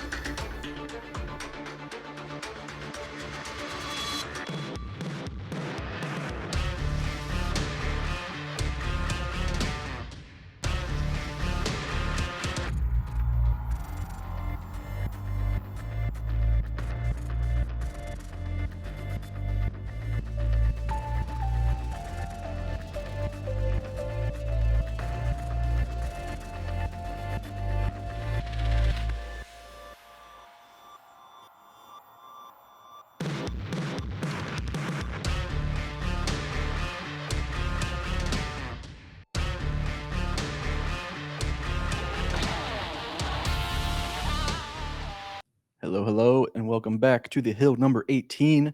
I am C Splash. I'm here Vici. on commentary with VG. Yeah. And we are about to get into top 8 here of this hugely stacked tournament in MDVA. Love to see the big turnout here for the Hill Monthly. It has been on the up and up. For sure. Yeah. We've had we hit our cap today. Oh, yeah. I think it's the first time this summer that we hit our cap. We have over 130 registrants today, which is phenomenal. First time in Hill history we hit that cap. Yeah, it's a blowout today. Dang. Summer's always big in MDVA, That's but true, District yeah. E is the place to be. Oh, yeah. Sponsored by Coca-Cola. We wouldn't be able to put on these events without their support. But yeah, District E here in the heart of DC, in the Chinatown area, connected to the Capital One Arena. Yep. 130 people, 130 and people. we had rivals today There's too. Rivals. We weren't even able to stream it because there were There was so many too many people for people. Smash Ultimate, which is a good problem to have. Yeah. We got people from Maryland, Virginia, some folks coming from Southern Virginia, driving all the way up. No to, tag in Platinum 5. Yep. Coming all the way up. Yeah. So New York. Who's from New York? yeah, bugging my ears, telling me we got people from New York, Tennessee, and the Carolinas here today as well. People travel for this. Tournament. Obviously. We got, what is $1,000 pot going to top 8? $1,200. $1,200 going to top 8. And we got 8 people. We whittled it down from over 130 down to 8. Yeah, we got our top people 8 here to win it all. You can see now, or to win most of it, I should say. This lovely venue here, District E, holds plenty of other esporting events. We've got the Alley. Oh my god, we got a game. Pelka Zexy. I was gonna do my shilling. But... All right, so let's just get right into it. We've got Zexy. We've got Pelka on winner's side. We've got Young Link, Snake. And it looks like Zexy already down a stock, but Pelka not far behind. One good hit here, that down air would have been it. Yeah, Link is really good at setting up those vertical combos and confirming into up air. I think that's what Zexy's going to be looking for, but he gets the kill with the down air. There are 2 stocks apiece for this first game of top 8. Okay. Yeah, we're going to see this kind of distance play with the grenades, making it a bit difficult for Young Link to get in. He's got the projectiles, but a lot of his projectiles want to get the combos closer rather than farther away. Absolutely. So you get the follow-up. Yeah, Young Link definitely, unlike Snake, Young Link is very much into using projectiles to set up combos and strings with the sword. Whereas Snake is kind of more about just setting up traps all over the field here. That's true. He'll take like a grenade up air if he can get it, but it's not what he's only going for. Yeah. Up smash, keeping it in the corner, ain't gonna get punched into it. Yeah, that's just Snake has such excellent coverage near the ledge. It's so easy to get a ledge trap with Snake. I think that's no jump for Zexy. Up B will beat the Nikita. Oh my god. The down air was ready for him. Zexy found his way back to the center stage though. I'm surprised that down air didn't get that last hit. I know. Yeah, that would have been it. Oh my god, the C4 is going up. Yeah, not quite enough to kill him. Speaking of going up, once again. Oh my god, dash attack at 185. That'll do it. Yeah. Bit of an uphill climb for Zexy, but he can absolutely close the gap here. Pelka just needs to hang on to the stock lead, and there's that excellent DI, and Snake's weight really coming into play there. Oh, rolls into the boomerang, fair. That'll be that stock. Not too far behind, 33%. Yeah, Zexy locked him down into a forward air, 1 stock piece. Okay. Now just kind of controlling the middle distance, keeping Snake in the corner, although he doesn't mind hanging out there. And that's a very powerful thing to have in Smash Ultimate. Oh yeah. When you can just sort of set up camp on one end of the stage and you feel fine. And so that's a big plus. C4. Zexy trying to find a way to come in without taking too much damage. Yeah, it's on his way there. Young Link. This is such a strong position for Snake because he can just play very defensively and just keep letting the damage rack up. Oh my god, that up tilt. And the dash is going to clang with the arrow. Strange. Yeah, C4's there under the left platform. Gotta be aware. Oh my god, the tip of the toes on the up tilt. Good anti-air with the up tilt. Straight into the blast zone. Pelka, game 1. Okay. That early lead helping out a lot. Able to hold on to his first stock till like 170. Yeah. Yeah, let's see how Zexy adjusts to this. Both of these characters don't, or both these players do not bring out other characters. Yeah, this no, is they don't. purely a matter of adaptation for Zexy right now. Let's see what he's able to pull off here. I think I've maybe seen Zexy use Toon Link once, but that's barely different. Yeah. It's a marginal difference. We did see Zexy play against Deli Boy today, which was kind of a trip to watch. It was. But yeah, here we are, game 2. Zexy trying to get a lead started here. So far, he has % here, but can he actually get anything? Oh my god, the up B was way off, but yeah. Nice fastball through the plat. Yeah, Zelka didn't quite get the punch that he wanted. Zexy getting started with the arrows. Careful here, the C4 still there on the right plat. Making it a bit difficult for Zexy to commit, but does find it at the boomerang. Yeah, that down air was in right spot, right moment. And now it's Zexy's turn to hang on to a lead and make this lead work for him. A grenade working in Pelka's disadvantage there, interrupting the F tilt. Don't just get up neutral right into the up tilt. Sometimes I guess just neutral get up into up tilt is what you got to do. Sometimes. I mean, it's a crazy good move. Zexy doing a really good job. Using projectiles to slowly get that damage up, keeping the gap between them as wide as he can. Okay. Oh, again, the roll right into that boomerang. This is a position that's just a little harder for Snake because he can't just hang back. He needs to find some way to get started. Zexy just not letting him have C4, okay, it's on Pelka now. It was on Zexy for a sec, but got passed along. Yeah. Ooh, okay. Nice weight with the dash attack. Keep it going up. Oh my god. That was an excellent C4 detonation. I didn't see it there at all. I didn't either. I was too busy worried about all the other projectiles, Yeah. you know? So that's just one of the things that Snake can do is you sort of have to just keep it in your mental stack that, okay, he's got 1, he's got 3 projectiles out.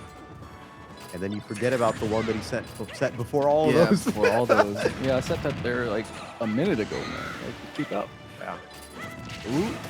Oh, skipping the ledge, going with the down air. He's actually doing a really good job just weaving his way through some of the more longer range options that Pelka's got. Up throw is going to kill. Yep. Now, last talk, but 120%. Wouldn't be surprised just seeing up tilt or bair. And sometimes it just takes a back air to the face to knock a person into the blast zone. That's game 2. That's game 2. We are in best of 5 territory in top 8. So we got more chances here for Zexy. If he wants to stay in the winner's bracket, he's got to make the adjustment now. And they're just going right back to PS2. Yeah. Both of them appreciate the space, I'm sure. But maybe if you're Zexy, you kind of want to shake things up, you know. Yeah, I think when someone, especially like who's lost 2 games in a row, just keeps running it back to that stage, I think it's a sign that they believe in their adaptation and they don't want to change any of the other variables. They just want to get better, you know, in that moment.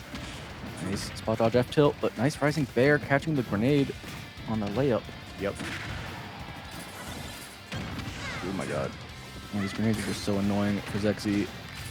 Yeah, you can't always land even where when you like want to. The fire arrow just hits the grenade, and you're not going to get the combo extension anymore. Right. And he's just not ready for it. I mean, such a small window to react to that. Yeah, missed the. Okay, there we go though. Slightly. That's one. Need one more of those. Yeah. Pelka though, honestly, just 1 or 2 more hits, and you know he can take that stock. Oh my god, the Snake C4 just hits so hard. That shield was so low.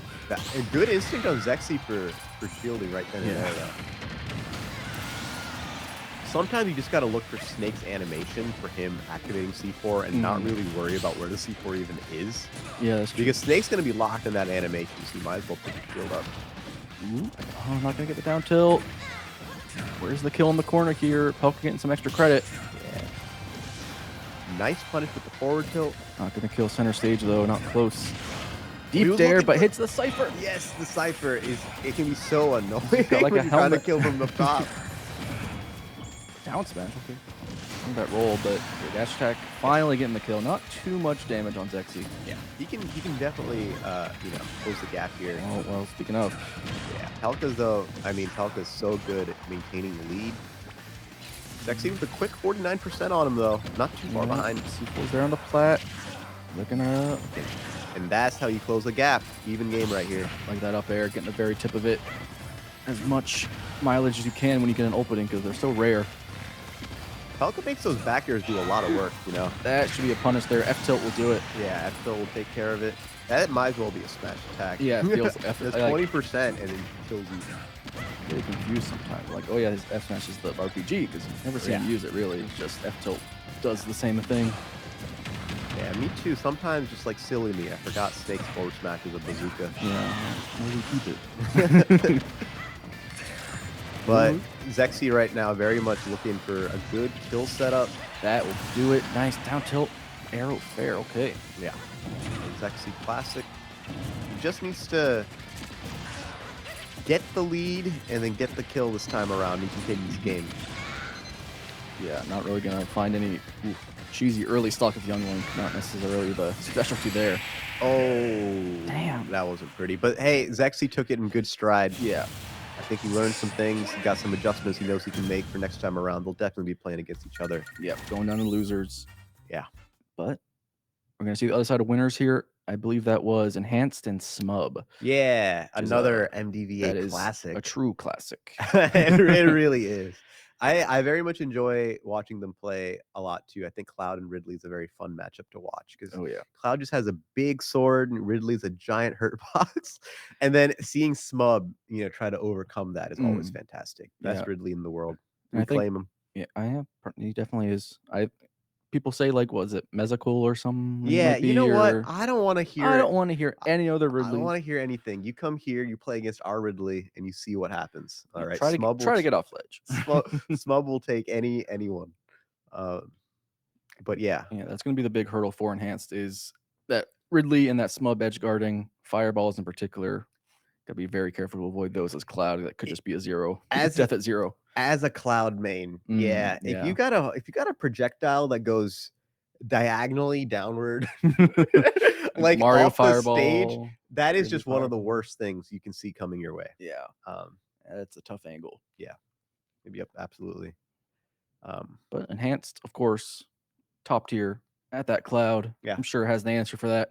The other worked it out at this point. The other thing is these two play against each other all the time. Of course. So they kind of, I'm sure, you know how it is. Like when you play against someone again and again and again, you sort of develop your own meta. Like within that fighter relationship, and they've definitely got that going on. It's gonna be, you're gonna see some weirdness that you wouldn't expect to see out of a Cloud or a Ridley, just because they know their ways around each other's options.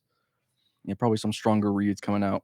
Some smash attacks on the rolls that that player's going to go for in particular. Some mind reading happening, just knowing people's habits because you've played against them so many times.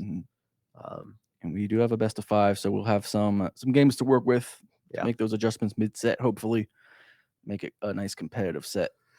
I'm ready to have my heart broken watching Cloud get gimped again and again and again. Well, then he just like kills you with like a bear that you can't avoid, and everything's okay. He will kill you with a bear that isn't even touching you. It somehow hits. Yeah. Because that hitbox is so messed up. Okay. Smub on the classic red. The hot Cheeto Ridley. And Enhanced locking it in. Oop. On the Advent Children alt. There's like a wrist bump, not really a fist bump. Yeah, that's just. Sometimes you gotta. Sometimes you're just too close, honestly, to do the full fist bump. Just make your elbows touch. Good enough. Here we go. Game 1 between Enhanced and Smub. Uppy right away, just catching the tip of Ridley's wing, basically. Cloud has a lot of confirms. Uh-oh, that's an air dodge. Oh, that's it. That's what I was talking about. Breaks my heart every time. Yeah, that is kind of it, huh? Cloud's recovery is so fragile. He actually does have kind of a flexible recovery. You've got limit. You can same spot. Okay. You can stall with side B. You can make decisions on when you want to up B. But at the end of the day, if someone hits you twice, then that's generally a huge call out. Oh, there we go. Oh, that's not worth it though. Oh my god. All right. Didn't have a jump after that. They're going up the heartstrings right off the gate. Yeah, it's less than a minute in. This actually might just be it. Yeah. Jump in, air dodge spent. Coming down on top of Ridley is not safe. No. Okay, and the other thing about Ridley, the rule about Ridley, once you're above like 100%, everything Ridley does will try to kill you. Oh yeah. Like everything, jab, all of his tilts, all of his air, like it will end up with you going very far away from you. So, Oh my god. yeah, Enhanced is in a Air very rough dodging, spot spot right now. dodging. Oh, but there's that back air. There it is again. Okay. Nice up B right into his face. Yeah, that was smart. That was smart. Uh-oh. And that. Okay. Doesn't have all anywhere to right. go, but right into the F tilt. Smub said, I knew you were going to do the limit up B, and I was ready. Past game, minute 20 seconds. That was insane. I Yeah, mean, they're keeping it quick. yeah, they're scrapping off stage, which will work in Ridley's favor for sure. This game of Super Smash Bros. Ultimate has so much variance and pacing. Like, you can have some matchups that will literally take you to time. Oh, yeah. They're just Like, that slow and Almost campy. always the time with some. And then you matchups, can have yeah. a player-character combination like what we just saw here. And someone gets eviscerated in a minute 20 seconds. Yeah. And these two players could like choose to slow down if they want, but of course, why would you want to do that? I'm playing Ridley and Cloud, you know. I want to hit buttons. I want to hit big moves. Well, I do also think, you know, one of the hallmarks of a good player, if you're not playing a character that requires a lot of patience, is to just do things quickly and efficiently. Like, you don't need 4 minutes to end the game if you can do it in 80 seconds. Yeah. If you're smub. So, like, just don't do anything extra. Just boom, boom, boom, get the kill. So Good far, to go. Enhanced. Oh my god, kill sparks on that. Oh, And the nair. The soft touch nair. But And the limit just for good measure. Enhanced with an early lead. Yeah. What you want to see here. Yeah, and especially on a stage like Stall Battlefield, Cloud can kind of hold center stage when he has the lead and just knock on damage as people approach him. Don't have the right idea there, but if you're missing a tech on a plat, you know what's coming. That's the other thing is Ridley's up smash covers the entire platform. Oh yeah. You get someone locked into a roll situation on the top platform. It's just a matter of timing. And Swamp definitely has that down. Yeah, 100%. A little bit scared of the limit here. If you're Smub, it could just die to a strong hit, but that's going to get a bear. That's the thing about limit cross slash is very committal. Unlike normal cross slash, you just can't stop it in the middle. Air dodge with the blade beam, nice. Yeah, Smub being very delicate with how he comes back on the stage, knowing any of Cloud's aerials can give him serious problems here. So found his way back. Okay. And if you're Smub here, you just know one good edge guard is all you need. Just set yourself up for that situation best you can. And Smub's been just getting parries left and right this game. Yeah. Which I think is one of the key things to dealing with Clouds. You need those extra frames that parries give you, just so you can have some frames to close the distance between you and Cloud's massive sword. Down throw. Oh my god, just rips it up. That was wild. That was a great call for Enhanced. Yeah. Fair barely not hitting. Oh, might have that up smash, I'm sure. He's looking For for it. it. Tilt on the missed tech. Gets the grab. Jump in, the air dodge gone. This could be a repeat. Yes. Yeah. F tilt and catch. That is a very dead Cloud. At the end of the day, even if you have limit, unless you're overshooting the ledge drastically, Smub knows where you're going, what you're going for, right? And if you can just have an F tilt out right then and there. Uh-oh. Thrown off stage here and got the air dodge read again. F smash that time. The jump is gone too. Okay, no 2-frame. Enhance gets another chance here. Yeah, Enhance. Oh! Enhance making really good use of the initial hitbox of up. Yeah. It's fighting range with range there. I was almost feeling the finishing touch there because I know Enhance likes to rip that. Careful here, Smub. Rising Bear, that's not going to kill, but Excellent DI. that could just be the stock Stalls. anyway. Okay. He stalls with the side B. Nice spot dodge. No one Smub wants to capture looking- shielding. And now they traded stage positions. All right, anybody's game now, pretty much. Enhance just needs a couple moves to get started, and then, Maybe just one big call out with all that rage. yeah. Smub playing very carefully right now. Oh my god, the bear. I saw it coming. So looking for something out of the ledge trap. Oh my god, nice Limit grab. is live. Grab should do it. Yes, okay. Up throw. Smub taking will a do it. sigh of relief there. It was a bit closer than you wanted, I'm sure. Yeah.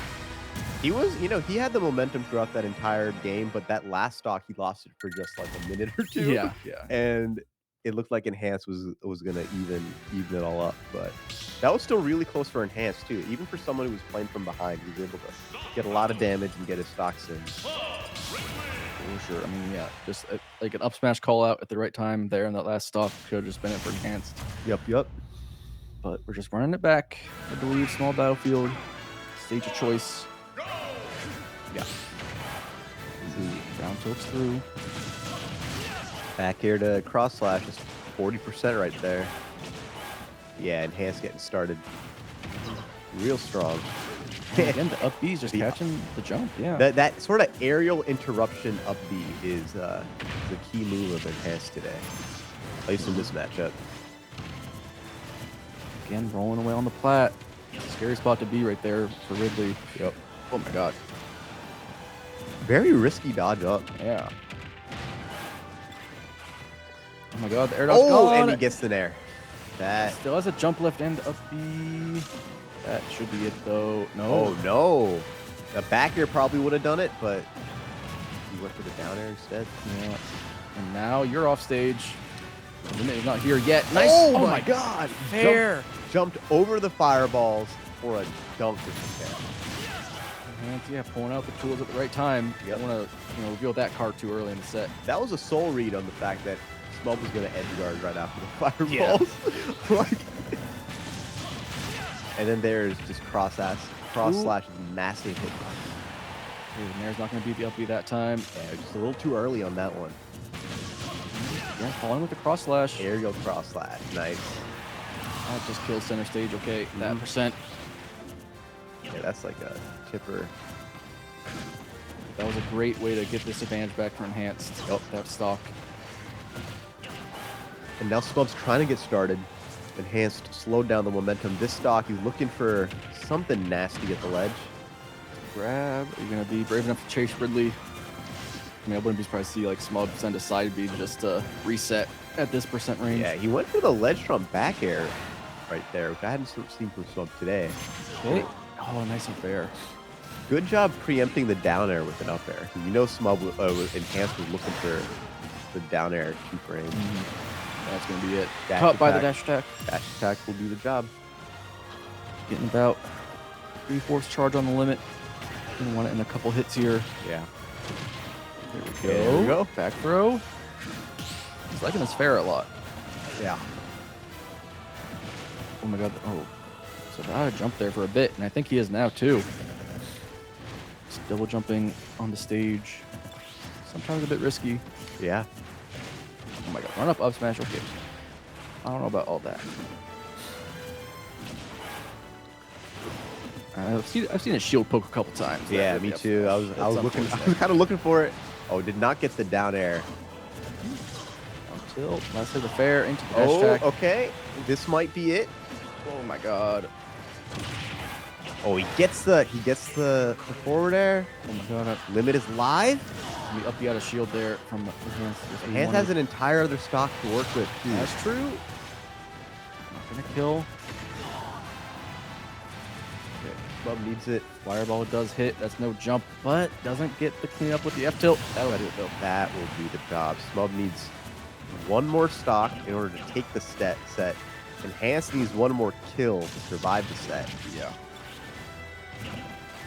52 on Ridley. Really going for these back airs.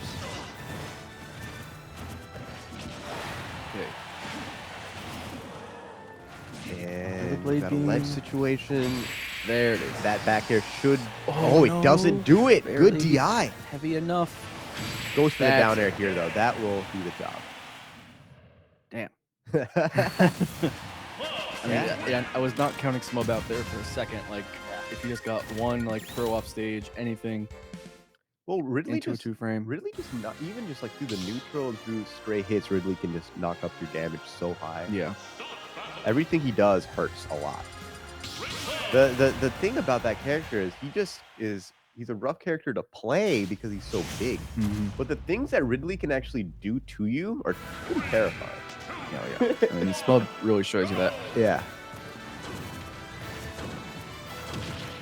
And there we go. Forward air at low percent leads into pretty much anything in the Cloud Stage.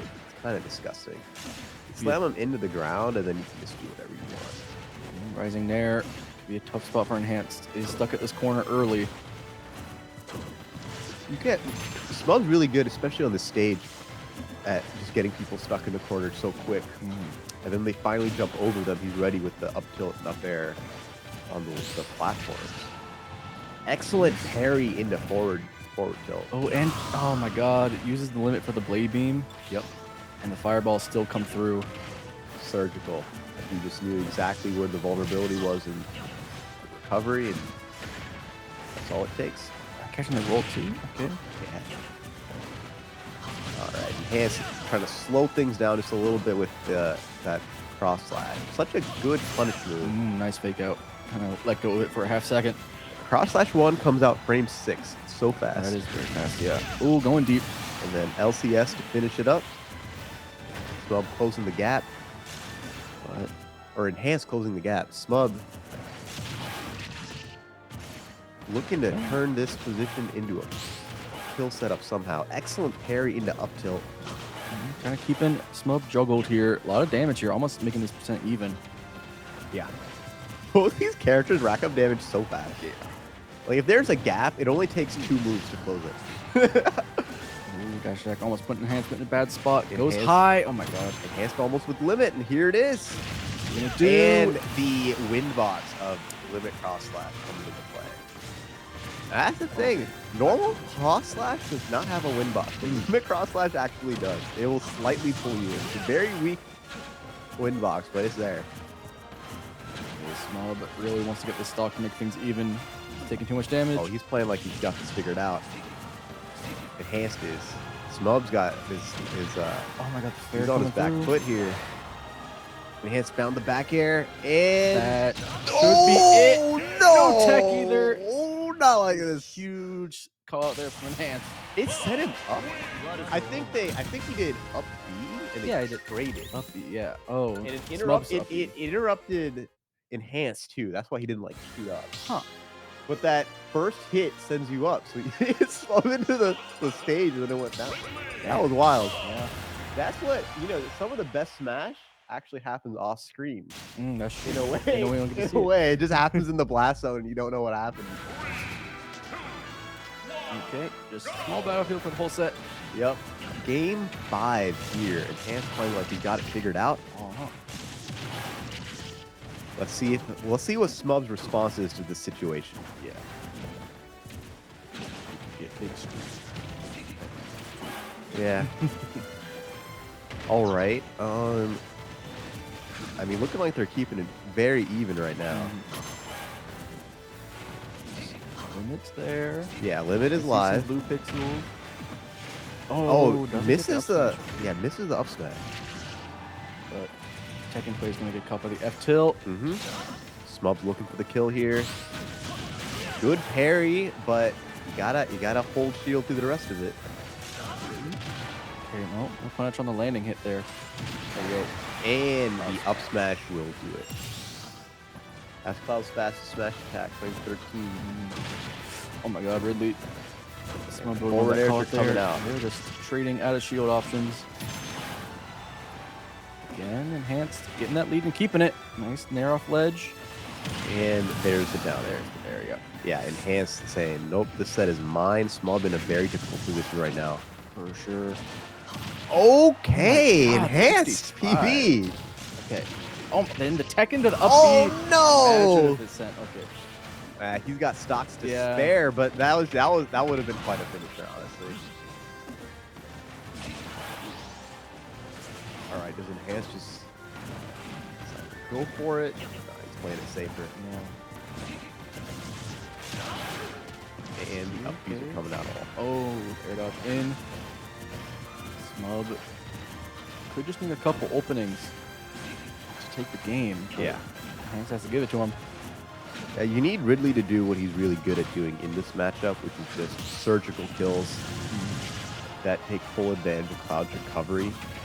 The nice thing about small battlefield is that it's easy to get people off stage here just because it's such a small battlefield. Like, you can just get people off stage. It's looking like it's it here. The Nair again. Oh, and that's the it. Blade Beam.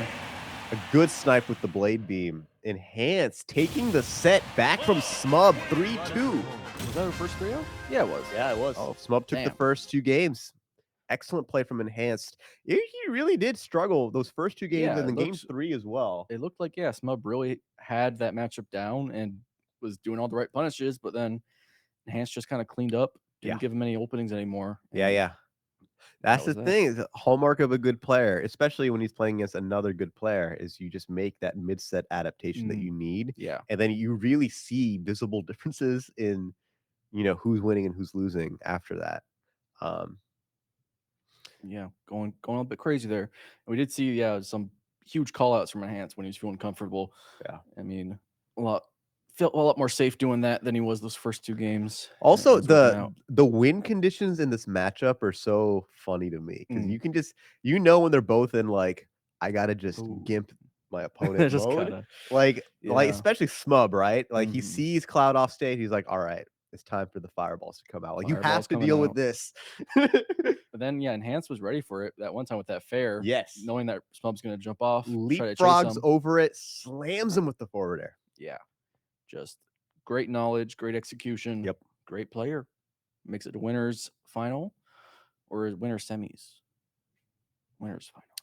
No, that'll be winners finals. Yes. Yeah, winners finals. For that was winners Enhanced, semis. Yeah. Right. Um, And we'll be going to the loser side of bracket now. Yeah, we'll see No Tag versus Toa. No Tag, Tag, I Toa. believe, is from Richmond, right? He's like a Sova person. He's like, more like Virginia Beach, Sova. Yeah. Yeah. I've seen No Tag around though, always with the Mario hat. Oh, Plays yeah. Mario. Fantastic player, one of the best players in Virginia for sure. And was in South Carolina for a bit for Mhm. school, but I think is back now to Yep. stay. So Y'all Good will to see him have on stream. Cool thing about No Tag, he's got the Fire Mario cap today. oh, that's right. Yeah. But No Tag always wears a Mario hat. always Sometimes I remember at some of the other locals I've seen No Tag at, he once had I think it was like right after Mario Odyssey came out. He had like the Cappy. the Cappy. Maybe it's Cappy still. Yeah. It's just not showing. Yeah, showing his you, face. you don't see the eyes. Yeah, Yeah. true. Good point. He's been captured by Mario. But yeah, No Tag. Thanks for coming out. Thanks for making the drive here, District E, here in DC. And you at home, come check out District E, whether it's here on stream or come here in person, Yeah. part of DC in Gallery Place Chinatown, and come check out District Bites, which is the restaurant that is connected to the venue. Very nice. I had my dinner here many a times. Come check us out. And then it's free entry, which is, huge event. It does have a $1,000 prize pool every month. Yeah, and you just show up and play. And for more information, just check us out at districtedc.com. But back to You have Smash. a set. Both Yeah. of these characters looking for those aerials to get some big combo chains started. Yeah, Nice. Toa with the Korin. Toa, another household name here for MBVA, plays Korin and Aegis and comes back. Palutena. No Yeah, Tag No is Tag. really fishing for these up air fairs. Yeah, No Tag just saying, I'm gonna send you up, whether you like it or not. Oh my God. Toa though seems fully prepared. Take the fireball, but into the down air. Yeah. All right. That dare's not quite enough to do it. Let's see how Toa makes it back. Goes through into the grab though. Back throw shouldn't kill quite yet. Not just yet. One more will definitely do it. Oh, we're gonna see And it. there- Same situation. There it is. No Tag. First stock of set. Now just dashing back and forth. Yeah, Find the next Toa- opening. Toa's really looking to get started. No Tag's so good at going in and out, having that shield up at the right moment. Back to ledge with you. Get Yeah, outta here. back to ledge. We're just going to repeat the situation until you learn. Jump air dodge right in Korin's face, but not gonna get Oh, punished. In fact, no. finds an opening with the up air into the fair, the no tag or the Mario special, Yep. I should say. Getting dunked on by Mario is not real good. No. Yeah, Toa's looking to get this Hyper Mario under control. And then the flood, but jumps over it. And the flood is always a bit annoying for the sword characters. They want to just jump Yeah. And then you just get pushed away further than you expect sometimes. Yeah, Those absolutely. wind boxes can be janky. That, Definitely got to watch out down for it, smash. especially at ledge. No Tag was going for the cape That was reversal. I didn't. The tech there from No Tag is crazy. Yeah. I don't know which hit. Oh, okay, the bit too far though. Yeah. Just a little bit. Toa is still in quite an uphill position and You can't going just let him downhill get now. that for free. Yeah. Ugh. Just one up air at the side of the stage, and No Tag sees it like a shark seeing blood in the water. I think I'll get a kill actually. Yeah, when you get hit by that shallow up there near ledge, you kind of know what's coming next. Yeah. The cape plays forward. You find yourself at the bottom blast zone. Blast zone. We'll see. I mean, Toa could change the characters. I think the corn is definitely the comfort pick. Yeah. That's all reliable for Toa Yeah. at this point. Though, I mean, Toa's got an Aegis and a Palutena in the queue as well. That's true. I mean, No Tag's got a Samus. Yeah, that's true as well. Yeah. Back to Skull Battlefield, this seems to be home for today. Yeah. No Tag trying to get started. Toa just having a tough time hitting anything but shield, you know? No Tag's really good at just getting those defenses up the second he sees an attack from Toa. See a Nair Bear, but if you're Toa, you really want some longer strings than that. Yeah, 100%. And you want your sort of keep out, like swordy keep out game to work. You know, you want it to at least be adding up and a lot of damage. But No Tag is just so evasive. Down throw Bear, not gonna land. Nice up air from Toa. Keep Mario away. Back airs through the pin. All right. Coming down with the Nair, but the corn up B stronger than that. Ooh, air dodge. Down air is not going to be enough to do it. Look at that defensive up air from Toa that time. That pin! Good pin from Toa. How's that? Backer didn't hit. And then a pin Yeah, into the untechnical stick. for sure. Jack wants to take the stock. Tell that much. Up smash will do it. He's got a big head. Yeah. That grows 2 sizes. And it starts from behind, so if you like cross up on the jump against Mario, you can get hit by it. No Tag. I was saying before when he was playing against Pelka, is just like, if he gets a hit, he's getting like 5. He's not going to let any stray Nair up air go to waste. Yeah. Absolutely. Ooh, there we go. And there it oh is. my God, and the spike too. Yep. Ooh. Yeah, Toa really feeling it. Toa really, it was just took a big stretch after that. He's like, yeah, I get it. It is one of the more reliable confirms in this game. Yeah. It's just up air, down there. It just like feels bad to get hit by. It feels really bad to get hit by You it. can see it coming from a mile away. That first up air, like you said. I know what's going to happen. Just do it already. Tackles above the fireball. And the deep back air. Just going to catch the Mario there. Now it's pretty even. So far, No Tag, as we're seeing, is getting quite a bit more mileage off of every opening. He really went for it there. Almost taking it. Toa not able to really get started. There's the down air, was able to make it work. No Tag regaining control of the situation though. Oh my God, up E, not gonna kill. Nah, if this was normal Battlefield though, we would have been dead. But and there's Drop down Bear, but there's no jump. That is bad. excellent DI, but not enough from Toa. Going to game 3, probably running it back, but I wonder if we're gonna see a different character pick. Could be. Because the corn is not working here. It's like working enough, but yeah, not enough to take the game. Wii Fit. Yeah, that was another character I was going to mention. Toa's been kind of picking up. Yeah. With Oolong gone, someone's got to fill the niche in the ecosystem. Yeah, absolutely. One of the mid-tier gods is gone, so you need another person to fill in that specific character. Yeah, we got our Ridley, we just need our Wii Fit and our It ain't MDVA without stuff like that. A bit more comfortable off stage here with the soccer balls coming through. Yeah, let's see if the character switch actually matters though. Because Wii Fit can be a challenging character. to play against. Yeah, it's but very specific knowledge you have to have. Dropping down at the bear. And the cape just to send you somehow away. just completely works there, I guess. Yeah. That's the first deep breathing we're seeing, which is off the Angel platform. Not really ideal for Toa. Oh my god, the flood too. Yeah.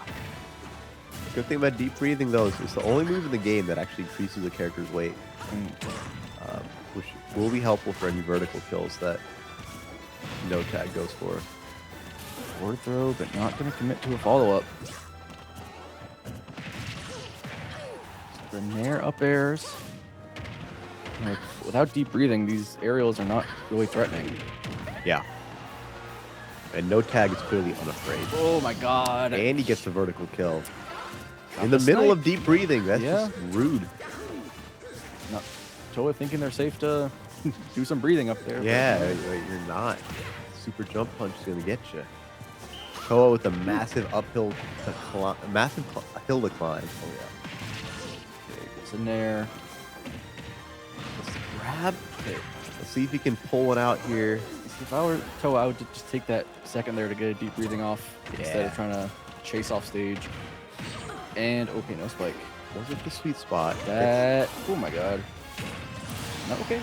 Finally gets the back air at ledge. Finding their own backer at ledge that time, but no tag. Yeah, no tag taking a moment up there. Run that deep breathing out of its timer. Yeah. Up throw. Ooh, nice little weight there. Oh no. And the cape came out again. One of that down air. Oh no! Reflects He it. was so ready for no, it. He really was. That I was wasn't ready. Wow. I wasn't ready I didn't know for he had it. it charged. Oh man. I mean, no tag really showing up there. 3-0 over 3-0 Toa. for sure. And yeah, that was rough for Toa. Yeah. Toa's one of my homies. Good luck to you. That was very, very rough. But Toa out at 7th place. You got Zexy Delaboyd again? Oh boy. Yeah, we had that earlier today too. Yeah. Link versus Toon Link. Yeah, Young Link, Toon Link, yeah. Or yeah, Young Link versus Toon Link, Mhm. I should say. That means Delaboyd did beat Izuki there off stream. Okay. So Zuki, Steve Main for Yes. 7th. 5th. Yeah. Yeah. Or no, 7th. Should be. Was that loser set? Yeah, that was yeah, 7th place. Yeah. I just got mixed up. So we'll be seeing the other side of losers quarters coming up. Yes. And then the other side of that will be Smub and No Tag. Yeah. Yeah. It's gonna be wild. Yeah.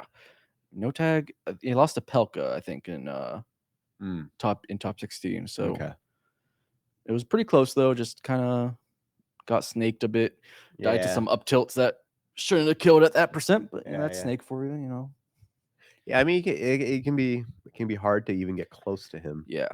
So, but yeah, but yeah, good luck to No Tag for the rest of his run.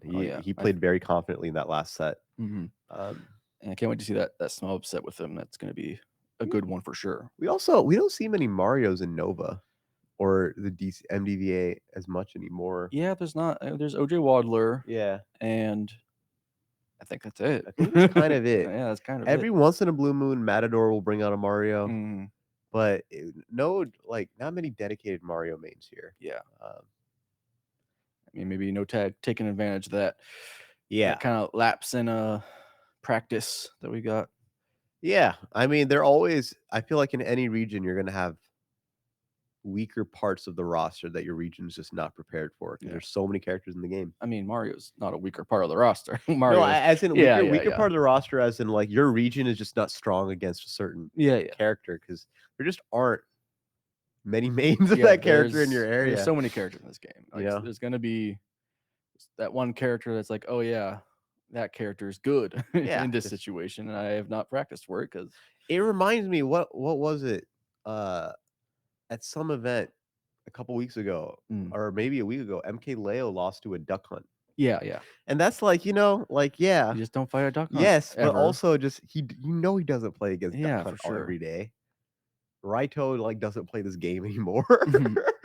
Like it's like who else is like How are you Yeah. supposed to prepare If for you're that not at playing, all? if you're not playing online, then you're not Yeah, playing duck. exactly. That's where Unless they you live. know a dedicated duck hunt person who's like at your skill level who can like make Yeah. you learn and improve. Like, come on. No one's pinging the Ryuga cord for duck hunt. Yeah, matchup. exactly. yeah, exactly. But here we go, the run back Run back of the Lynx. of the Lynx. Toon Link and Young Link doing the Spider-Man meme here, Pokemon Stadium. Yeah. See who is the I don't know. Who's a real boy, I guess. Yeah. Why do you have such big eyes? Yeah.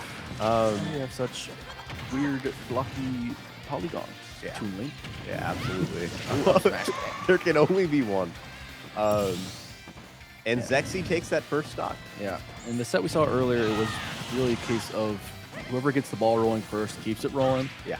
And so far it looks like Zexy has got that, but Delaboy swinging back. Yep. Oh, Yeah. And they're both, I mean, it's going to be interesting because you're going to see two characters that have the same tools that use them in slightly different, I mean, actually sometimes considerably different ways. But at the same time, because their movesets are similar, they have echoes, you know, you have up air as a finisher for both of these characters. You have heavy use of arrows to do combo setups, bombs for space management. Some fairs for finishers too from both of them. Yep. Yeah, Down absolutely. airing onto the bomb. And just keeps down airing. A little bit of after a huge lead for Zexy. Oh my god. 145 on that second stock to Delaboy already. Ooh, get the back hit of the up air. That will take it. Toon Link does. I mean, Toon Link's sword moves are just a little less committal than Young Link. Young Link has a lot of multi-hits. Yeah. You got the forward air, you have the up smash. Like, they all... But then, isn't Toon Link's up B on the ground is not a multi-hit? Yes. Or it is, but then Young Link's is. Young Link's is not. Yeah, Young Link's will just... Or Or actually... I think. I don't know. Adult Link's is not. Adult Okay, Link's Adult just Link's. hits you away. Yeah. Gonna put you in the blender. Yeah. I don't know. We need 3 Links. Everyone didn't need to be here, man. I know. They should have drawn straws or something. Yeah. Nah, I get it. Everyone is here. Everyone's but next here. Next time, for why sure. don't you stay home, please? Yeah. Maybe both of you. Honestly. They haven't had Toon Link games since the 3DS came out. Yeah, true.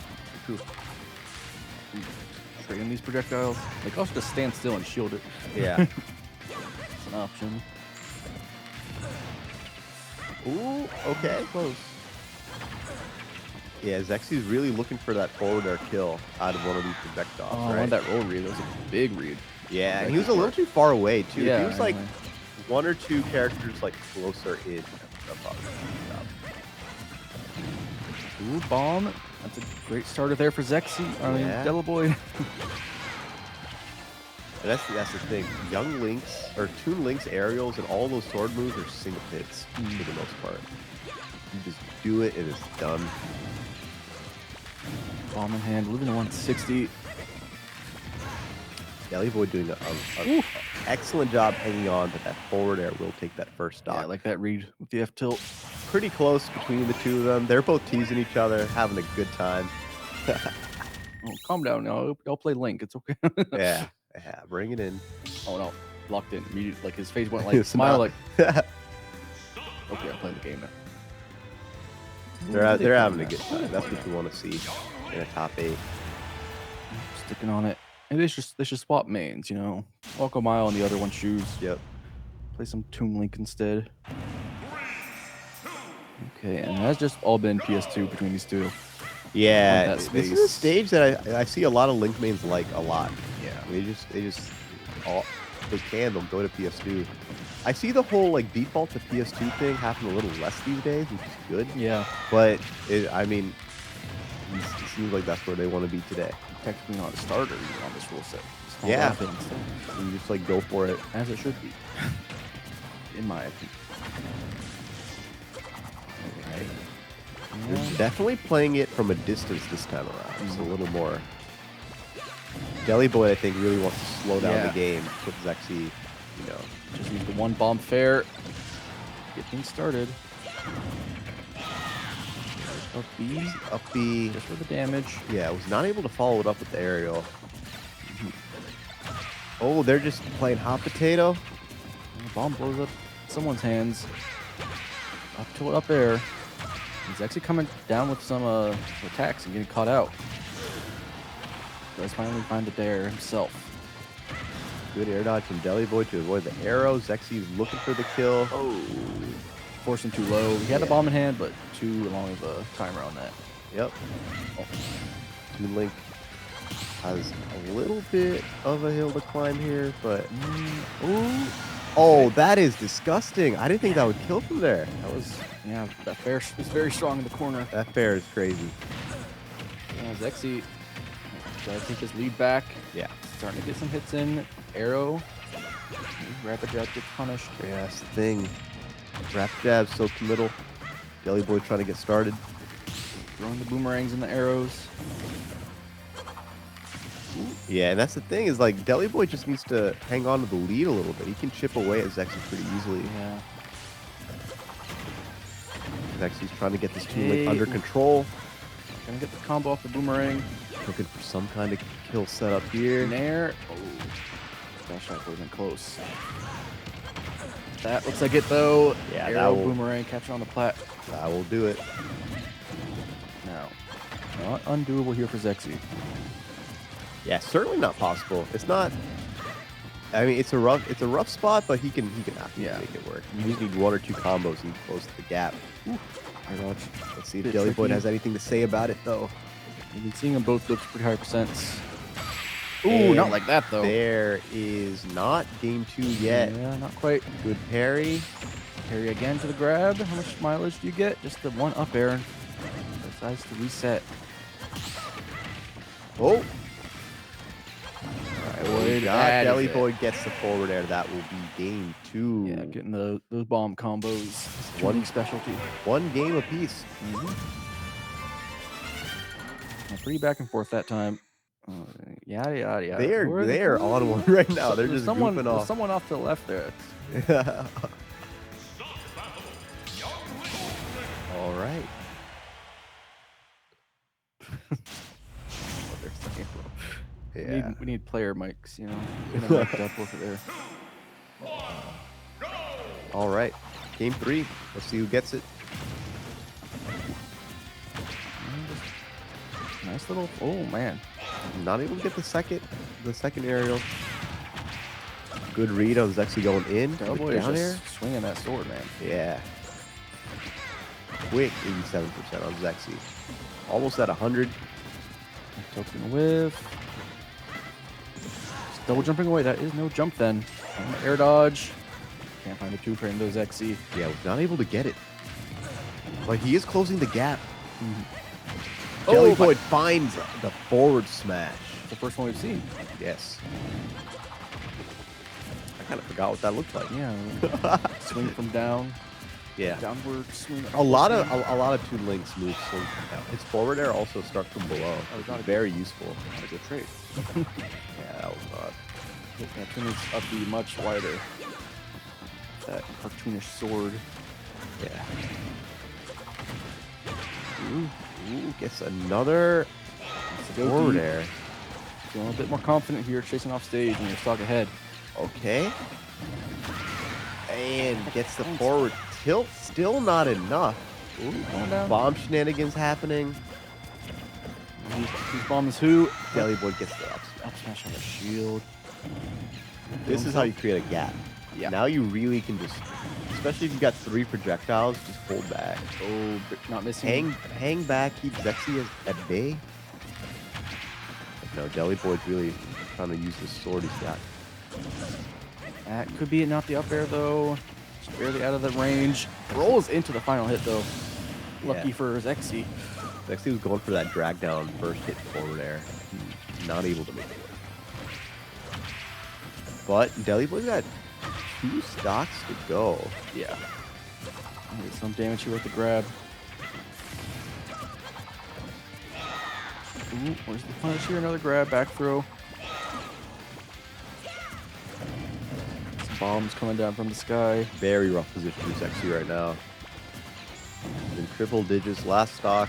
Okay, up smash not gonna hit. Finds his way back to center stage. Let's see what he does with this position. Oh, jumps in, rolls into the bomb. Unfortunately, Gets hit by forward air.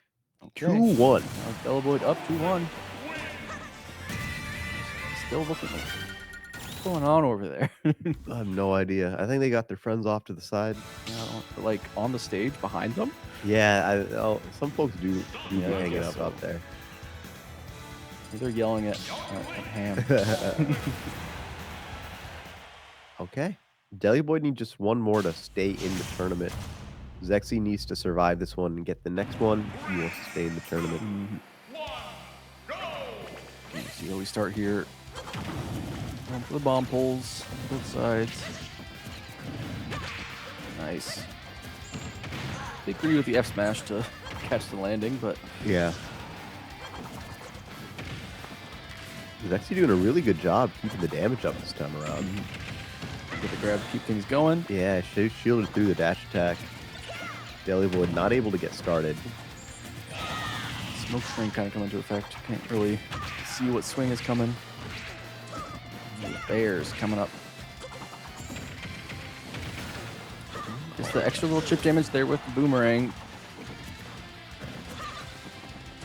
And catching the bomb. Yep. It's able to throw it away though. The Toon Link bomb does have a, I think, much longer fuse on it or something. They keep just crossing up each other's shield and doing like a grab or something. It's so funny. Falling up air and then rising back air out of shield. That Zexy could be it. He does have a did bomb. not find the kill. Or though do it though. That Pretty high percent though. that will do it. Yeah, 95 on Zexy. He's got to slow things down a little bit now. Hold the lead. Damn. He's gonna go in there with the arrow combo.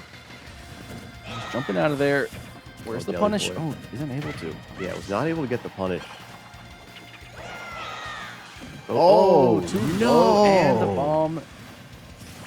Delaboyd. Seen that before actually, where it's an inch too low. Yeah, Kelly wasn't happy about that one.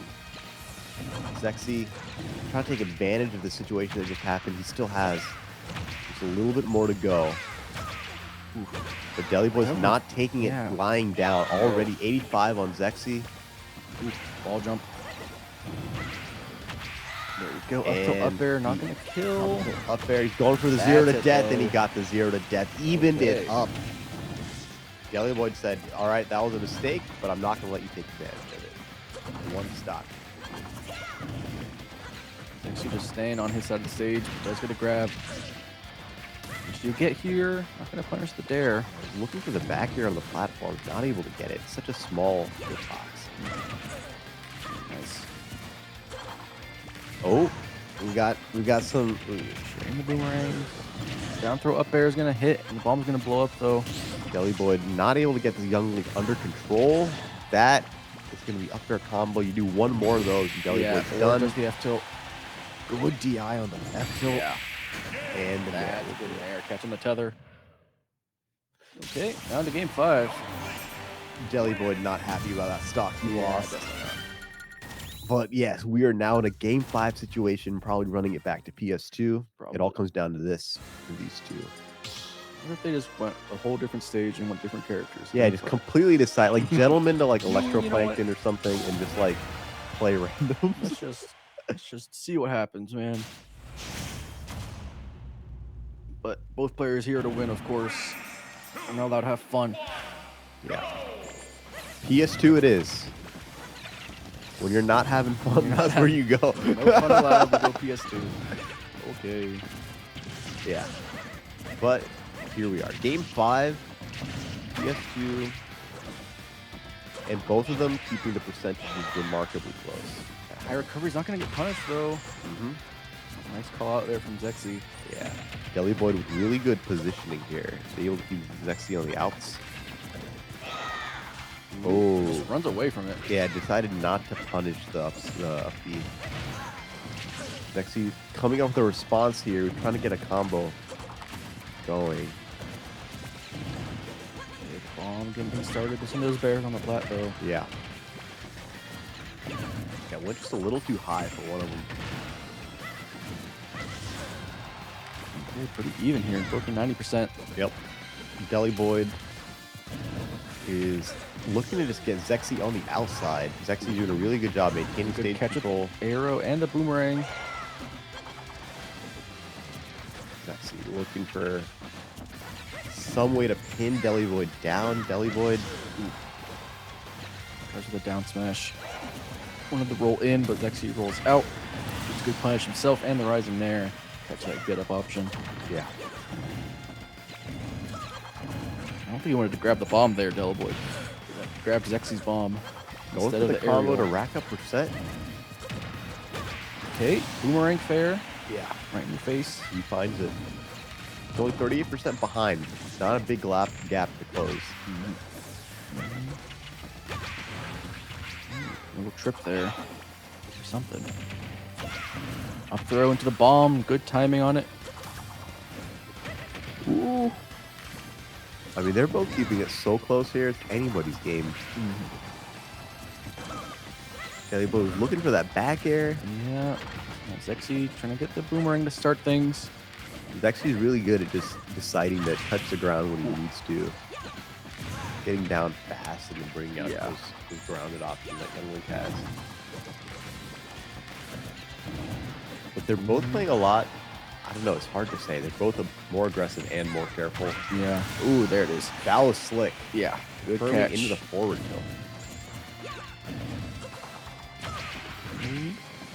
Not gonna get the boomerang off. Too long startup on that, so you punish it. Yeah, That will be Zexy's it, though. getting Gets the started, drag gets down. the down smash. Not gonna kill, but that bomb into the Nair. Setting up to a bad spot. Ah, that get up attack was too slow. Yeah, not gonna result in the KO. Delivoid hanging on for dear life though. Ooh. 160. Not gonna die to Nair on that side of stage.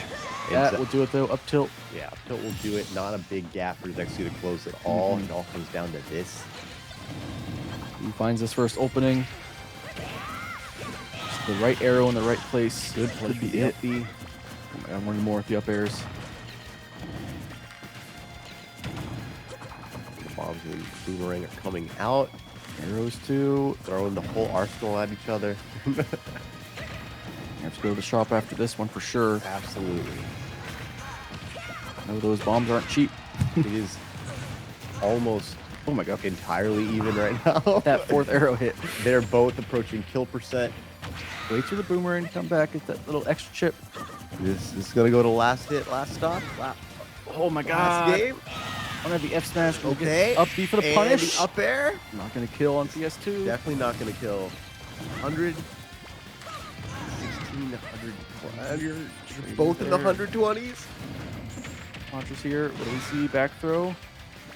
Need something happen off stage here. And the the two tilt. frame. Delivoid popping off. Yeah.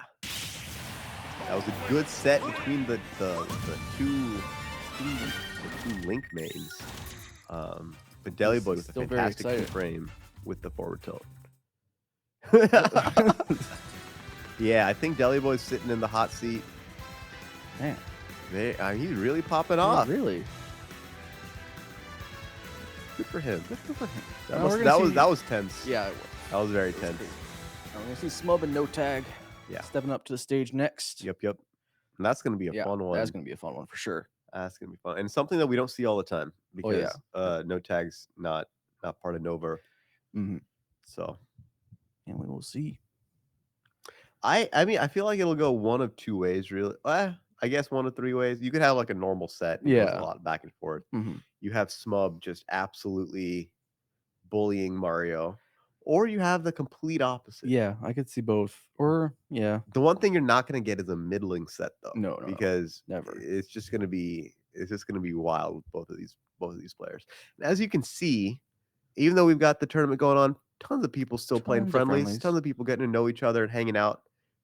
The bar is still open. You Mm-hmm. can go grab a drink, grab dinner, grab something to eat here at District E and District Bites. Oh yeah, District Bites. If you Get want- yourself some food, some drink Yeah. at the bar. Yeah, for more information and for checking out the menu, just scan the QR Mhm. code, learn more about District E and District Bites, and then come on down next time. Oh yeah. Free Enter the entry. tournament, grab some food with us, have a good time.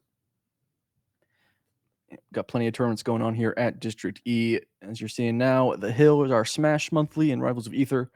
We've also got the Alley coming up next week, and that will be our fighting games, Street Fighter, Tekken, Guilty Gear, all that good stuff. Important to keep in mind, $1,000 prize pool, $1,000 entry. Free entry. You could just show up and play the video game. Yeah. And maybe win some money if you're good like that, you know? Yeah.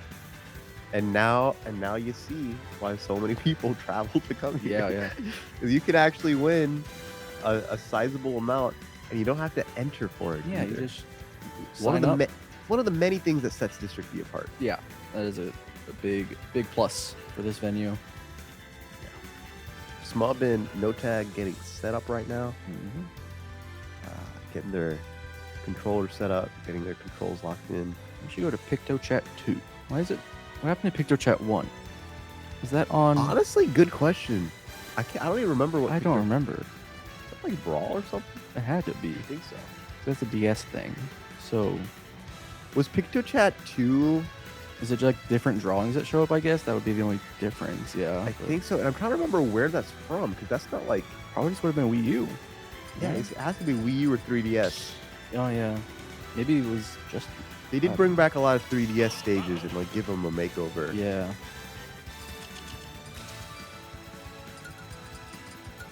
It would actually be really funny if we had a Smash for the DS that did not have PictoChat as a stage. Yeah. Given that PictoChat is a DS feature. But Chat. Yeah, it was a Brawl stage. yeah. I don't know why it needed a second version. Yeah, that's strange. That's the thing for me to look up after the tournament. They were,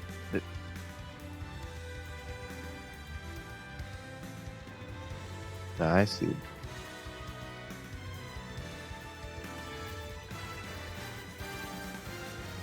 Okay.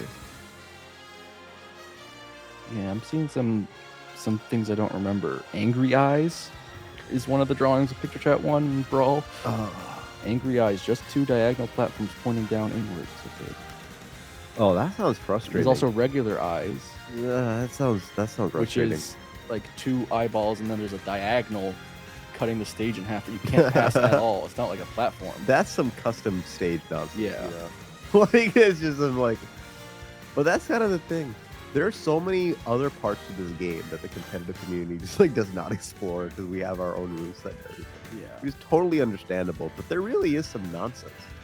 They PictoChat, got like- minecart, like a little half pipe with the minecart swinging back and forth, like Yeah. a carnival ride or something. Oh well. All right, but they are getting locked in. Yes, sir. Mario and Ridley. Mm-hmm. Mario and Ridley And and Small Battlefield. Small Battlefield it is. I mean, both of their previous sets, both of them were going back here, you know? So Yeah. Not surprised at all. Okay. I feel like Ridley can just be combo food for Mario because he's so big. Yeah. I'm seeing it now. Just very edge of those up airs, still hitting. Yeah, this can't be a fun matchup for Ridley. You're gonna see the fair, yes. Yeah, there Of you course we go. are. It's a tale as old as time. Mario just up airs a big target and then it hits you with forward air. Yeah. We've seen it so many times. It's just how you play that character against a character like Ridley. Trading there, nice up smash, just get some extra damage. Yeah, he's. Oh, and the forward air will do it. Okay. And that's how you even a stock up if you're Yeah. smub. For even the game up. Making those using Ridley to his advantage there. Try to push that character's limits. Oh, a nice weight on the air dodge. Could have been scary for Smub. Yeah. Yeah, Smub is looking for a way to turn this into an advantage situation. Yeah. Right now, No Tag has just been kind of been controlling the pace of the set. Okay, nice dash jack through. He's got No Tag back off stage. Not going to find a two frame. That was a greedy F smash from No Tag. Yeah. Not enough range to beat out that F tilt though from Smub. Oh, and the downer's not going to do it. Yeah, going down with the down air, but No Tag ready for it with an up smash. Yeah. Smub is mad. He's down smash. Yeah, Smub's decided I'm not going to let you get away with that. Was it first hit in air? Yeah, that was first hit in Nair. It clashed, but it did the job. or traded it and did the job. Yeah. Oh, could be scary. And that should be it. Oh no, That's that's not up it. through. And Smub not gonna get the finisher there for the punish. Nope. That's exactly what No Tag is gonna need to get back into set. Just gotta count on Smub dropping something this and then might be leaving it. himself open for. Oh, I got the tech. That was a crazy tech. Can you do it a second time? No spike on that one though. Yeah. Let's see how No Tag responds to it, because I know he was thinking he got that kill. Yeah. And Smub, you really have to make Smub the now. most of this chance that you have at life. Yeah, Smub now keeping No Tag on the outside. Trying to find that kill. No Tag though gets the grab release. Release back to the ledge. Yeah, and that will do it. No, that will no, not no. do it for game one. Through the flood doesn't only get pushed away. Excellent DI from Smub. That should be it. Yes, straight up. Okay. It's so funny that move is still down air. Because Yeah. they made flood down B. That move used to be yeah, down B. Yeah, still the Dr. Mario down B, right? He has Yeah, a different- it's he has still the- Dr. Mario's down He B. has the stomp down. And Dr. Mario has basically his old down air, kind of. He has like a stomp version of it. It used to be a drill and melee. And That's right, yeah. They love their drills. yeah, yeah, they love their drill. Back in the day, Luigi and Mario both had drills. And then they changed that in melee for Luigi. And now they all have these, like, I don't even know. Luigi's like Falco's now, where it's like Yeah. a drill that just has one hit. Very strange Spikes. move. Okay, can you grab off of that. F tilt, not gonna get punished on the tech. Smub got him in the ledge trap situation. Get that air dodge back. I just feel like Smub's not able to get started against No Tag. Yeah. Like you usually see Smub like chain like 6 interactions together and do a kill. That's it, huh? Oh, damn. Meanwhile, No Tag can just do that. Yeah, on small battlefield, you could just have that happen. You don't even need that top platform, really. If you just like are very precise with your jumps and positioning. I'm sure there's a lot less variance against a character like Ridley, who's very big and probably a nice, comfortable weight for Mario to Yeah. get those strings kind of just muscle memory. Also, it's not just the up air you got to watch out for when you're going against Ridley in the air. Like, you really got to watch out for Mario's down air That too. can't be it, bro. Just like that. No. Mario down air in the air is just devastating. Ah. Like, that final hit will get you. Smub is not finding the kill. He's searching for it with these up smashes. That's still not it. Space Pirate Rush was not enough. That'll do it. Yeah. Sweet spot on that F tilt. Zipper F tilt. Such a good move. No Tag is really just able to keep like pushing forward, and Smub cannot respond. It seems that could just be it. Oh, no spike. Got Yeah, the but No SDI Tag. in. I mean, No Tag's playing unbelievably well right now. Yeah. This is looking like a done deal. Huge down tilt. Always surprised about how big that tail reaches. Smub needs an adjustment here. There's the forward tilt, slowly starting to come back. Ooh, that's no jump. That's it for No Tag with the air dodge spent. All right, if Smub comes back from this one, it's absolutely wild. Yeah. Oh my god, No Tag wanted it there with the F smash. But again, Smub really struggling to get things started. Oh, How much very can you much get struggling to get here? things started. Nice nair. But he's winning off. He's got momentum off the strays. Yeah. It's crazy. Up throw. No Tag looking for the punish. Sharking under the plat. All right, this is a scary spot here for No Tag. I mean, for Smub. Blood. Blood forces the low recovery. Yeah, Smub finds way. Sour spot back air. No Tag still not finding it. And No Tag not going for That's the tape or anything, but the back air will do it. No Tag secures that second game. Stops Smub's momentum. Yeah, Smub put up a fight there, making it look doable. It certainly was, but Yeah. No Tag really can't just hold forward, it feels like, and what can Ridley do? But Mario's That's the thing. Is like even though Smub kept it close, and not for a single second did it look like he was able to do what he wanted. To yeah, do. he was not like getting Ridley things happening. He was just getting small neutral wins that don't add up to anything, if that. But a little bit better here. I think, yeah, No Tag didn't have a jump the whole time. Yeah. Smub now is really going to be One hit of the fireball. Gibbs. Oh my god. I mean, just going for the F smash for the sauce there, basically at 20%. Yep. But Percent again, the wise, one looking- fireball, air dodge is out. Oh yeah, these neutral beats are really put in a lot of work. Oh, tries to spot dodge to side B, but a bit early. Smub will take that first stock pretty quick. Pretty unharmed on his first stock, 22%.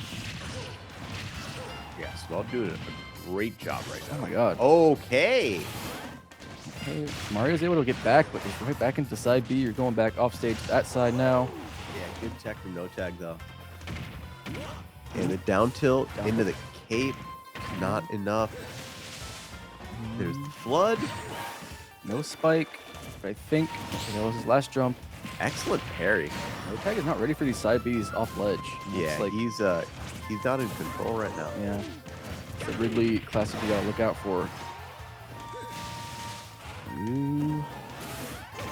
Going off stage, we're not finding anything. That should be it. Up B, yes. Yeah. No Good Tag back.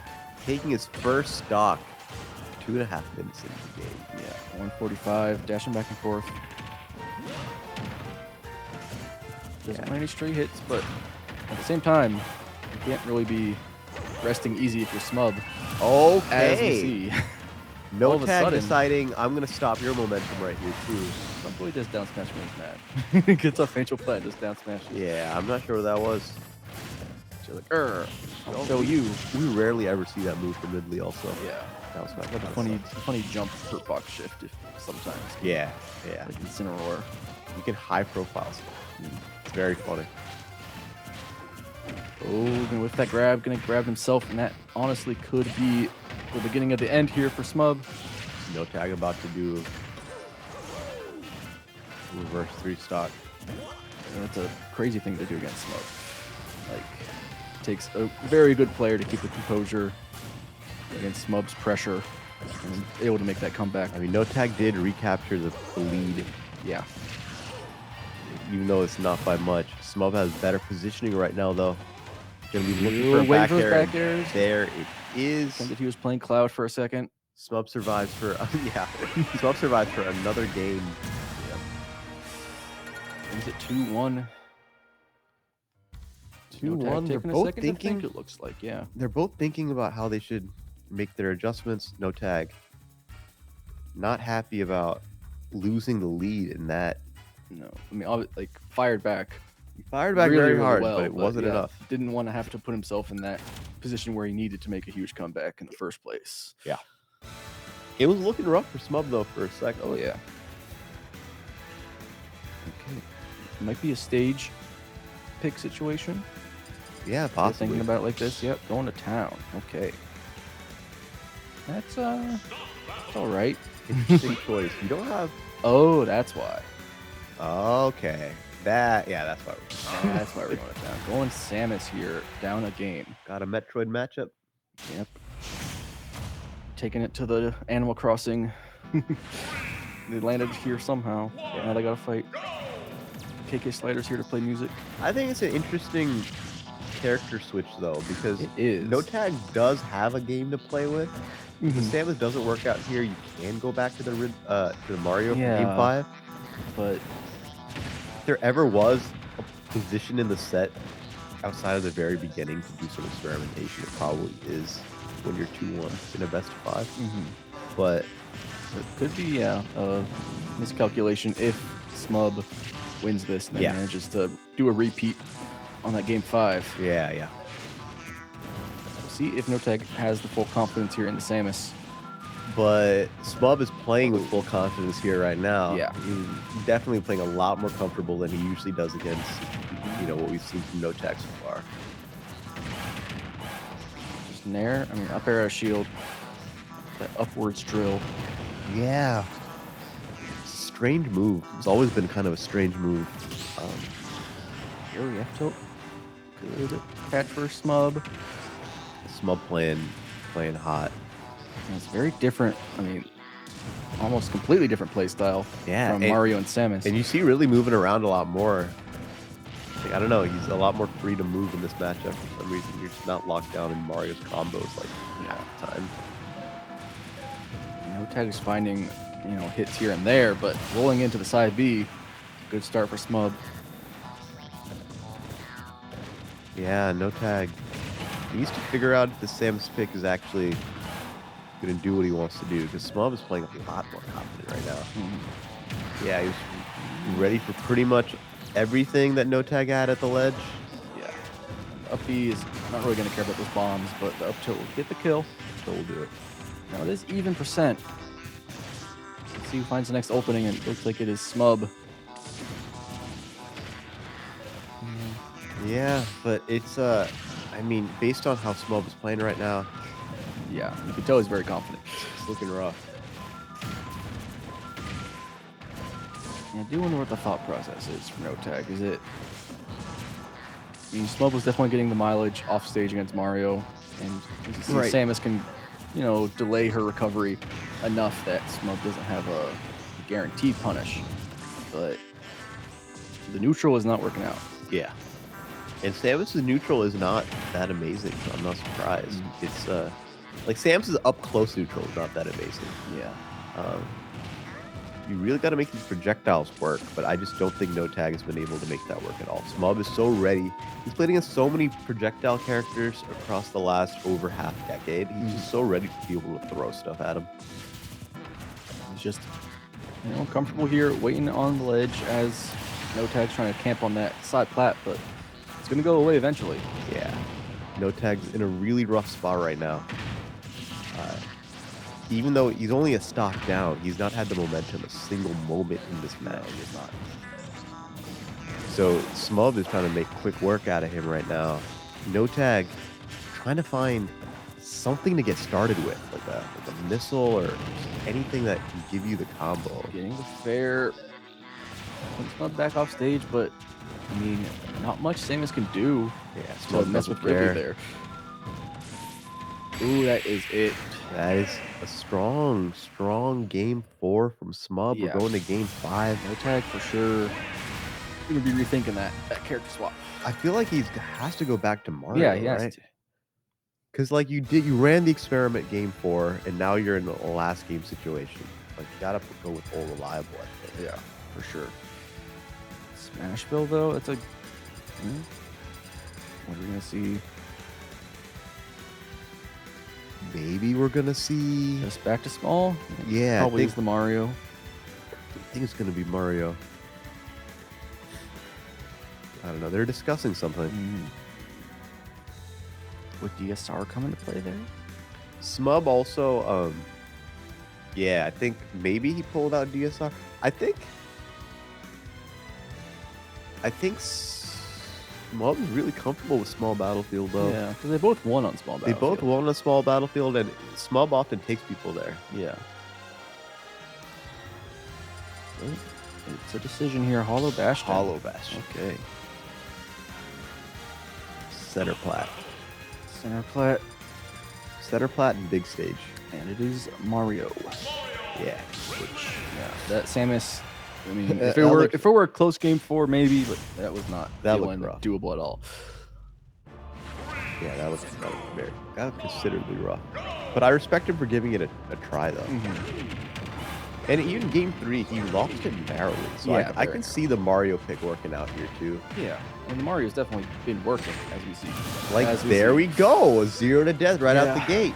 That'll do it. It reminds me of like Proto Bantam MK Leo when he kept switching Yeah, between yeah. Min Min and Lucina. It's like maybe the actual utility of that game 4 was to just throw Smug off. It could be. Just a tiny bit. Cause like look at what's happening. Oh right my god. Yeah, well. now. This is like also okay. Just finding the Mario stuff. Yeah, he's able to really just make it work. With that too, you also like on the risk of giving Smub momentum by losing that game 4. But it looks like that is not the case. That did not. I mean, that was under a minute. Under 3 stock. a minute, 3 stock, no tag. I guess decided I'll be winning the set. No tag. Where was that game 3 and 4? That's a good question. I guess I don't even. There's not much to say about the game. He just kind of got up aired and it fared You know 3 what's times. you know what's really funny about that? That wasn't a stage pick. Like Yeah. he was gonna go somewhere else, and we're gonna have like another like small battlefield struggle, you know. Yeah. But then just he goes went to to Hall of Hollow. Action, and it was like boom, boom, boom. It's not like he's killing off the top or anything. He's just doing the old up air fair. Yeah. And nothing Smug could do. It felt. Maybe it's actually a little easier for him to just like do it because there aren't platforms like Yeah, on the kind of in the side. way on the sides. That could be it. Mario also can use them to good effect too. Yeah. Like sure. for that same combo, but at Uh-huh. the same time, maybe you just don't want them there against Ridley. I don't know. Oh, well, either way, no tag really showing. I really didn't even showing feel like Smug. I like said anything Yeah, that I last know. game. I You was ready to just commentate. Cut to it. There's a stock going away every like 20 seconds, basically. But I'll say this though, that is at the end of the day, when you think of Mario and Ridley as a matchup, that's like that's what you expect. yeah, that's the on paper That's outcome. You would on expect, paper yeah. actually exactly what you expect to happen. I mean, Smub, of course, great at that. Ridley, true specialist. Yeah. Making it close. But Yep. ultimately will fall. And as y'all know, he'll be back. He cleans Oh, up yeah. at District E all the time. Of course. It is fun though when we get someone who is like a little further away and doesn't Mhm. regularly attend and Yeah. challenges some of the household names here. That is always a good time. Anyways, while you are paying attention, Oh, let me tell you a yes. bit about our sponsor. We're sponsored by Coca-Cola. Coca-Cola. They've been a good sponsor to us for quite a while. Come drink some Coke with us. Come hang out with us here at District E. Participate in all of our tournaments. We've got Smash Bros. Smash Your Bros. And Rivals today. On the, I believe the 22nd. In a couple weeks, we've got the Alley with coming up Tekken. on the 20th. Yeah, on the 20th. Thank you. Yes. With Guilty Gear, Tekken, Street Fighter. We also have, I believe, online Rocket League tournaments that happen through District E as well. Beltway Boost. That's the Rocket League tournament. I'm not 100% sure how it's run, but it is definitely held here. It used to be midweek in person here, but I believe we're starting to or will shift over to an online format for Rocket League. But lots going on here at District E. And then Smash Bros in this region during the summer, you're gonna get big heavy hitter tournaments like this. For sure. I mean, attendance record broken here at the Hill. Yeah. Here in summer. We've got some good locals in the area starting to spring up again. There's a bit of a drought in Northern Virginia, but you've got Keep It Strange in Manassas. All the more reason to just come to District E. Oh yeah. All the more reason to come to District E. There's a reason so many people came here. Oh yeah. I don't like why wouldn't you come? I mean, it's free entry. Free entry, and there's a prize pool. So big free entry, big prize pool. Come grab some food with us too. Great venue. It's an amazing venue. Yeah, plenty of setups for friendlies, as you see. Yeah. People still out there playing, having a good time. Starting to break things down now as it gets later, but still half the venue looks like pretty active. Yep. And I saw tons of folks that I haven't seen in a long time here. Yeah. Folks are returning to the region because school is out. Well, we've got Enhanced and Pelka sitting down. This is going to be a big one. This is going to be great.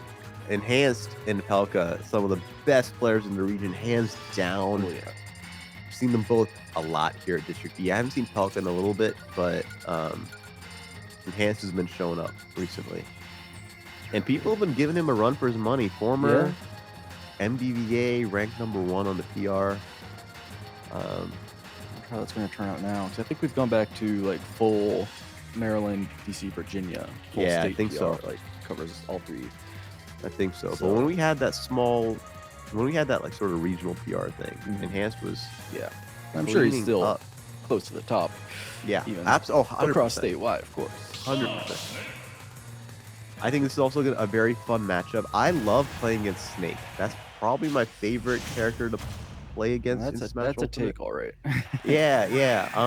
I think Swordy matchups against Snake are really fun. Yeah, I mean, I feel it sometimes playing Ike where it's like, maybe I shouldn't, but I feel like I can kind of just ignore the grenade and hit him with my sword as a trade. Sometimes, if your sword is big enough, you can do that. As someone who plays Sephiroth, there are a lot of times where you just stab grenades because you can do that. You can get them out of the equation. And sometimes the Snake feels a little too safe. at a burst distance, and you got a big sword. And remind him. Exactly, and that's what we're gonna see a little bit here. Cloud Sword is massive. Let's see if Enhanced is able to get in on Pelka at all. Pelka with such a strong defense against Cloud.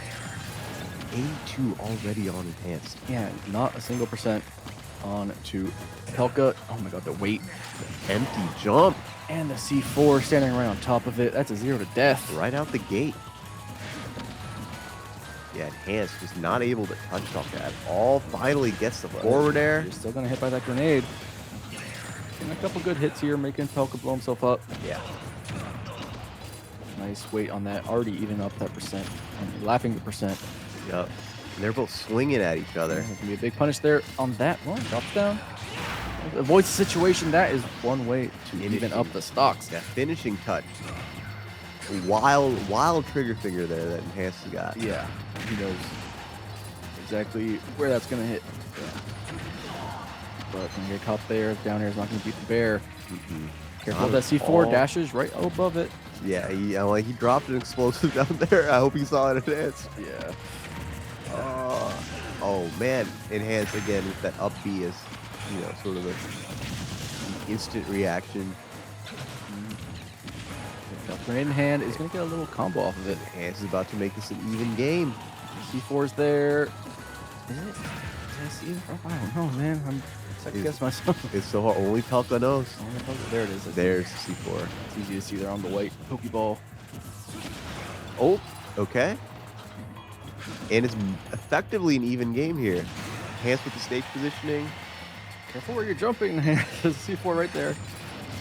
He just wants to bait it out for a, I don't know. Oh, It's a smart risky to throw game. the grenade down. Yeah. It's a really risky game to play chicken with the C4. Yeah.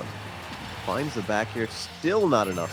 Stake, such a heavy character. Yeah, he's a Back big air is so stale right now, too. Enhanced wanted to, go above, skip the ledge, but land on the flat. Cloud with absolutely 0 kill throws. Man. Both of these characters just at wildly high percents. Up tilt, that is definitely going to do it. Pelka Enhanced will find it. landing unsafely. One time, but there's a bear evening it up. Evens up the game higher. Also, you can't start resting easy against Enhanced. No, absolutely not. Cannot let your defense break. Can't let this boy get in. Gonna get hit by the grenades there with the bear. See if he gets anything with the limit. Oh, went for the down air. Still got the limit on deck. I think it was an up air finishing touch. Yeah. Okay, it's gonna be gone now. Pelka just kind of taking a high recovery to time out that limit. Doesn't want to mess with it. Yeah, absolutely. Just a huge X factor for Cloud that you'd rather avoid any chance of. 100%. And the grenades right there. And the Pelka. Nikita coming through. A lot of explosives on Cloud's head. Pelka again being hard to hit. And trying to find his way through the obstacle course. But Pelka just being tricky with how he's doing these setups and using Snake's movement. Oh, that bear is almost on point. But down air, not going to get the last hit. Pelka has not been able to hit these bears. There we go. The reversal on the up B. That is Up B will Enhanced. do it. Damn. That is a wild way to end the set. I did not see it going that way. Oh. Enhanced. Following it back, pushing through those grenades. Through a 0 to death too. Yeah. I was Enhanced. I'd That feel is- pretty solid. Yeah. That's the enhanced difference, Yeah, 100%. Alright, just on the stage here. Yeah, let's see where they go. Smash Go to Bro. Smash Bro. Okay. Bit less space for Snake to hang out on the side. Yep. And Cloud can abuse platforms like crazy. So it makes sense that you go somewhere where the middle platform is eventually taken away for a little bit. Nice parry immediately.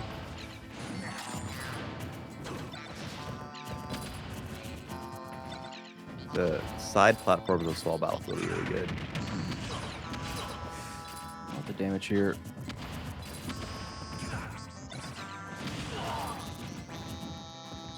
Yeah. I mean, a very solid 77% right out the gate.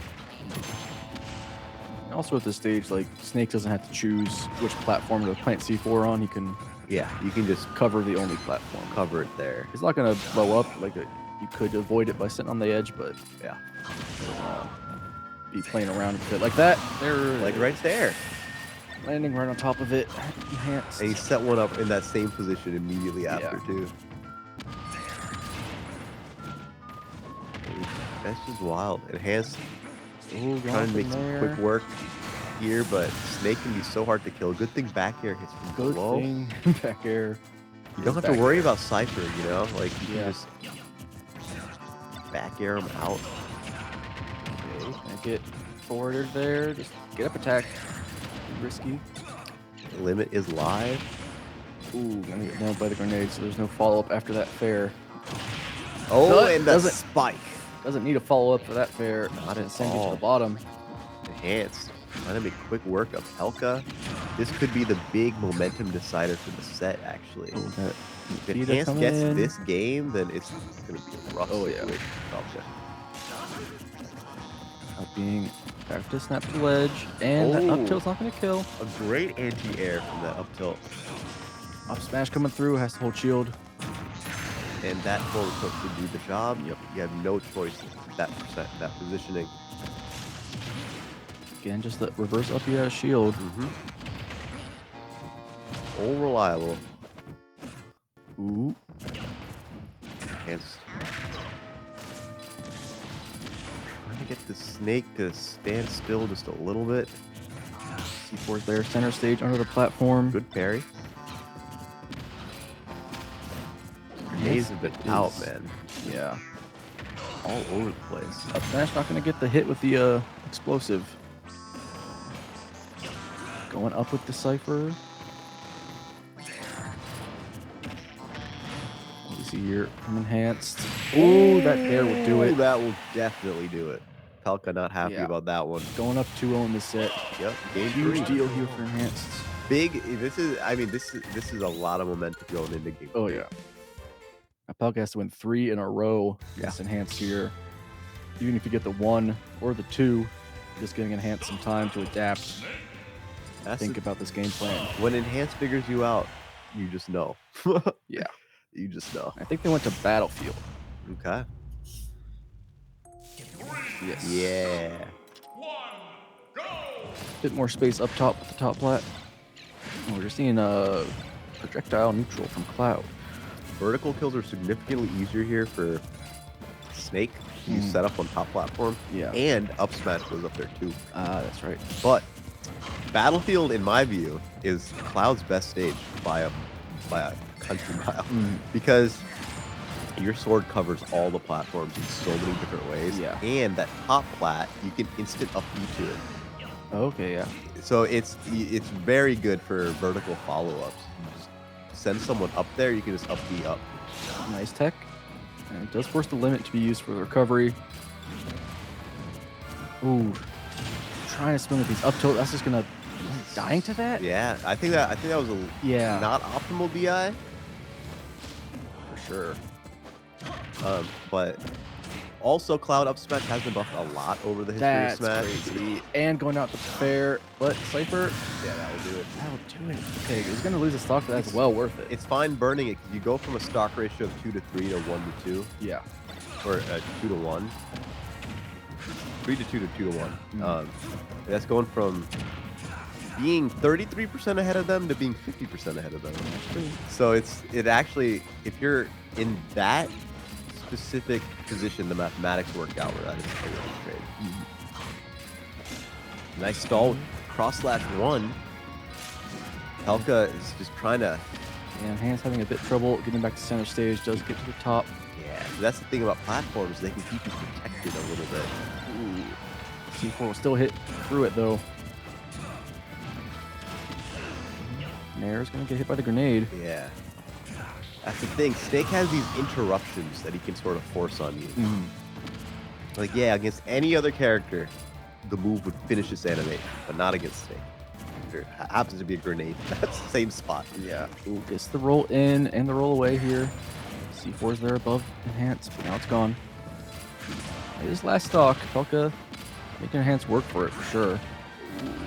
It's a down tilt. Does not get the back air on the wake up. That's such a scary spot. Oh, he charged it, too. Yeah. I wonder if down smash here. It might. Cloud down smash is so funny to me because it always will 100% of the time send you in exactly one direction. That's behind him. If you're in the corner, it's actually a really funny move to use. F smash on the roll read. Turn around S smash. Yeah, Pelko just like, Yeah, I don't even have anything to say to that. You got me with that one, GG's. for sure. Enhance going 3-0 there. Yeah. Punching his ticket to grand finals, winner side. Yes. He is- Very strong position to win the tournament. He only needs one more set He's coming first seed for a reason. into grands from winners. Yeah, he needs one more set to win. That was a wild way to end the set too. Like Yeah, he F-smash. turned around, stopped. Mm. He stopped, turned around, F smash the other way.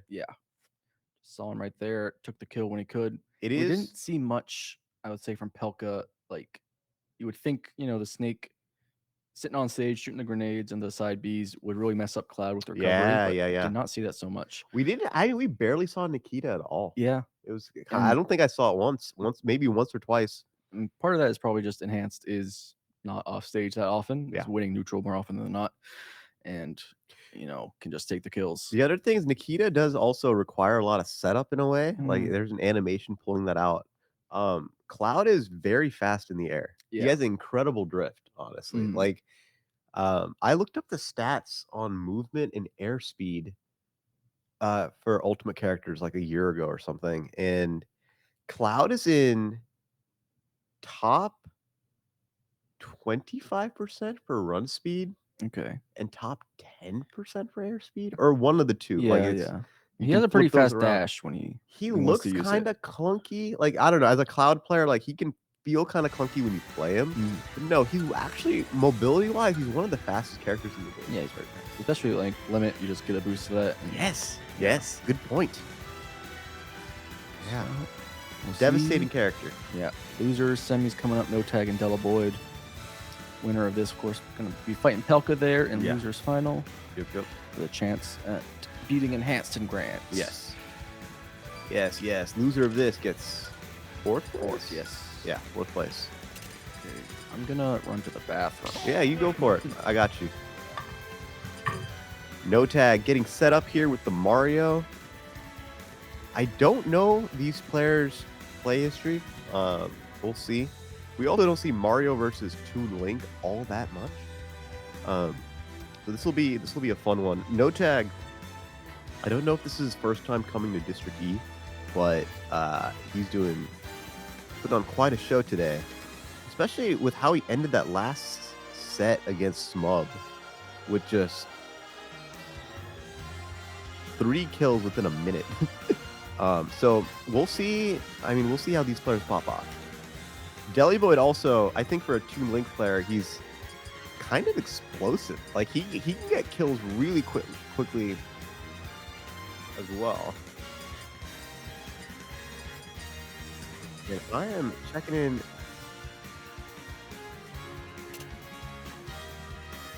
I see. Okay.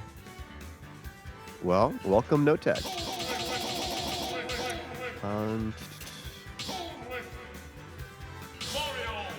But yeah, we're about to get started. Mario versus Toon Link, No Tag versus Deli Boyd.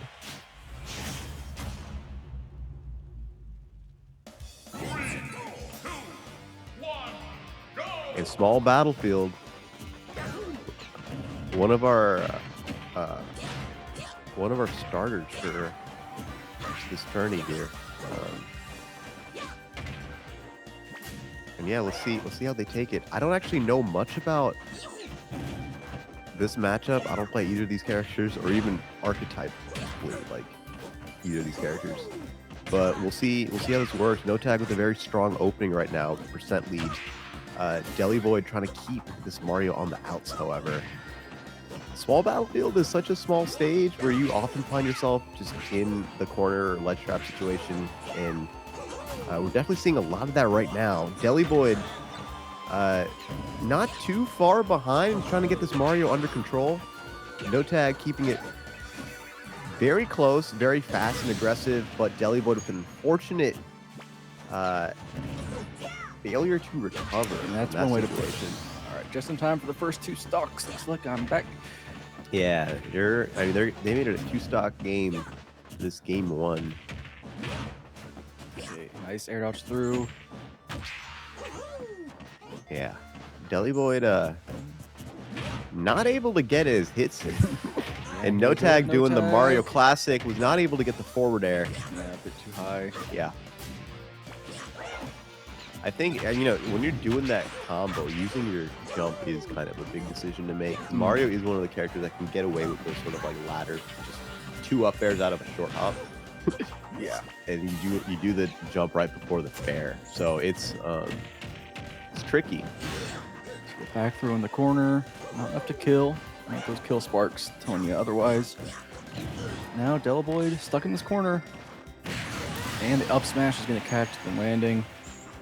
Deliboy down to the last stock here, game 1. Yeah. Not too far behind, though. Can certainly make it back. Certainly could. See, nice up air and the second up air, but not enough to kill. Still not enough to kill. A third one would probably do it. Yeah. Maybe like a bit more rage would have done it on that second one, but barely missing out. Yeah, No Tag playing a bit more delicately right now, knowing he's at kill percent, does not want to get. Going out there with the nair. Nice shield on the get up. This could be That down air did not do the job. second one would if he gets it here. He looks like he's fishing for it. He's a little scared of the bomb interrupting though. Absolutely. That up smash will do the job. Okay. Up smash does the job. No Tag is really just looking to. Oh, he just went for it. He just went straight for it. I mean, Straight up went for it. Gets a 2-frame with the down tilt. Down tilt. Okay. That. Oh, no bear. Not it. Deliboy being so good at being aware of No Tag's follow-ups. Not like that. Not like that. Just lands right into the F smash. All right, controlling that middle distance. No Tag. Yeah. Let's see where they go. I'm sure small battlefield is Yeah. perfectly fine for both of them. Yeah, this is where we've been hanging out today. Yep. There we go. Small battlefield.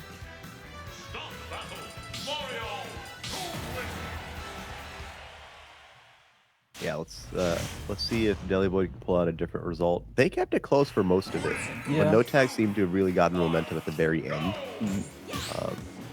Good parry right out the gate. They're getting the grab chain started. No Tag with these dash backs. Seen that from him a lot.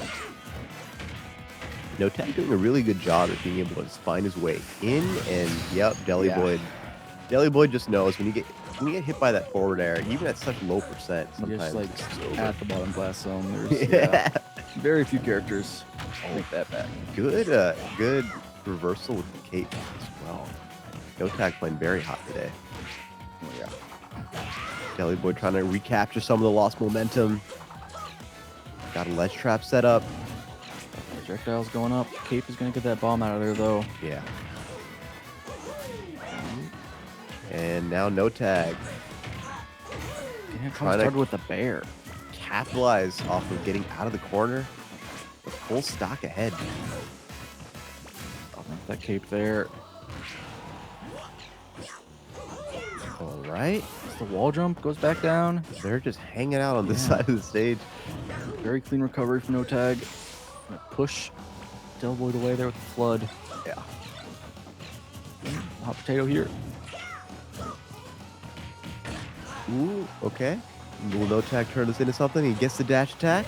Dash tag Gets deep the bear. soft hit bear, and Is that enough? Yes. Gonna set up for the Yes. second bear. Deliboy was smart to hang on to that bomb, but it wasn't enough. No Tag was ready. At the end of the day, you're going to approach the ledge. You got a bear like that, you can defend the ledge very well. Up B, not gonna get that stock for Deliboy. Nope.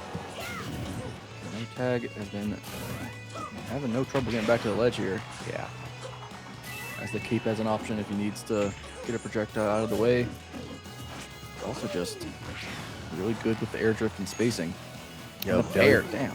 Deliboy trying to finish off the stubborn Mario.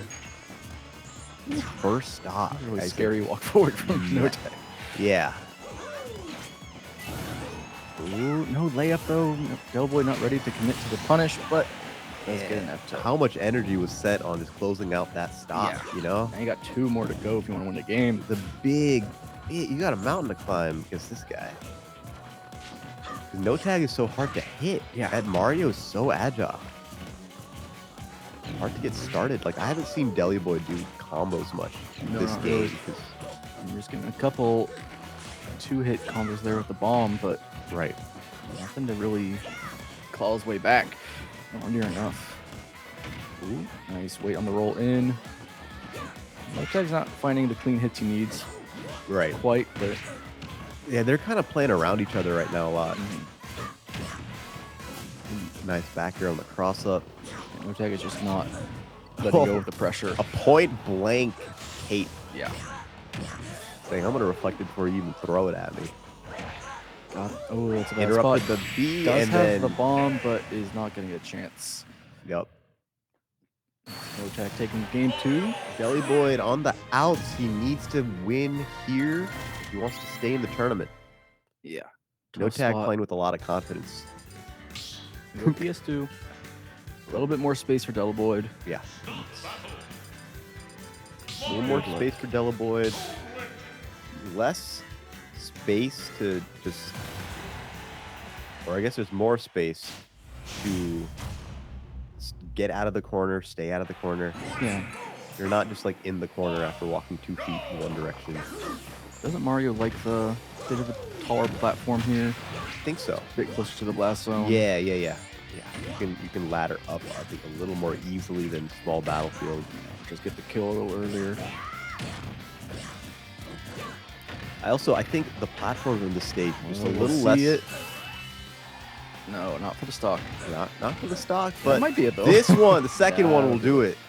Careful how you land. Delboy closing his eyes and refocusing. Oh. He knows that was not a great way to open. You're losing that stock 30 seconds in. But he's got a strong percent. You got strong percent on no tag. He needs to just find some momentum and Ooh, keep it. A little bit early. Now he's gonna leave himself open here for another. Down air is gonna do it. Again? Yeah, this Man. time the down air. Mario has so many vertical kill Yeah. options. No tag knows exactly when to use them. That will be the first stock for Delboyd. We're already 2 stocks down. Yep. So early into this game.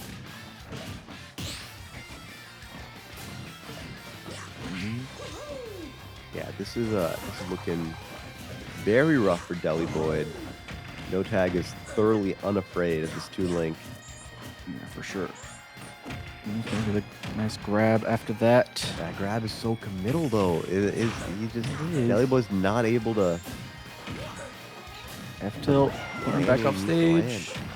Well, I said the up B will get Delboyd back to ledge safely at least. Yeah. Okay, get the jab reset, but not gonna have a strong enough kill option.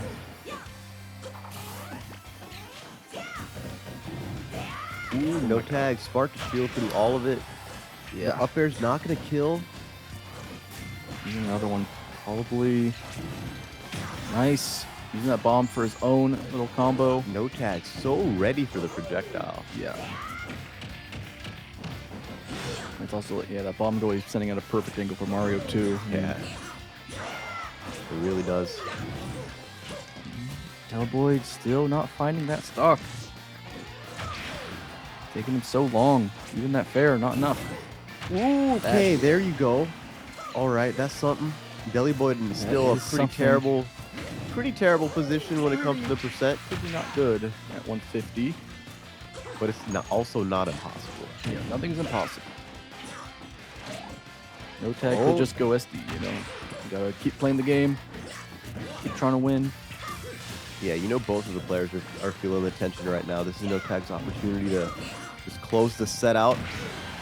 He needs just one more Trading hits hit. like that. Oh, and the fireball barely clips. Oh, That is there you go. That'll do the job.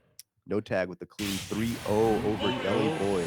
Going back to face Tulka again for the run back. Yes. And Delboyd out at 4th place. A very strong finish. over 130 people entered this tournament. You get 4th place. I mean, I'd be very happy with that. that is for sure. fantastic. Yeah. Fantastic play from Deli Boyd. And congratulations to No Tag making top 3, moving on to, as you said, face against Pelka.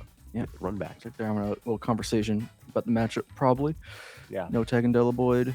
I'm sure Delaboyd would, you know, felt the Mario pressure for sure. Yeah, I mean, no Tag was out of control. He was just running around all over the place, moving up, down, left, right, all around the projectiles, and maneuvering his way through all that ranged aggression that Toon Link put out. Well, speaking of ranged aggression, you've got Snake coming up here with Pelka. Yeah, the master of ranged aggression, honestly. Yeah. He's able to just turn the whole field into a whole stage into a minefield of some kind. Pelka did beat No Tag 2-1 earlier in bracket to send them to losers, but they were close games all around. I wouldn't be surprised to see No Tag, especially in a best of 5 situation.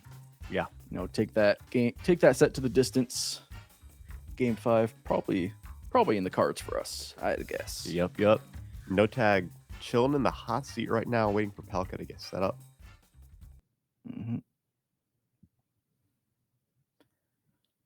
Still got some folks here in the venue having their friendlies. Yeah. See Enhanced playing some, I think. Keep himself warm.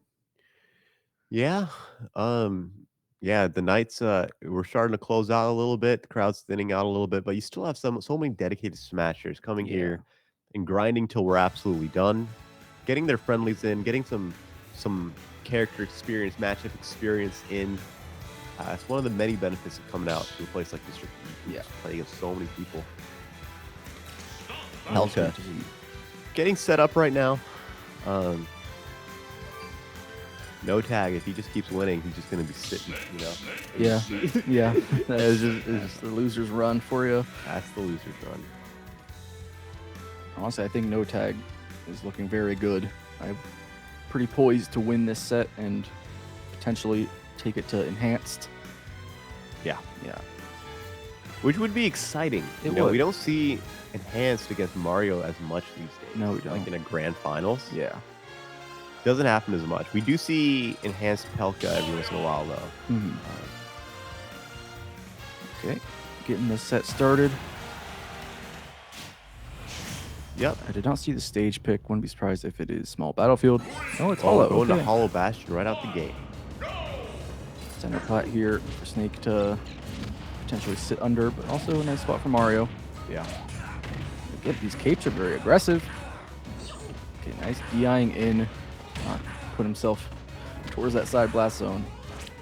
Oh, No Tag, I think his gameplay adjustment here for the run. Oh my god.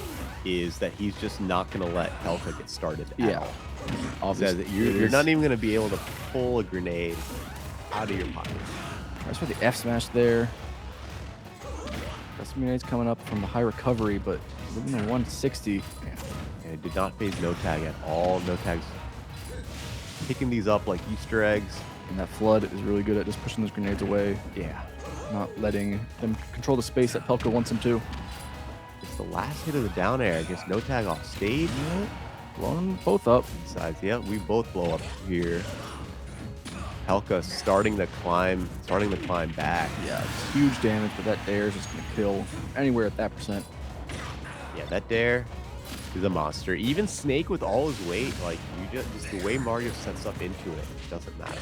Ooh, nice spot dodge, getting things started. Oh, that was smart. You angle the F tilt up. That's it. Like, yeah, that's all it takes. Just one fine for No Tag. That's all he needs.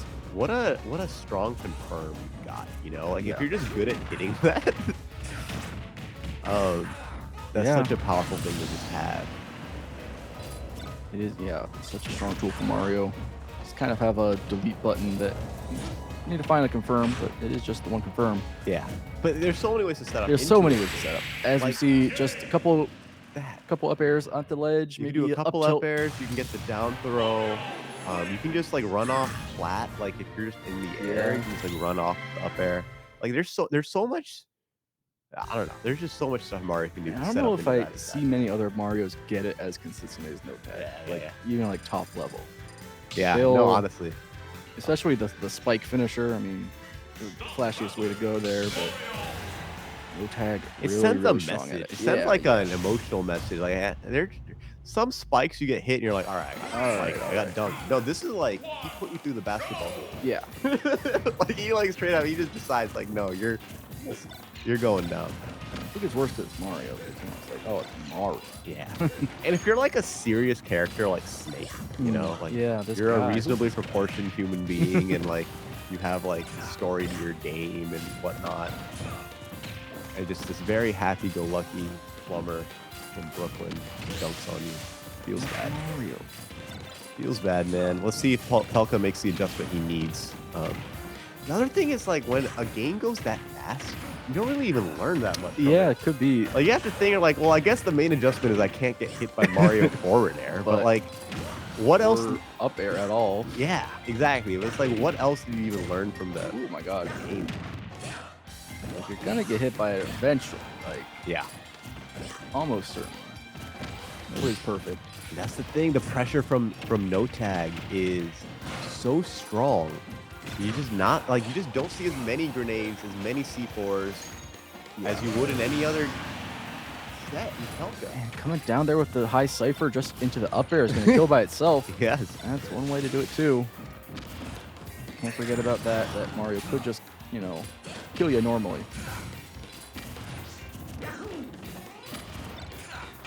We are seeing a bit more space mage here on PS2 for Pelka to get his grenades out. Yeah. Yup. But no tag, I mean, he's fine at holding onto this lead. That's for sure. Rolling onto the C4, but Pelka's not ready. Oh my god. That was a huge explosion. Yeah, It's that a was- really big hitbox. No tag doing a phenomenal job just like staying away from the things that are gonna kill him. Off there a bit late. This should be it. That though. yeah. Oh, The release. crazy match. I don't think he had to do that. Yeah, I don't think right? he had to pummel that much either. Yeah. Because like after a certain point, Snake down throw into up tilt is guaranteed based on I don't remember what percent it is. It is above 100, but like you could have just gone for the kill. Yeah. I think it was like F tilt after that. Yeah. But Yeah, he was in the corner too. Like you could have just F tilted. Pelka will fire back and get the stock, but Uh-huh. it has extra credit here for no tag. Good delay from the gate. Still got hit by the down tilt, but no tag's very much locked in. Pelka's trying to. He's starting to get a little start. Like he's getting started a little bit more now. We're seeing more grenades, Yeah. slowing down no tag a little bit, but No tag does just need one more opening up smash on the platform. We'll do it too. That's a trick we have not seen yet. But that will be taking the stock.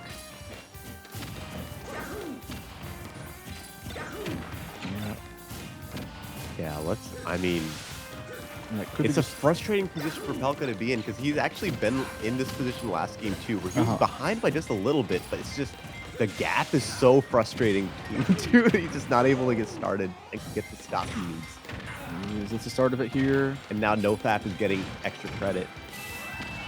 And that's not it, but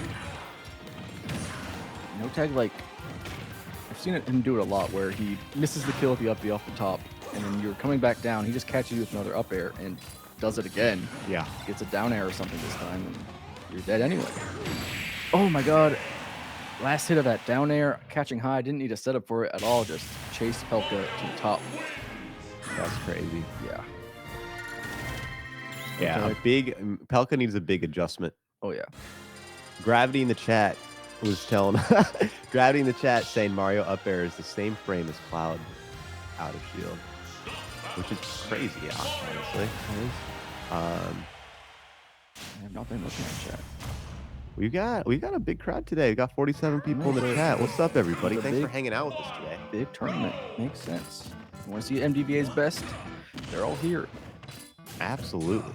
That means if you're not here, you're not one of the best. Yeah, Cloud's up B is the same frame as Mario up B out of shield.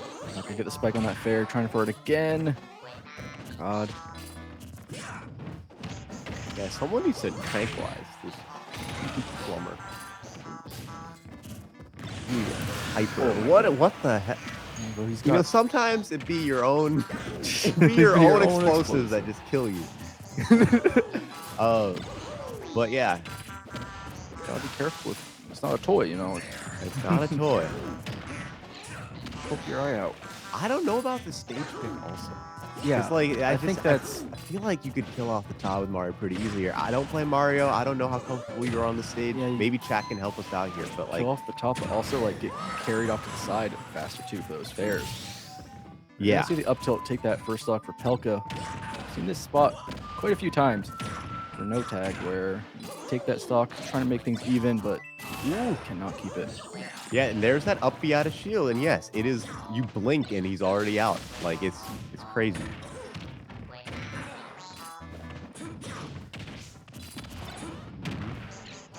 They're coming through, but the cape send that grenade right back.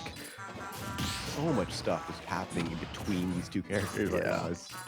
Pelka kind of crawl in. Smashville is kind of claustrophobic in that one too. Yeah. Like, it's a very congested stage if you're playing with projectiles. Bear is going to send Pelka deep off stage. No tag. Oh, he just dies off the bottom. I don't know what happened to the Cypher. I think he was too far and tried to get a grenade pole to push him back up, but he was not there in time. Yeah. And once again, Pelka in this position. He's never been too far behind in a Yeah. sense, but no tag has just kept this barrier of like 50% damage. Like that's with all him. no tag needs. I mean, Give or take a stock.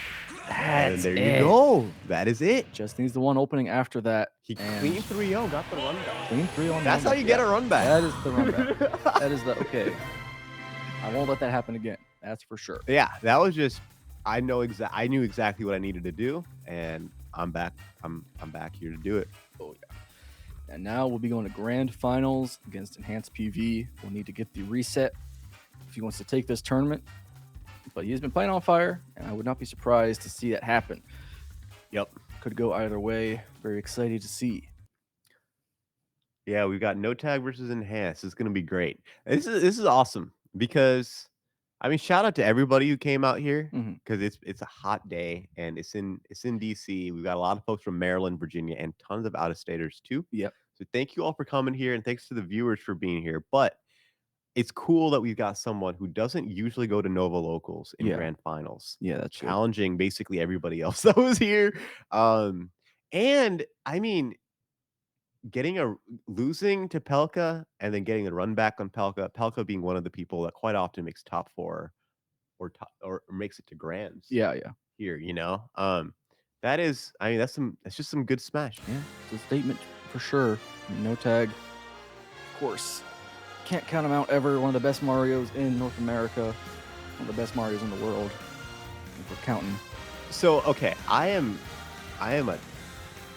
not the best Smash player, which is why I'm a caster. Oh yeah, for sure. I'm here for a reason, but as someone who plays Cloud, Mhm. if I was playing against a Mario, one of the things I just want to do is keep the game at my pace.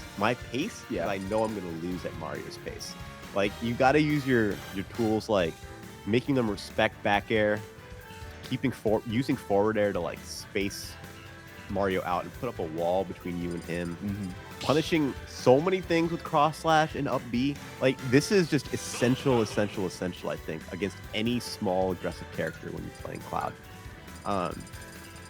And I think we're gonna see a lot of that from Enhanced.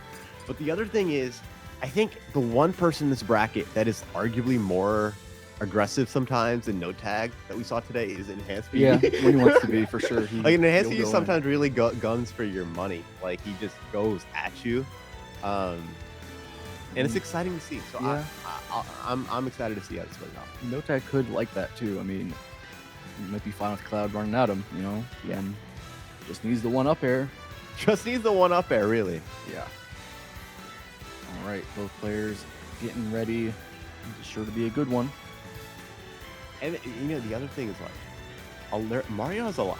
I'm actually, if I was Cloud, I'd be up air and forward air. Yeah, I would be scared of that, but I wouldn't be scared of it more or less than any other character.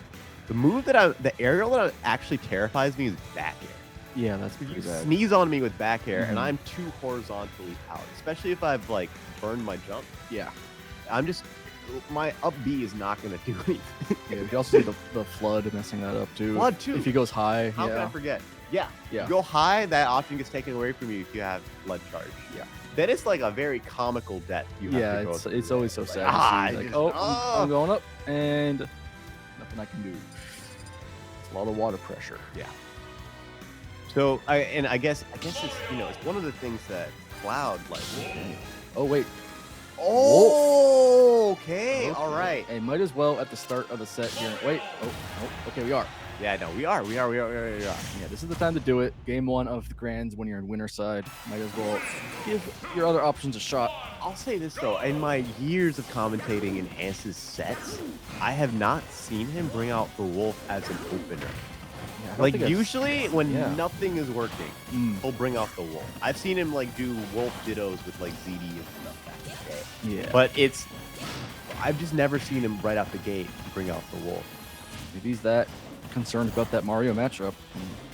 Either that or he knows I've got up to 10 games to spare or Yeah, something. I don't know. I've got up to like a lot of games to spare.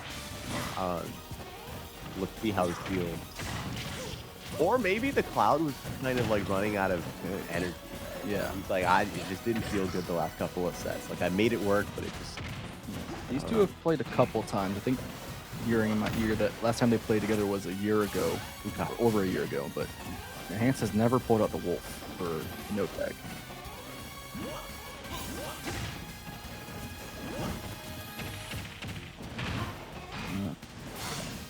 And maybe this is the stock. Gotcha.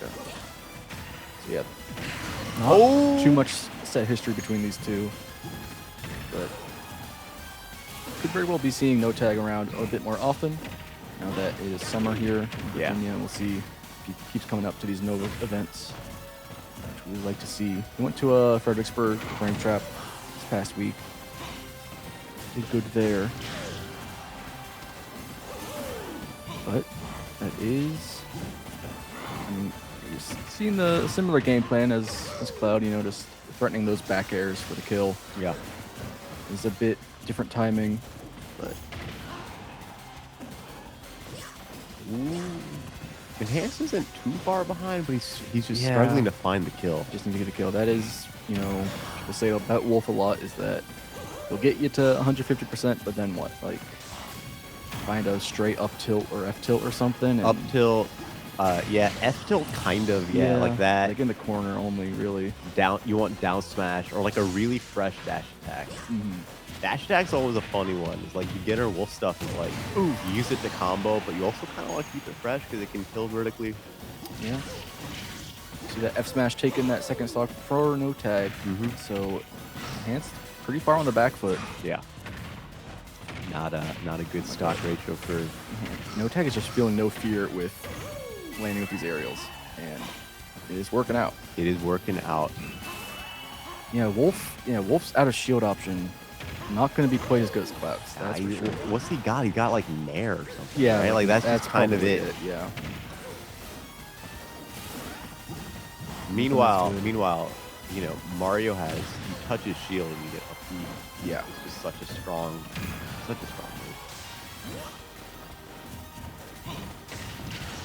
That tilt in center stage, but Enhance is going to need a lot more. Charge it up at down smash, but that's just going to leave him wide open. Yeah. Yep.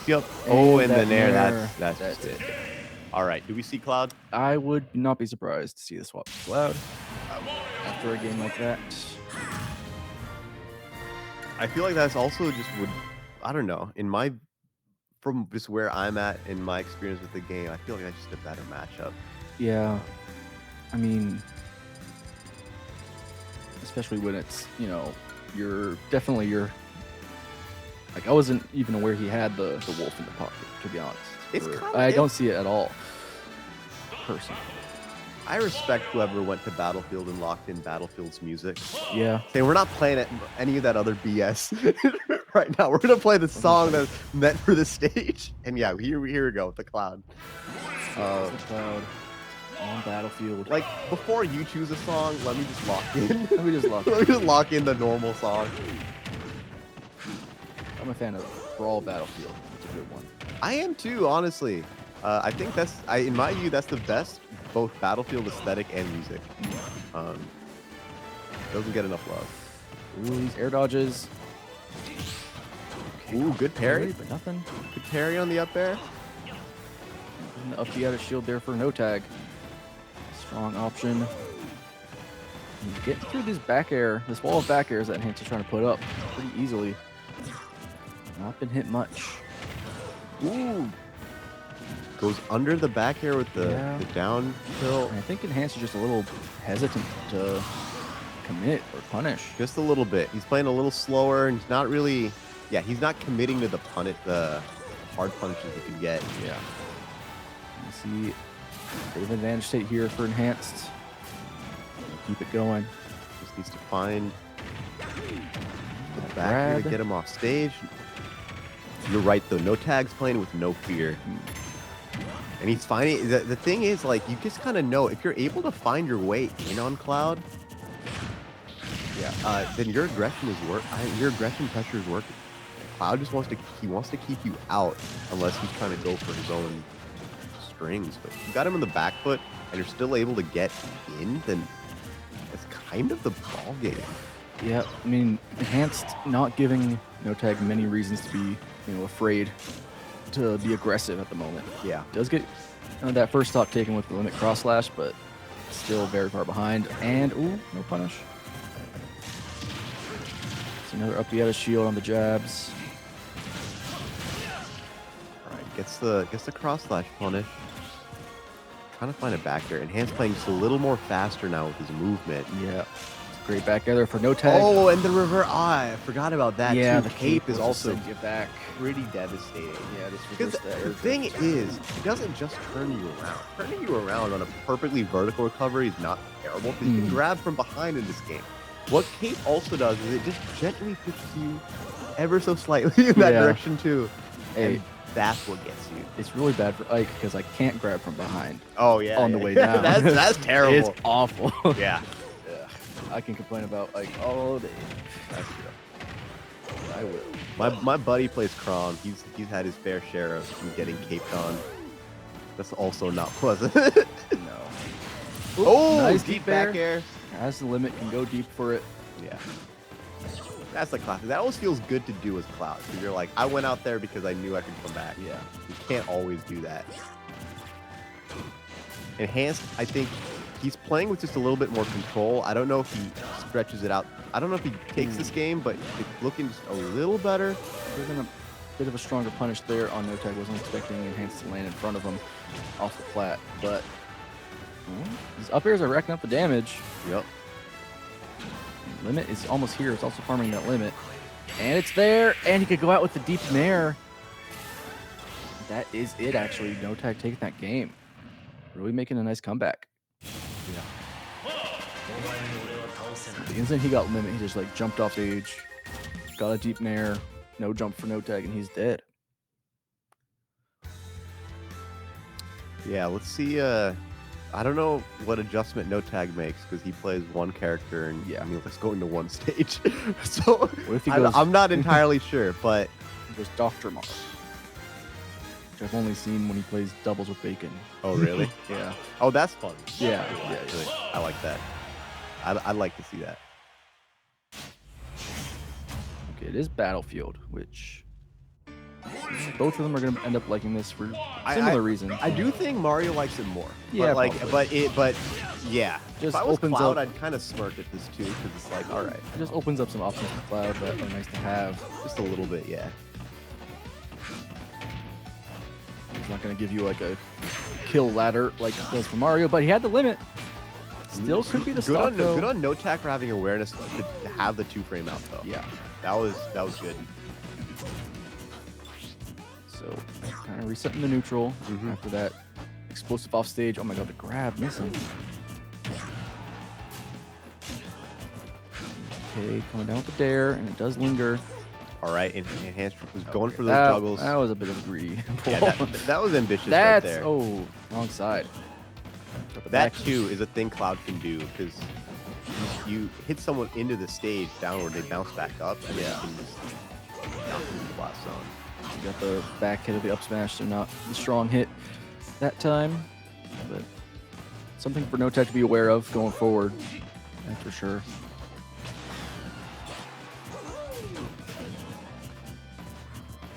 Backing it up, trying to create space here with the jumps. Remarkably close. They're both playing much more carefully now.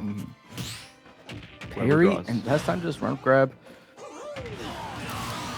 Dead. Oh, that was weird. That was weird. I mean, not expecting the up air of all options there. Probably looking for the back air, but either way. The game wasn't even convinced that would kill. Yeah, it's like, oh, I guess you're in the blast zone. I wasn't expecting it, but there he is. Up smash, catching all that jumping around. Cut it out. Massive up smash hitbox. Yeah, so you can do that. You slam them down, it'll send them up.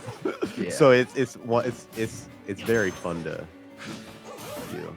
You can kind of like hold center stage if you have them on the outside of the platform. As Cloud, you can hold center stage and like really like keep out. And that gets Ooh. I think that's the first time I've seen someone air dodge through that today. Yeah.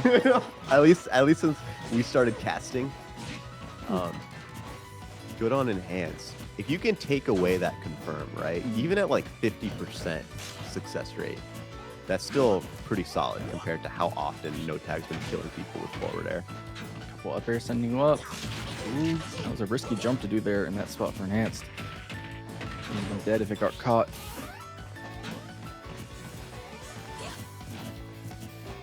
No tag, it's fine. Getting back to center stage. Ooh, he That's finds the unfair. back air over the fireball. Okay, and that's a lead for enhanced here. Yeah. Has the limit. Has the limit, has the momentum. Ooh. Getting his style on, gets the spike. Oh, I thought it was the finishing touch. Ooh, false. There it is. Okay. Yeah, that's All right, enhance is like, all right, let me right, show you who runs this. That is, I mean, that's enhanced PvE for you. What else is there even to say? yeah. The viewers at home know. This is just what enhanced PvE does And to people. Puts him one game away from winning the tournament. Yeah. If That no Wolf tag- was a fake out. He said, all right, we're going to end the night early. Yeah. I'll make you think that I'm feeling troubled about this Mario, but actually, I'm feeling pretty fine. Enhance wants his share of the pot. Oh, yeah. He wants his share of the pot. We're giving out 1,200 today for this tournament. Enhance is here for the money. He says, I'm going to make more money than you tonight, No Tag. Going back to small battlefield, looks like No Tag was thinking about the regular or the small version. Yeah, he was like, you know what? I don't like the top platform anymore. Yeah, that was. You know what? Let's he avoid just that. jumped on top of that and finishing touched me. So I don't blame him. But let's put it back here at small battlefield, which again, Oh, No Tag is very much so liking this stage. yeah, absolutely. I do think it's a good option for Mario here. Yeah. Like, you now have a middle area of the stage that's very vulnerable in ways that just normal Battlefield is not. Okay, cutting out the dare. Again. And again, he said, you better watch out for that. I'm going to do it I'm again. gonna do it again. I don't even need that top. I do not platform. even need that top platform. I'm just gonna spike you down anyway. You know, the funny thing about finishing touches in the final patch, the final round of buff that Cloud got, they buffed that move for truly no reason. They made the vertical hitbox much bigger, and it kills like 10% earlier. Yeah. And up air and up tilt like string into, like, it's just it's so funny.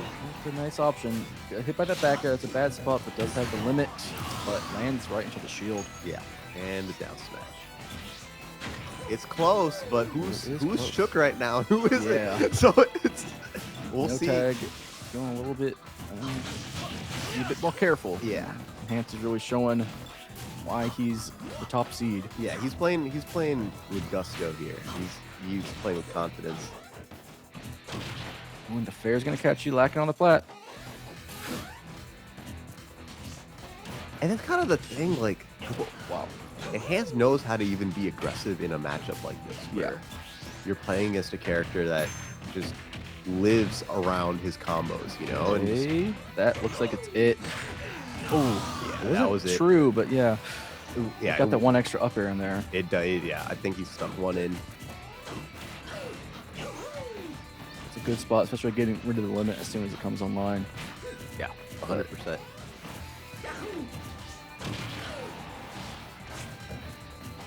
Okay, safe recovery. Hands not spacing that back air quite right. We'll get grabbed for it. Does not get the kill off the down air. That Forward tilt should do it. Oh, actually, never mind. Oh, yeah. No tag opting for a higher recovery. Because Clip enhances, he's trying to get the dare. Oh, my good. God. Good spot dodge. Called Is him that out. it? Okay, no. That's not. Limit is live. That's it. And the up Okay. smash. And it's still here if he wants to get a cheeky finishing touch again. He's waiting For the limit third out. time. I believe limit stays live for 15 seconds in this game. I think so, yeah. Sounds about right. Takes 6 to charge and 15 once you have it. How long you hang on to it. Uh-oh. You see the up B? That's it. Yes, it is. That's The it. screen KO. All right, no tag stop the bleeding here. But Yeah. can he take the set and get the reset? He just needs one more game. Game It's 5 not here. a terrible position for no tag, honestly. No, it's. I mean, he's really showing that he can exploit those cloud weaknesses. He just needs to get it Yeah. consistently. Enhanced, of course, is very formidable at stuffing you out. Yep. Enhanced, though, is definitely going to lock in for this final game. Does not want to get to a reset position. Yeah, no. Give no tag more games to figure this out. Oh, Kalos. That's a pick. That is a pick. There's no platforms in the center here. No chains going up. No ladders. I do think Mario, though, can get extensions off the side, Yeah, I right? think- With, yeah, like, pretty the well. side plats. Yeah, that's still there for Mario. I don't know if you need to go for that. At the same time, sometimes I don't know. Maybe those platforms are kind of disruptive in a way. Yeah, like they're a little too far out. Interrupt a little bit on the spike, maybe. Yeah, I'm not entirely sure, but it is an interesting pick. Yeah. Obviously, very tall glass zone, especially from the center stage. Yeah. Yep. See Limit here, is live. Limit is live, but he has been stuck in disadvantage. Gravity in chat confirmed it is 15 seconds that you have to use it. Thank you, Joseph. Up airs, no tag. Just finding a little hits here and there. That didn't go out there with the back air. Oh, nice. Up smash. No Take tag with it. a strong first stock. He's throwing his fist up in the air to celebrate. It's up tilts. Ooh, able to roll through. Yeah. Such a big open area in the middle compared to where we were at the last 2 games. Yeah.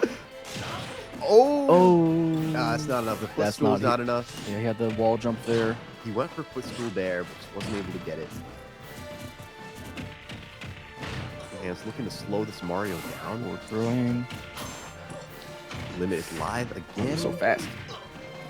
Ooh. Nice wait. Tries to get the. Oh! That was really weird. That was so funny. Kind of like stretched the cross slash He out. flooded him out of the cross slash. Yeah. All right, Enhance needs to lock in this stage pick, and this game 5 has not been kind to him. No. And No Tag is playing with momentum right now. He got that win game 4, and he's playing hot. There it is. No tag taking a second to breathe on the Angel Plat while he has the chance. Just making sure your mental fortitude stays strong. Yeah. Don't want to slip up against Enhanced even once. You can't take a breath against this guy. Like that crouch. Yeah, that was good. Okay, what do we got? Oh, he went for it, but it wasn't enough. Roll up B.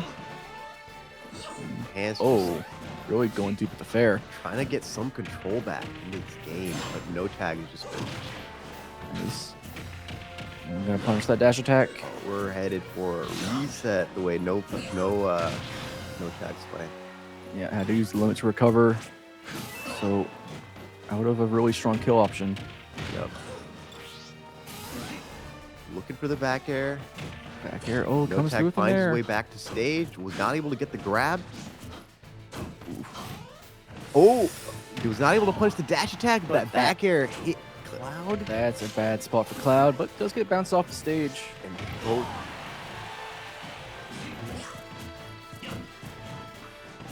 It's really, I mean, like, it feels so tense, but No Tag has an extra stock. I mean, it's No not Tag like has a he's- stock to spare. Yeah. Hanks is really clinging on to life here. Enhanced with an immaculate recovery. Gingerly going over the back air with the air dodge. And he finds holds the on to two-frame with ledge. the dash attack. It is possible It in is the possible. wildest circumstances for Enhanced to take this too. Oh, you don't want to slip. You guys gotta be feeling so scared right now. That fair, with the fear of God of him. The neutral air, not great. Gonna reset No center tag stage. is no tag. Oh, gets Another cross slash. another cross slash. Limit's not there. No Tag really should push the advantage if he can. Okay, That's yeah. it. The Stopping down for tilt, himself. down tilt was a rough option. Yeah, that was rough. He was already, Mario's already turned around, Yeah. so he was just in shield. Like Mario's already turned around. Up smash comes out from behind. Whew. It's like a mini Ridley up smash. Honestly, he just comes out from behind. Will be the reset. This will be the reset. You could definitely tell there is high stakes, high tension there. Very much At the high setup. tension. It really could go either way. I wonder if you're enhanced, if you're thinking, well, maybe I shouldn't have gone Wolf that game one. Yeah. Or maybe Yeah, I mean that's taking a game off the what board. That's a what if he's going to be thinking about, Yeah, especially if he for sure, loses this especially set. for sure. That's a what if he's going to be thinking about for a while. Yeah. Like I shouldn't have gone Wolf game one. Especially if you don't have that much player history with the person. but, Yeah. like, I don't know how much Mario history he has either, like in general.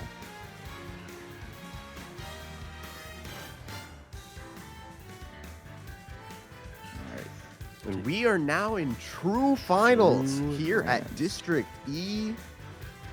Here at the Hill. Over 130 people showed up for this local today. Registered for this local today. The biggest District E, the Hill we've had ever. Oh yeah. And only 2 remain, and we're down to the very last set. No matter what, both people on loser's side now. No tag and enhanced PV. Gonna be a nail biter. Wouldn't be surprised to see another game 5. Bring it to game 10 in the grands. Going to Town and City here for the first game. My prediction is that we will not see Wolf. Me too. What if we see Samus? I doubt it too. Oh yeah, we're definitely. Yeah. That would be so funny if they counterpick each other to Wolf Samus. Wolf Samus. You know, one time I commentated Montrose Len in winners finals and then grand finals 2 sets, and they just kept counterpicking each other. And they both play a million characters. You know what? I found out what the meta is when you're the twins and you counterpick each other to the very end. It's just a nest ditto on a small battlefield Damn. for like 10 games. It's the worst outcome. The worst outcome for a commentator. It was kind of rough. Okay. Hands got the limit. Yeah, let's Just see. the right second. Let's see how they show up for this second set though, because this is what it all comes down to. Oh, yeah. Okay. Oh, nice. Wait for the reset. Have a platform to keep things going. Good, good stalls from No Tag on with the side Bs. That run up shield. Great timing. Yeah. No Tag's really good at like running up and then calling out an offensive option with a spot dodge or a shield. That limit up B is not going to take the stock here on Town and City. Yeah, it's one of the weaker kill options out of the limit suite of moves. Ooh. Really swinging there. Trying to get No Tag to commit to an option there on the side platform. Yep. But Orto's not going to be quite enough right now, but he's it going could for that be edge setting guard. up. That, oh my god. Enhanced is so good at just avoiding the aerial that's going to do him in. No Tag just needed 1 there, but man, none of them hitting. Yeah. I guess that rolling with the F tilt got the first stock.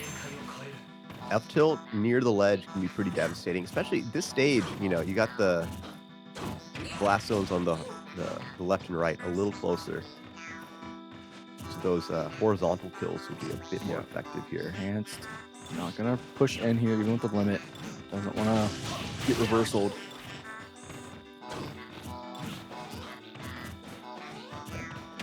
Yeah, and there's the back air.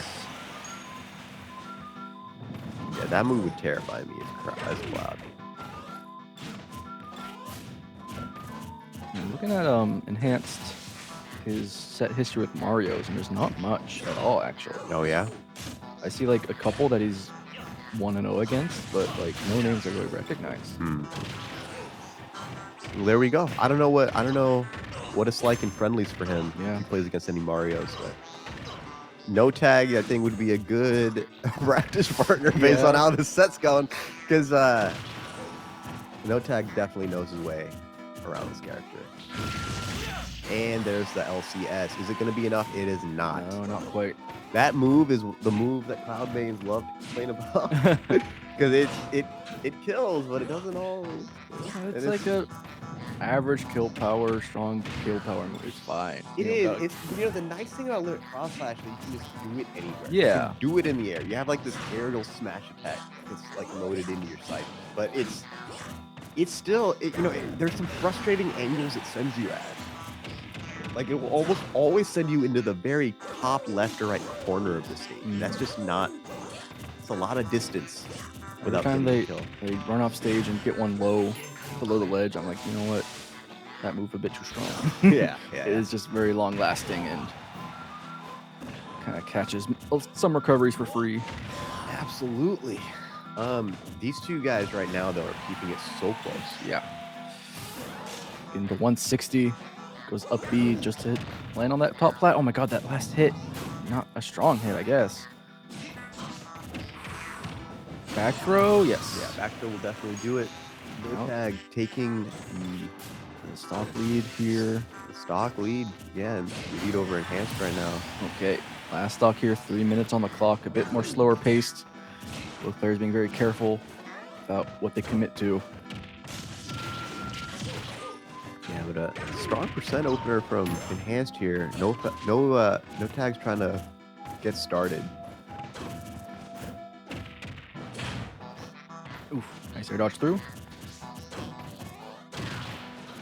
Doesn't get the spike with the fair. And the limit is gone now. Yep. No tag goes very low.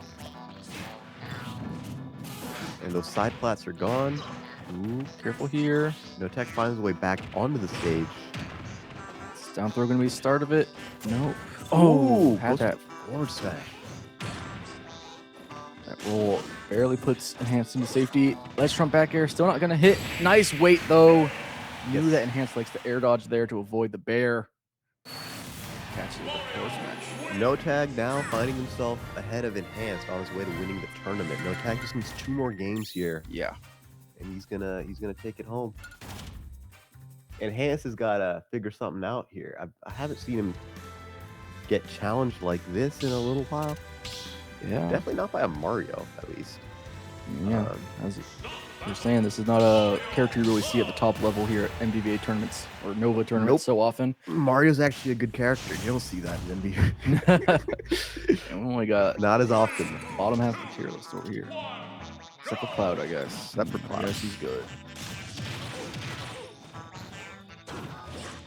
Okay. Still going to Town and City. Yes. Which, you know, have some variables with the platforms going in and out. Yeah. But I do think No Tag likes most of these setups. Like side platforms, if he wants to carry off the side for the fair. He definitely This has a game plan for every orientation of platforms on the stage list. You know?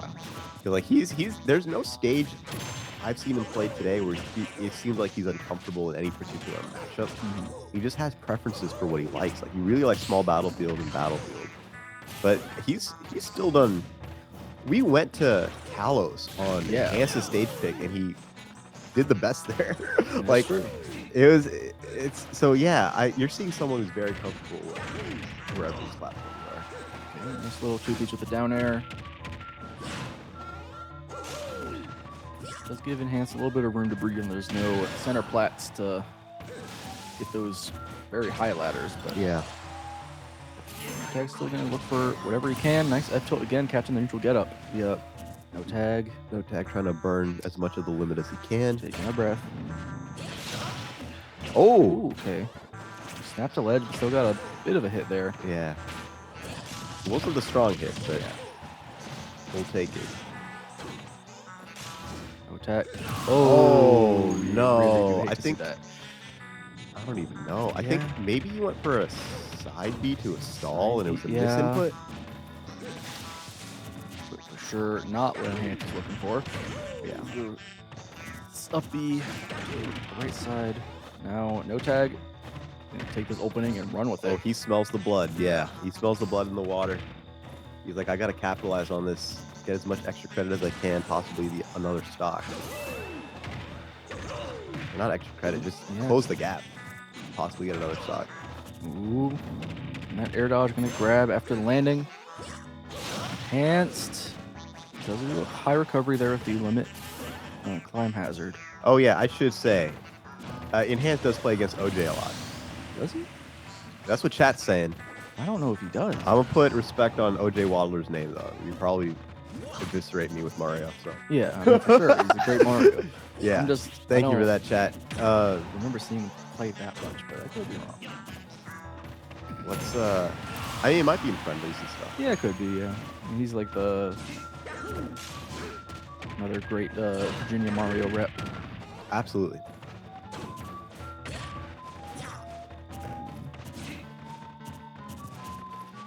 One Dashing stock back. apiece. Oh, look at this movement here from no tag. One stock apiece. Oh my god, just run up for the dash grab. Oh, he really went He for it. really wanted it. Good parry. Parry into up B. Misses the back air. Get out of there with the flood.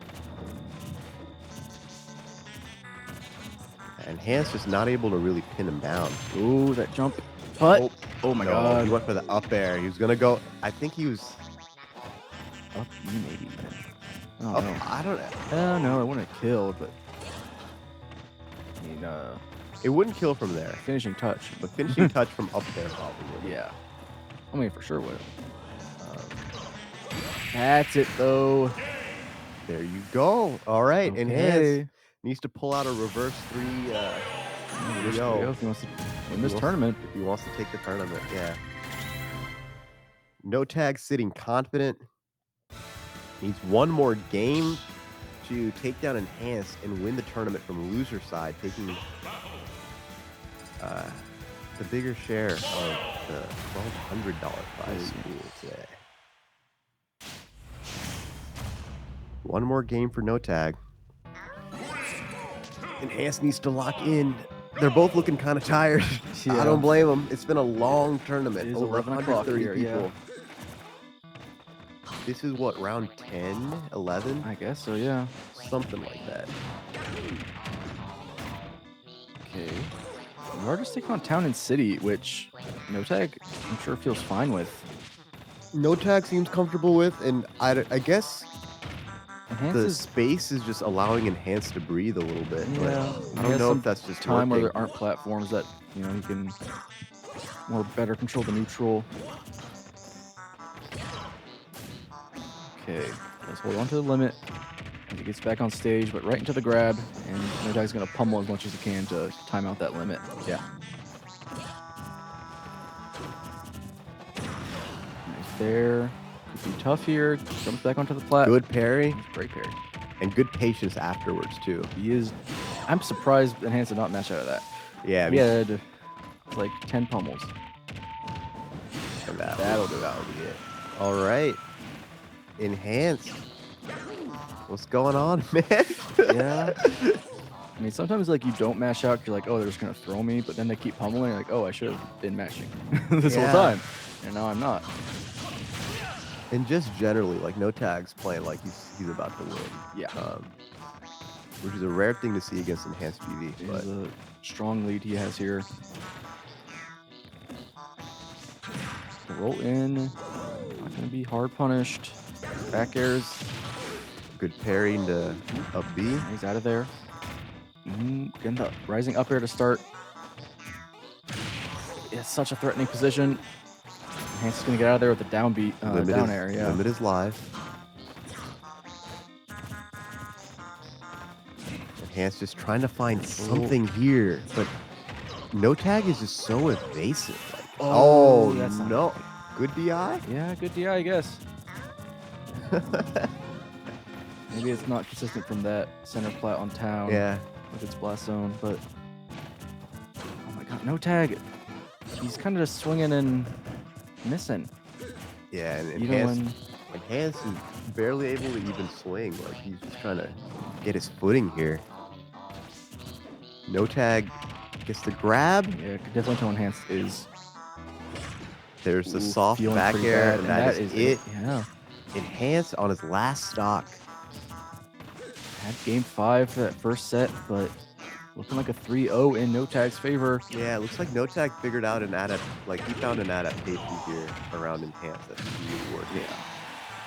Good DI on the down air too.